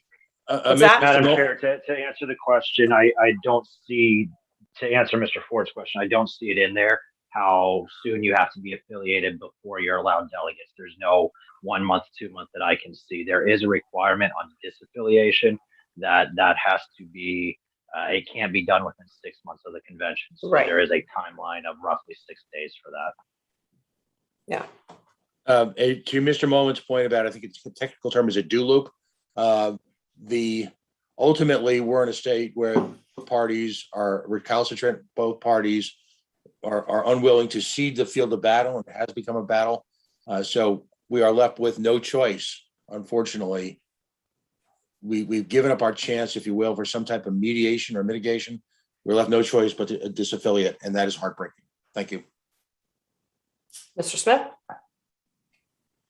Yeah, it's been said repeatedly on this call several times that our other option is to do nothing. We don't have that option anymore.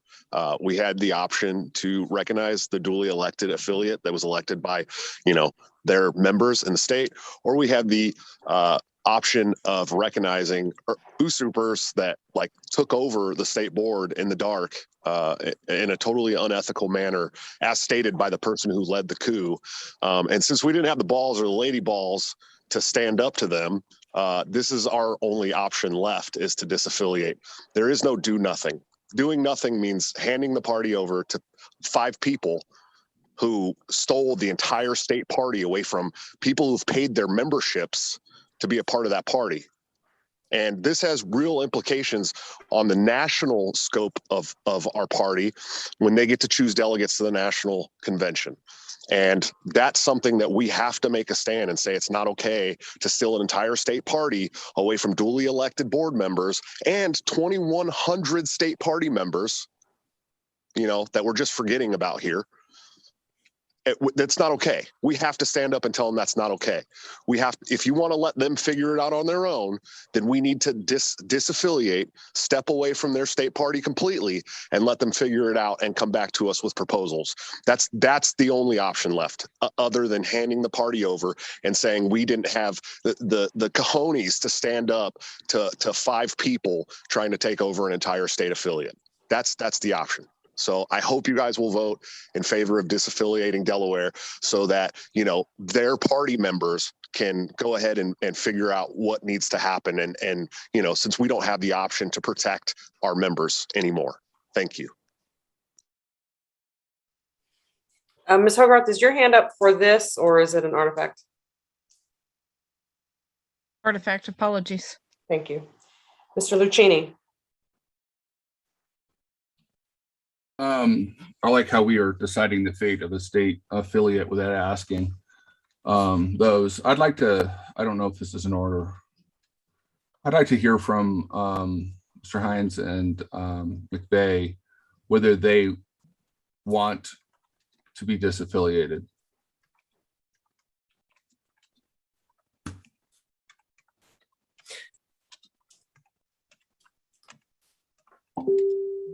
I heard you, Mr. Lucchini. I'm thinking about something.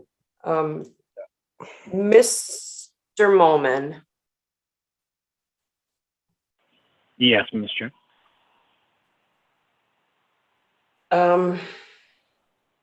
Never mind. Okay. Never mind.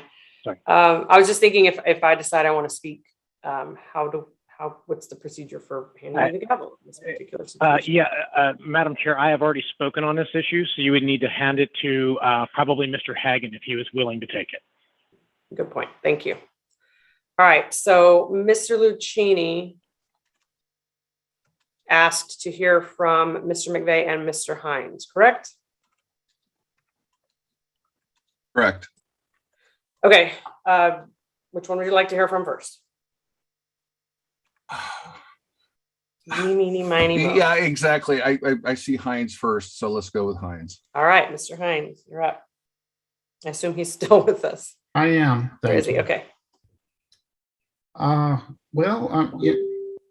I can't say disenfranchisement is or disaffiliation is my favorite path forward. I was hoping maybe we could come to some agreement where neither of us, if you're not going to recognize me as the duly elected representative, then also not recognize Will McVeigh and allow our body in Delaware to come together, form their investigation, make a decision, and accept the outcome of that process.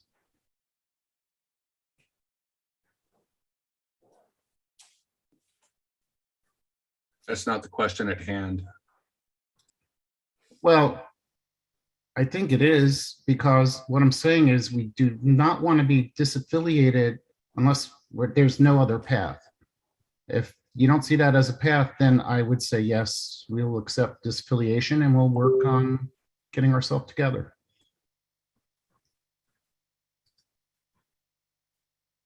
Mr. McVeigh? So this idea of an investigation, I don't see what an investigation would turn up other than anything that's already in the public record already. So I think that that's a diversion. As to the question at hand, we do not wish to be disaffiliated, but if that's the decision that y'all make, then we're the regularly organized and constituted statewide governing authority of the ballot qualified political party. So we will carry on as a Libertarian party in Delaware, nominating Libertarian candidates for office and trying to promote Libertarian policies and principles. So do what you're going to do, but we've already done what we're going to do. That's not what we want, though.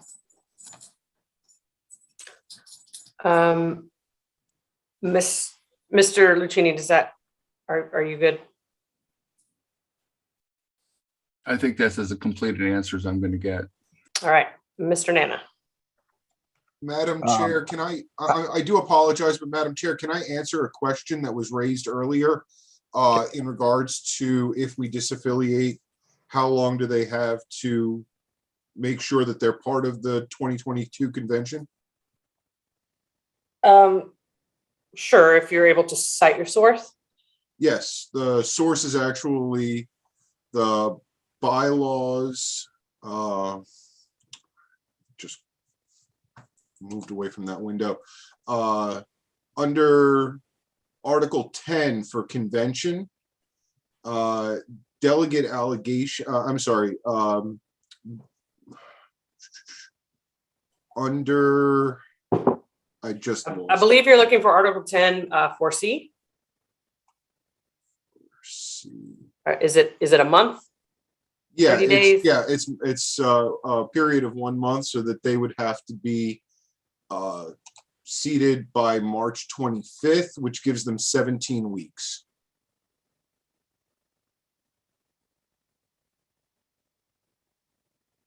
Okay, and of course, I would encourage anyone, any interested parties to go verify that and act accordingly. But thank you for the information, Mr. Rodsett. Mr. Madam Chair, Nana, point of information. Ms. Adams? No, I'll wait. Okay. Okay. You're actually next, so. Mr. Nana, I need to amend this to make it in order. So you certainly at the do. end of my motion, I would like to add for violation of the spirit of their bylaws and installing a new board. A new state board, whichever you think is more proper.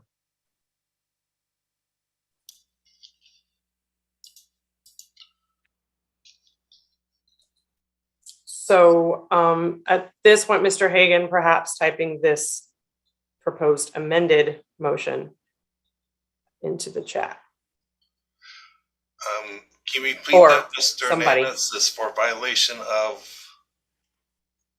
For violation of the spirit of their bylaws and installing a new board. Or a new state board might be more proper.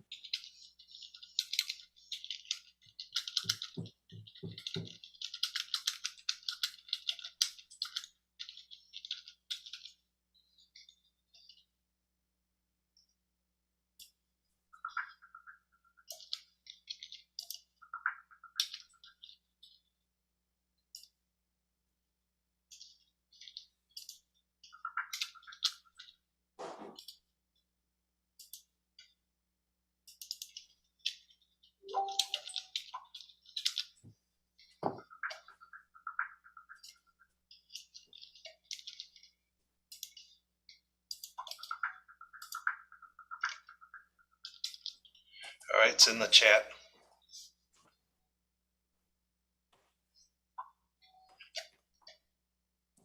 Thank you, Mr. Hagan. Point of order, or parliamentary inquiry or something. Is it in installing or and installing? I'm amenable to either. I'm gonna say I said in, but okay, no, that's fine. Thank you. I think they're kind of the same thing, but I hear what you're saying.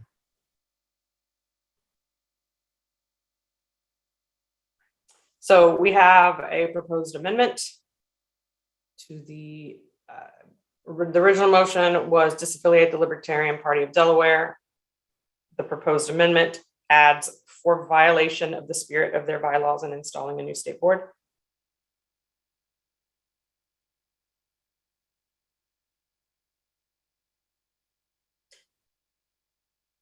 I assume you're looking for a second, Madam Chair. Not necessarily, but that's what we need if we're going to move forward. Did you? Is a substitute amendment in order? Not right now. Hearing no seconds, it's not amended. So thank you, Mr. Hagan, for backing that out of there.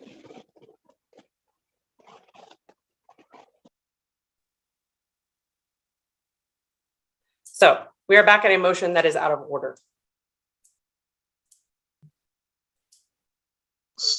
Did you guys couldn't hear me? Can you guys not hear me? But very, You're very super choppy. Oh, Smith. sorry. I was definitely seconding that motion. So. Okay.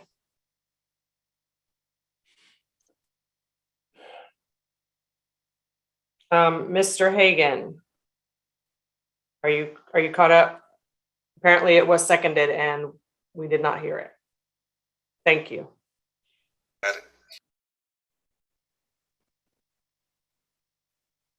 Mr. Hagan, are you trying to get my attention? Oh, no. I just. Oh, okay. Sorry, I thought I heard you. I'm caught up. Okay. All right. So we have an amendment that was seconded. Are there any objections to this amendment? Yes. All right. So I have Ms. Adams, Mr. Phillips, and Mr. Rodsep on deck to speak, but I'm assuming it's not about this amendment. So Mine could go either way because I have some points of information because I know points of information are not an interruptible thing. So. that is true. Ms. Mine Adams, not. is yours? Would you like to No, pass for no. now? I'll pass for now. Okay. Mr. Phillips. Do I get to speak to my amendment? Oh, certainly. Thank you. Sorry, I didn't mean, I don't like to interrupt. That's okay. No, you're right. Yeah, no, I mean, even if you are going to ultimately vote no on this motion, I would hope that you would vote yes for this amendment. That way we can get it to at least be in order. That's it.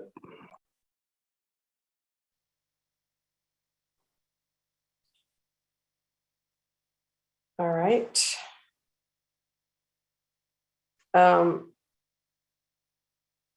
Mr. Phillips. You're going to hate me, and I'm probably getting too far into the weeds. And if I am, you can tell me just shut up. But during the earlier testimony, we heard, if I heard correctly, and if I didn't, maybe somebody can correct me on that as well, that however you want to just call them, the current board removed every single member of their party, including themselves, and then added themselves back in.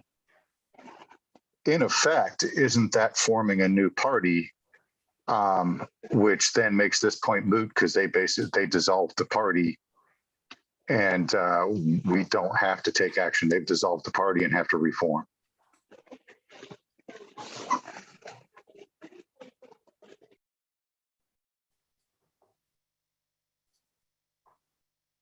That's a excellent point, Mr. Phillips. If that's the case, then you're right. None of this is, I mean, it would be the same effect. It would all be moot, and then we just take applications.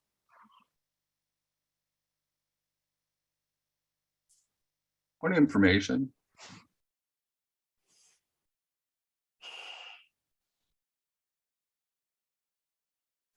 Mr. Lucci. I have been on in organizations that have a board of directors that is distinct from the membership.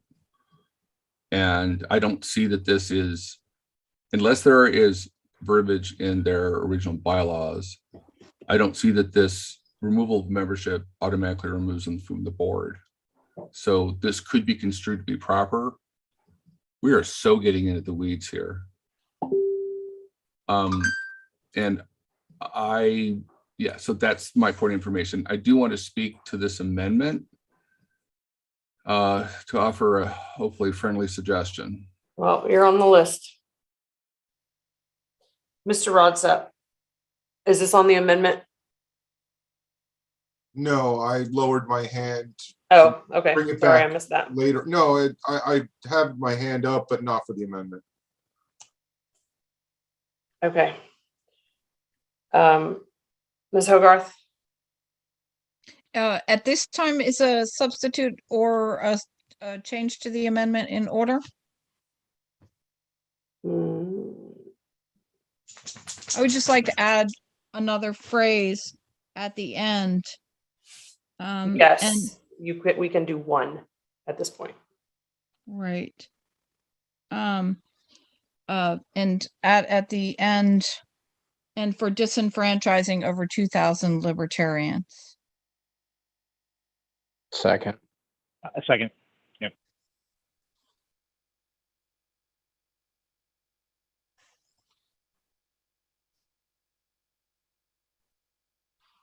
I don't need to speak to that. Thank you, though. Mr. Hagan, are you catching up? Yeah, I am. I'll get that on the chat shortly.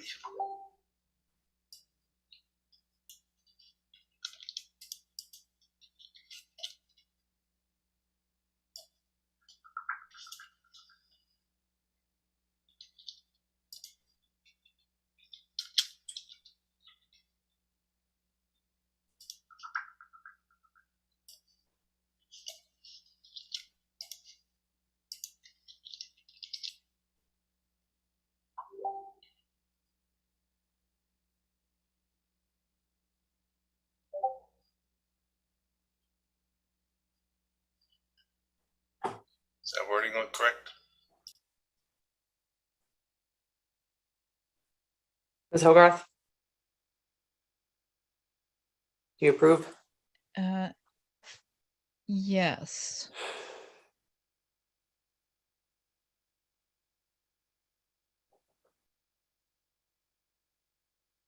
Did I hear a second? Several. There were several. Mr. Moman, Mr. Nana, Okay. I think a couple Uh, others. Are there any objections to this amendment of the amendment, basically?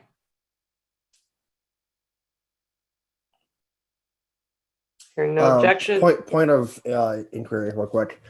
By sorry, this is Mr. Hall. By adding this, then are we by default saying that we have recognized Mr. McVeigh as the state chair of the Libertarian Party of Delaware at the moment? No. But we are disaffiliating a party and listing a reason for disenfranchising over 2,000 libertarians. But if we have yet to decide one way or the other who we recognize, then why would we be adding this second amendment to something where we haven't decided one way or the other on that yet? It's cause. We've added for cause. Which the JC has ruled in the Karen Ann Harlow's case that it can be anything the LNC decides it is. So I think, if I may clarify, what I think Mr. Hall is pointing out is that according to the way this motion is proposed currently, it states that we are moving to disaffiliate the Libertarian Party of Delaware for something, and these are not my words, but for doing something that Mr. McVeigh and his team have done. Yes, basically. So is that what the intention of this? I think that's what Mr. Hall is trying to point out. And That the way this reads is it recognizes that Mr. McVeigh is the one who is in charge at this point and doing these things. And so we're disaffiliating the party because of that. First, I apologize for snapping. But I don't see a way around that. I think that's a distinction without a difference. I think at this point we have refused to recognize another faction. So, I mean, we could have a vote right now to see if we recognize McVeigh as the chair, if that's where we want to go. But I don't think that we need to do that. I think we can just proceed with this. There would need to be a motion to recognize. There would be need to be a motion to recognize McVeigh as the chair. I think that would set a really bad precedent if we're telling the the people who are elected that they're not the rightful board members with our past motion. I'm satisfied with that. All right, we are Ms. Hogarth. Have you made your point? I think it was just adding this amendment, right? It was seconded. Yeah, I'm not sure I can do justice to Mr. Hall's objection at this point, but I said all I need to. Sorry. He was just asking for clarification, and I think between the two of us, perhaps we provided it. So we'll move on. Mr. Molman, you're up. I would just like to note that the only thing, this is more of a point of order, that the only thing that's topical at this moment is this amendment. Right. And the second part of the amendment, essentially. Yes, just for the amendment to the disenfranchising amendment. over 2,000 libertarians. Yes. Point of order. Who is Mr. that? Buffman. Mr. Buffman, yes. Yeah, I don't know if this makes a difference or not, but the meeting was scheduled for November 21st at 7:30 p.m. Standard Time. It is now after midnight, making it November 22nd. So I don't know if we need an extension or how would you like to proceed? That's a good damn question. Well, a motion, I mean, we could be here for literally a week straight, but I mean, Madam Chair. Only 11 o'clock here. Mr. Molman? Unless there was an agenda with a specified adjournment time, I believe we continue until we move to adjourn. I believe you are correct, but thanks for trying, Mr. Buff. All right, Mr. Molman, you said your piece, right, about just pointing out that we're only focusing on the for disenfranchising over 2,000 libertarians part. Is there any further, is anybody else who I have on the list here wanting to talk about that piece alone? Yes. That's where we are.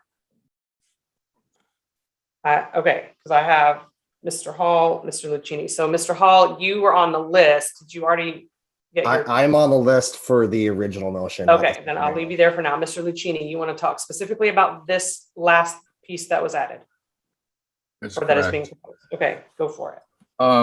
This is a quibble, and I fully admit it's a quibble. And people keep citing this line about 2,000 libertarians.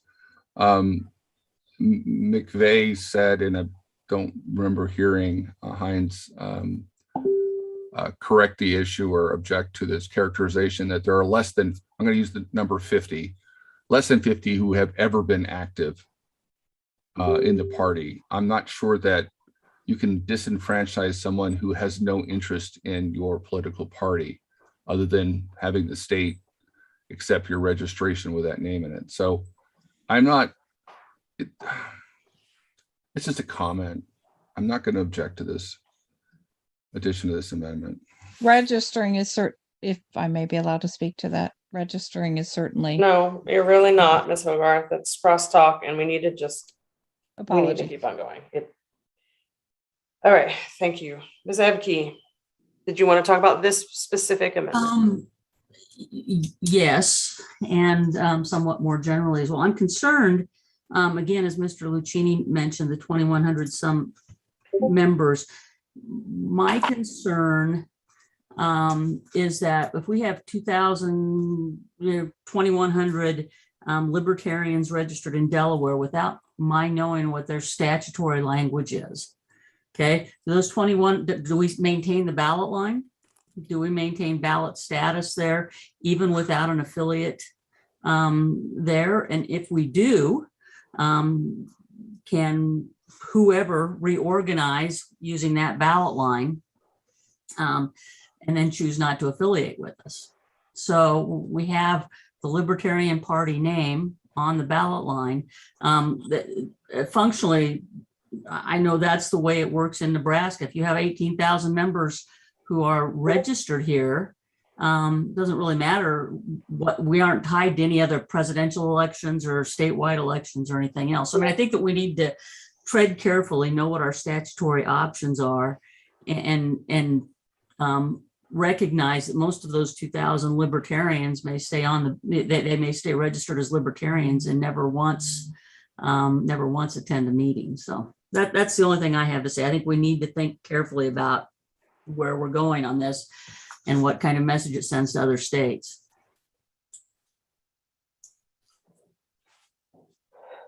Thank you, Ms. Ebke. Mr. Ford, is it about this particular amendment? Yeah, I just think we also have to be very careful. If in fact, and this is actually a question, if this is going to be appealed to the Judiciary Committee, that's a question actually. If citing non-bylaw issues is a problem to the Judiciary Committee, and also with the state of Delaware, if I can amplify Ms. Epke's, I think what her point was, is the state of Delaware going to deny a new organization whatever ballot access they have? So I have two questions there, Madam Chair. Well, I don't have those answers. Madam Chair, as a member of the Ballot Access Committee, can I speak to that? Please. The states own the ballot access line. Each state owns their individual ballot access line. So if we disaffiliate the Libertarian Party of New Hampshire, that doesn't disband the new Libertarian Party of New Hampshire. Delaware, excuse me. I'm so sorry. I'm tired. I'm really tired. If we disaffiliate them, that doesn't disband them. They're still in existence. They're just not affiliated with us anymore, and so they maintain their own ballot access line. That is my understanding as well, having also served on the Ballot Access Committee.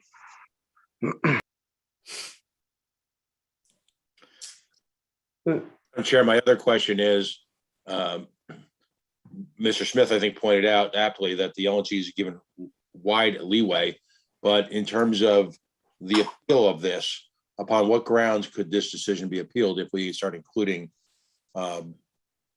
anecdotal reasons as opposed to bylaw failure? I don't speak for the judicial committee, so I don't know how to answer that question for you. I think sending them something that is problematic and difficult to wade through is not ideal. If you believe that this is going to wind up in the hands of the judicial committee. Mr. Rodsett. Sorry, it took me a second to unmute there. It's okay. And again, is this about this amendment? No, no, we're still on the 2000. No, it's not on this amendment. It's going back to the main amendment. Sorry. Okay. Ms. Sarwark is pointing out that perhaps Mr. Hines has a response to the ballot access question. Is there any objection to hearing from Mr. Hines to answer that specific question? Madam Chair? Yes. I would like to object because the ballot access question is not germane to the 2000 Libertarians. You're correct. I've been waiting. Thank you. To Thank you, bring this Mr. up. Moman. You're used to being up all night. You're sharper than I am. Thank you. I only require 3 hours of sleep. All right. Mr. Rodsett, I didn't mean to interrupt you. Or you're, no, this isn't, you're not ready for this. Mr. Flores, are you wishing to speak about specifically the amendments related to 2000 Libertarians being disenfranchised?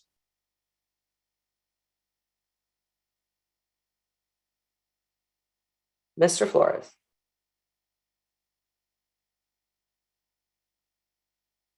All right. Mr. Moman, how about you?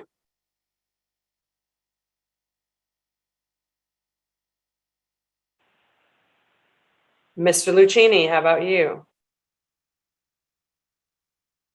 I put my hand up for the main motion, Okay. not this amendment. Mr. Smith, about this particular part of the amendment.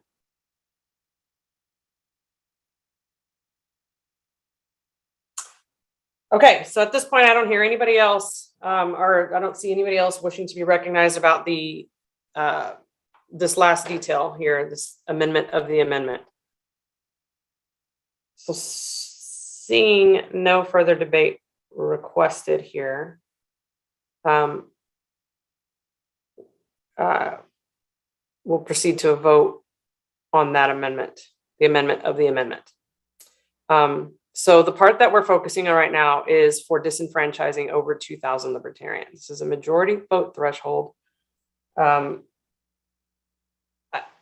I would say checks and X's. I suspect that someone's going to want a roll call. So does anybody want a roll call for this little amendment?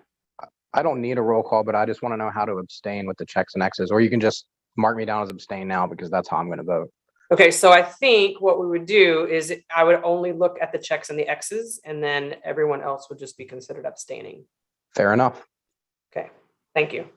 All right, so let's do that. Green checks if you are for the amendment to the amendment, which is adding the and for disenfranchising over 2,000 Libertarians, and then X's if you are against it. And Mr. Hagan, I will try to count. I assume you can see them as well, Mr. Hagan? Yeah, I can. Okay.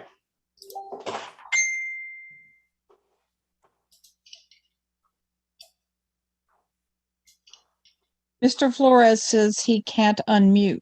Yeah, somehow he lost co-host status. Where do we, I didn't vote earlier today. Where do we go to find the little box? Reactions button. Yeah, you should have in your little control panel a reactions button. And that in there is where you can raise your hand. You can find the check and the X. Real quick, Madam Chair, can we see if Mr. Flores had something to say on the secondary amendment before we vote? Mr. Flores, are you able to unmute? There you Yes, go. I can unmute now. Thank you. Okay. I actually had a point of parliamentary inquiry, and it was kind of a two-part thing. The first was, are we able to vote on first of all, is this motion ruled out of order? And second, are we able to vote or amend a motion that is out of order? I did not rule this motion out of order. Though it started that way, I anticipated an amendment coming, and it did. Mr. Nana was in line to do so. So it is no longer out of order, nor did I actually rule it as such, because it would have been a huge waste of time to have that appealed and then come right back to where we are now. So I guess I had just kind of seen us in the weeds related to, amending the motion and trying to vote on amending it. And I was just thinking that it would have been easier to have the motion restated,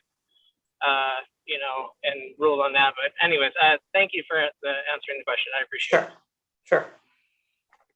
Okay. Point of personal privilege. Mr. Smith lost connection and came back in. Can they give him co-host status back, please?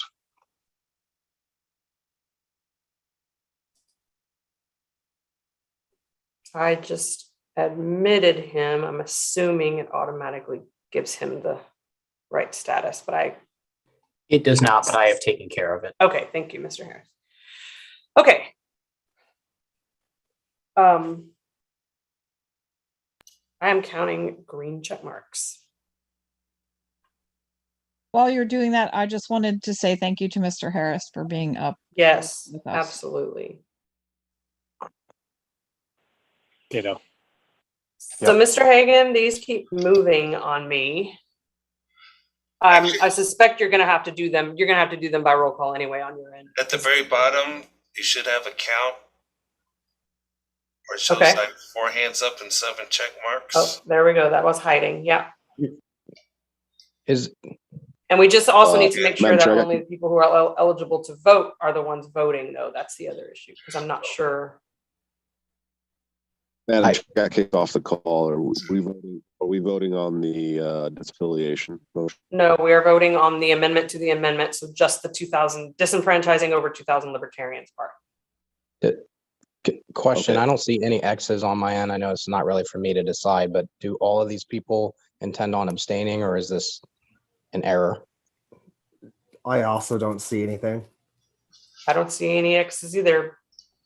I am abstaining, but I'll put an X just to show you guys it's there. And now I'm going to take it away. Understandable. Appreciate you.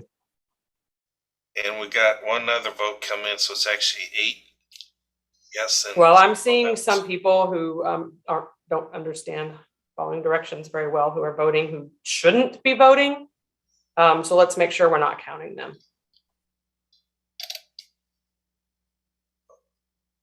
That's why just going by that count can be misleading, because there are people who are not on the board who are voting. Oh, correct.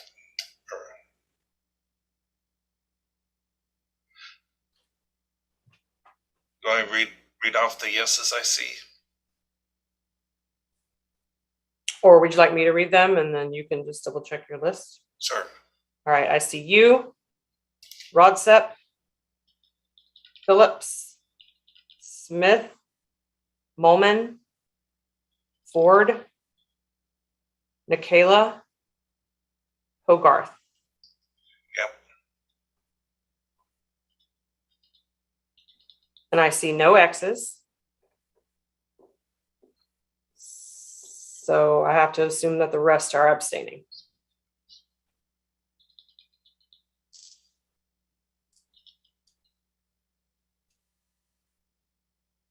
So only 7 votes cast, and 7 of them are all in favor. That means that amendment passes, yes?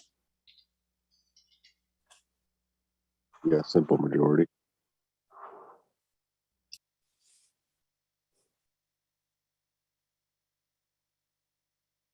All right, so the disenfranchising over 2,000 libertarians amendment to the amendment has passed. We now have the amendment. We're back at the first amendment that was made, which is for violation of the spirit of their bylaws and installing a new state board. And it now includes and for disenfranchising over 2,000 libertarians. So this is the part that makes the motion in order, just so about everybody understands. Doesn't make it good or bad. It just makes it in order because it's required to state cause in order to be valid. So does everybody understand where we are now? Or anyone not understand where we are now? Okay. Madam Chair, point of parliamentary procedure. Mr. Ferreira. On that last vote, if I heard you correctly, you said no one objected and so it passed. Was that your intent? There were no votes and only 7 votes cast, and all of those 7 votes were in favor. I was under the impression that not voting was an expressed abstention. So was I. Yeah. So I think if you word it as no one objected and it passed, we're all okay. If you're wording it as it passed with 7 votes, I think we're going to object to that. I see what you're saying. Okay, that is fair. In fact, I should have just asked if there was objection to that amendment, but there was earlier, which is why we spent all of this time talking about it. So, Mr. Hagan, do you have that? So it passed with no objections. Without objection. There we go. Got it. All right, so we are back on the amendment to the main motion. I've read it a couple times already. Is there anyone who doesn't know where we are? Madam Chair, Mr. Moman? I believe we're actually in the original amendment now. That is We're not correct. back to the main. Okay. I thought that's what I said. I said that a minute ago for sure. But yes, we're not. We're still in the first amendment that was proposed, which is everything after Delaware.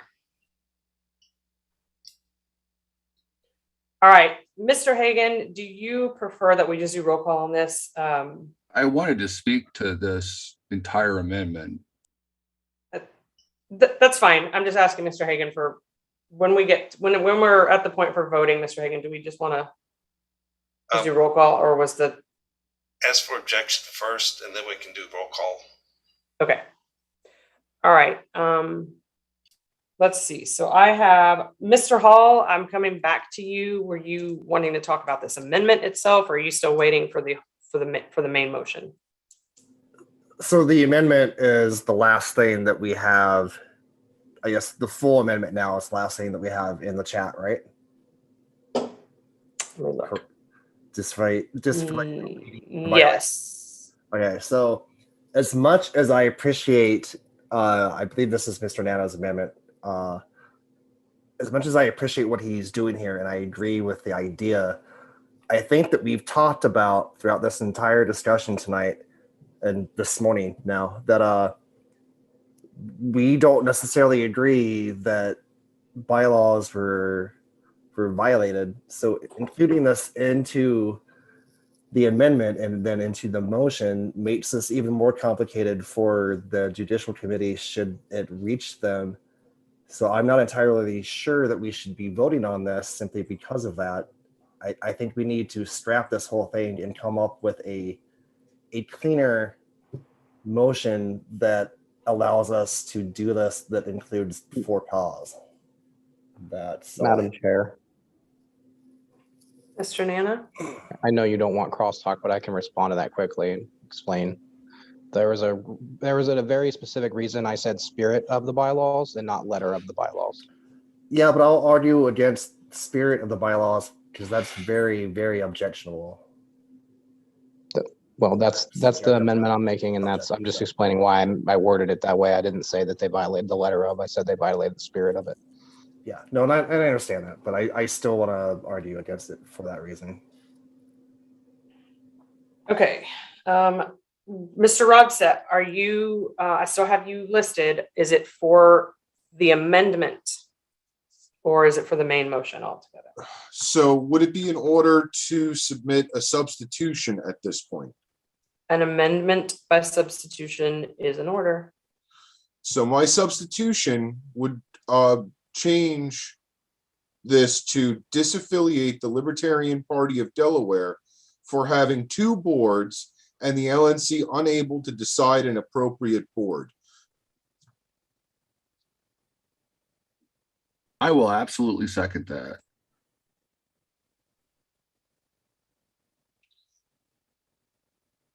Because I think Jared Hall brought up a very good point that this would almost choose one board, and I think this is going to be much cleaner.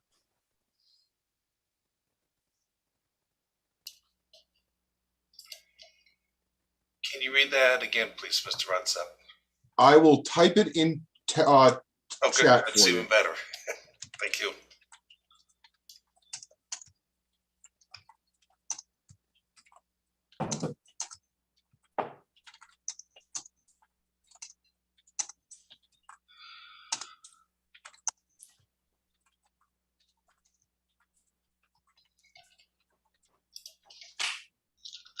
While they are doing that, Ms. Adams, is your hand up about this?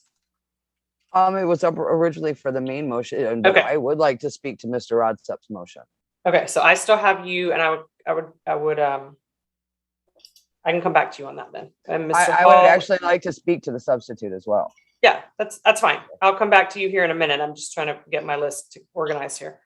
Mr. Hall, you just spoke. Are you wanting to come back around now for this? No, or- no, sorry, I need to put my hand down. That's okay.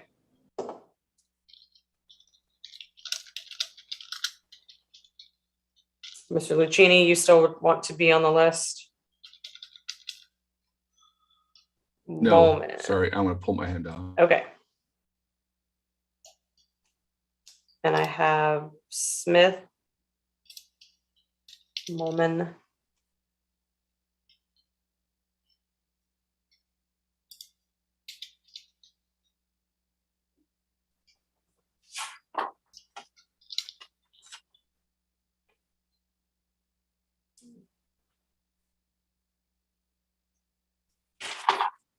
All right. Do we have the language? Yes, we do. Disaffiliate the Libertarian Party of Delaware. And the part that we're currently considering is the amendment, which is being proposed as a substitute now for having 2 boards and the Libertarian National Committee unable to decide an appropriate board. And it was seconded by Mr. Lucchini. Is there any objection to this amendment, which essentially substitutes the amendment that was previously proposed? I hear no objection. So I am calling this amendment passed. All right. So we are back to the main motion, which is, at this point, to disaffiliate the Libertarian Party of Delaware for having 2 boards and the Libertarian National Committee unable to decide an appropriate board. I have Ms. Adams, then Mr. Molman. Ms. Adams? Yeah, I don't even know if we need the second part of that amendment. I think just for having 2 boards is probably sufficient, because our bylaws say that that cannot happen. I think that's probably enough. I do think this is much cleaner than Mr. Molman's, or than Mr. Molman, than Mr. Nana's motion. And so of the 2, I would be more likely to support this one.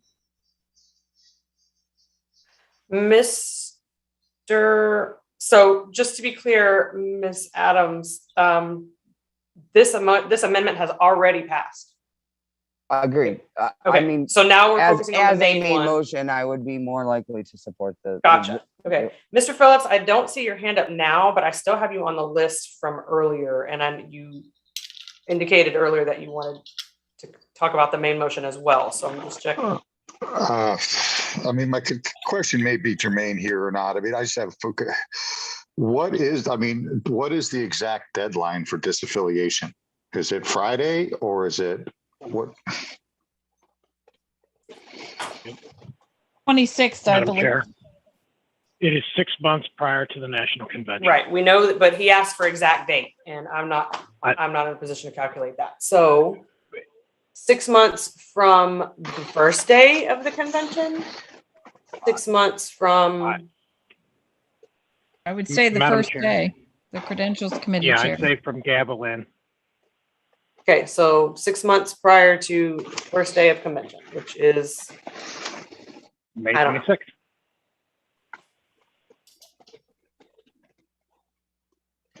All right, Mr. Rodset. You were on the list from earlier. Do you want to speak to the main motion?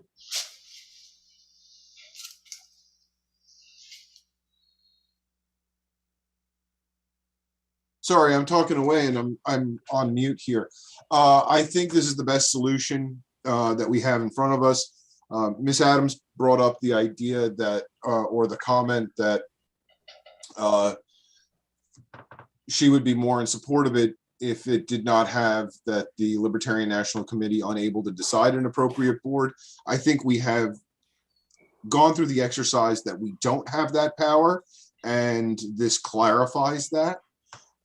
And that's why I included it in the word, in the verbiage of my substitution. So I ask everyone to support it. Thank you.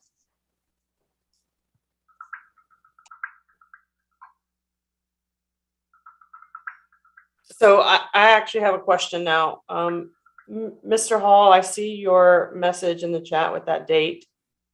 I see you asking if that is the last date that we could have disaffiliated. Is that accurately calculated? So my question there is, it's last date that we took for every other state affiliate, I believe, for delegate allocation. So if we disaffiliate now, I guess procedurally, how does that work if we allow a new affiliate to be formed when everybody else had to have their national members signed up by 10/31? As credentials committee chair, I think that we have people who are recognized national members right now. I mean, we certainly could look at that. Ultimately, I'm guessing it would come down to having the body allow, that the credentials committee would recommend 3 or whatever based on membership at the time, and then having the body affirm that. That's my guess. Sorry, I jumped in there. Thank you. Mr. Rodsep, you had the floor. Oh, I said my piece. Thank you very much. Okay, then I have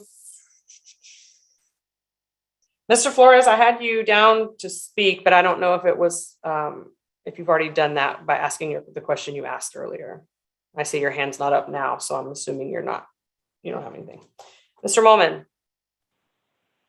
Yeah, I am hopeful that if this passes, that it will cause both sides to reevaluate what's going on, that the members of the National Party will be included in any sort of reaffiliation convention. It will be, I think, up to the people in Delaware to reorganize, but I also note that it is up to us to accept that petition. And by the way, we will need to create that petition, I believe, because I don't think this has been done in quite some time. So if this motion passes, we will need to probably want to add that to our agenda at our upcoming meeting. And with the hopes that it will be taken care of in a appropriate time frame that is both quick, but also accounts for the rights of the members in that state. So that's pretty much what I had to say on it. I'm in favor. I have Mr. Lucchini still written down, but I don't see your hand up now, so I'm assuming No, I'm good. you're passing. Mr. Smith. Yeah, I'd like to call the question.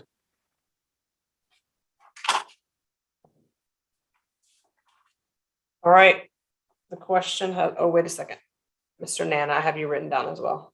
Just to make sure. No, I'm okay. Okay, Sorry. I just want to make sure. So everybody could know then with the question being called if there still were people wanting to speak. So, okay, question has been called. Is there any objection to calling the question? Madam Chair, Yes. I realized that I had one more thing to say on this. Don't do it. And so I'm going to object, and I'm sorry. Don't do it. Don't do it, kid. It's almost 1 a.m. on the East Coast. This is getting out of hand. Can we just call the question? I just wanted to note the ballot access thing, but that's fine. It sounds like the body wants to be done, so let's be done. Okay. So the question has been called. There is no objection to calling the question. So we are moving to a vote on this motion, which is to disaffiliate the Libertarian Party of Delaware for having 2 boards and the Libertarian National Committee unable to decide an appropriate board. This is a disaffiliation motion, which requires a 3/4 vote of the entire National Committee, which is 16 people, to pass. Mr. Hagan, how many does that mean? You want to do the math? Let's see, we have. I mean, Currently all of us have- can do the math, but I'd like you to confirm it. 3/4 of 16, that's like 12. That is 12. It's not like 12, it is 12. All right.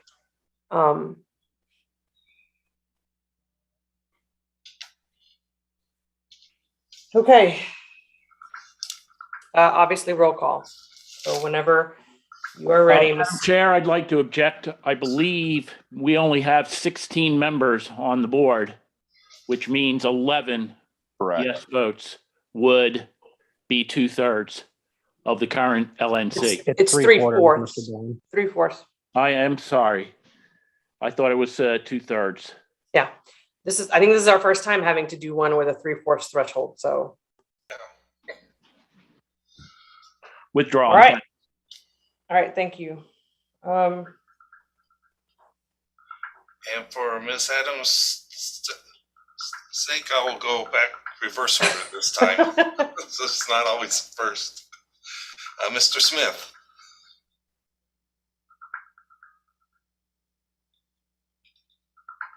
Yes. Ms. Sarwark. No. Mr. Rodsep. Yes. Mr. Phillips. Pass. Mr. Michaela. Aye. Mr. Nana. Yes. Mr. Molman. Sadly, yes. Dr. Lucchini. Express abstention. Mr. Longstreth. I want to pass. Ms. Hogarth. Yes. Mr. Fiera. No. I will vote yes. Dr. Epke. No. Mr. Ford. Yes. Ms. Adams. Express abstention. Mr. Phillips. What is the vote count, Mr. Hagan? 8 yeses, 3 noes, 2 abstentions.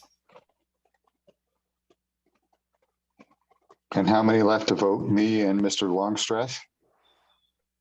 And Ms. Bilyeu. So no way it passes even, no matter how I vote. So abstention. Mr. Longstreth. Same reasons as Mr. Phillips. Abstain. There's abstention. Yes, that was abstention. And Ms. Bilyeu. the chair will not vote. So it's count of 8-3 and 5 abstentions. So it does not pass.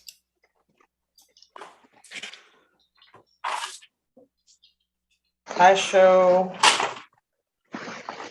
one person. Oh, no, Mr. Ford, you have a check mark by your name. Do you wish to be recognized for some reason? No, that's, what are you? Old. That's old. Okay. Madam Madam Chair, I Chair. move to adjourn. Yep. Ms. I second. Evke has moved to adjourn. Adjournment, motion to adjourn is always in order and not debatable. Any objection to adjournment? We are adjourned. Good night, everyone. Have a wonderful evening, everybody.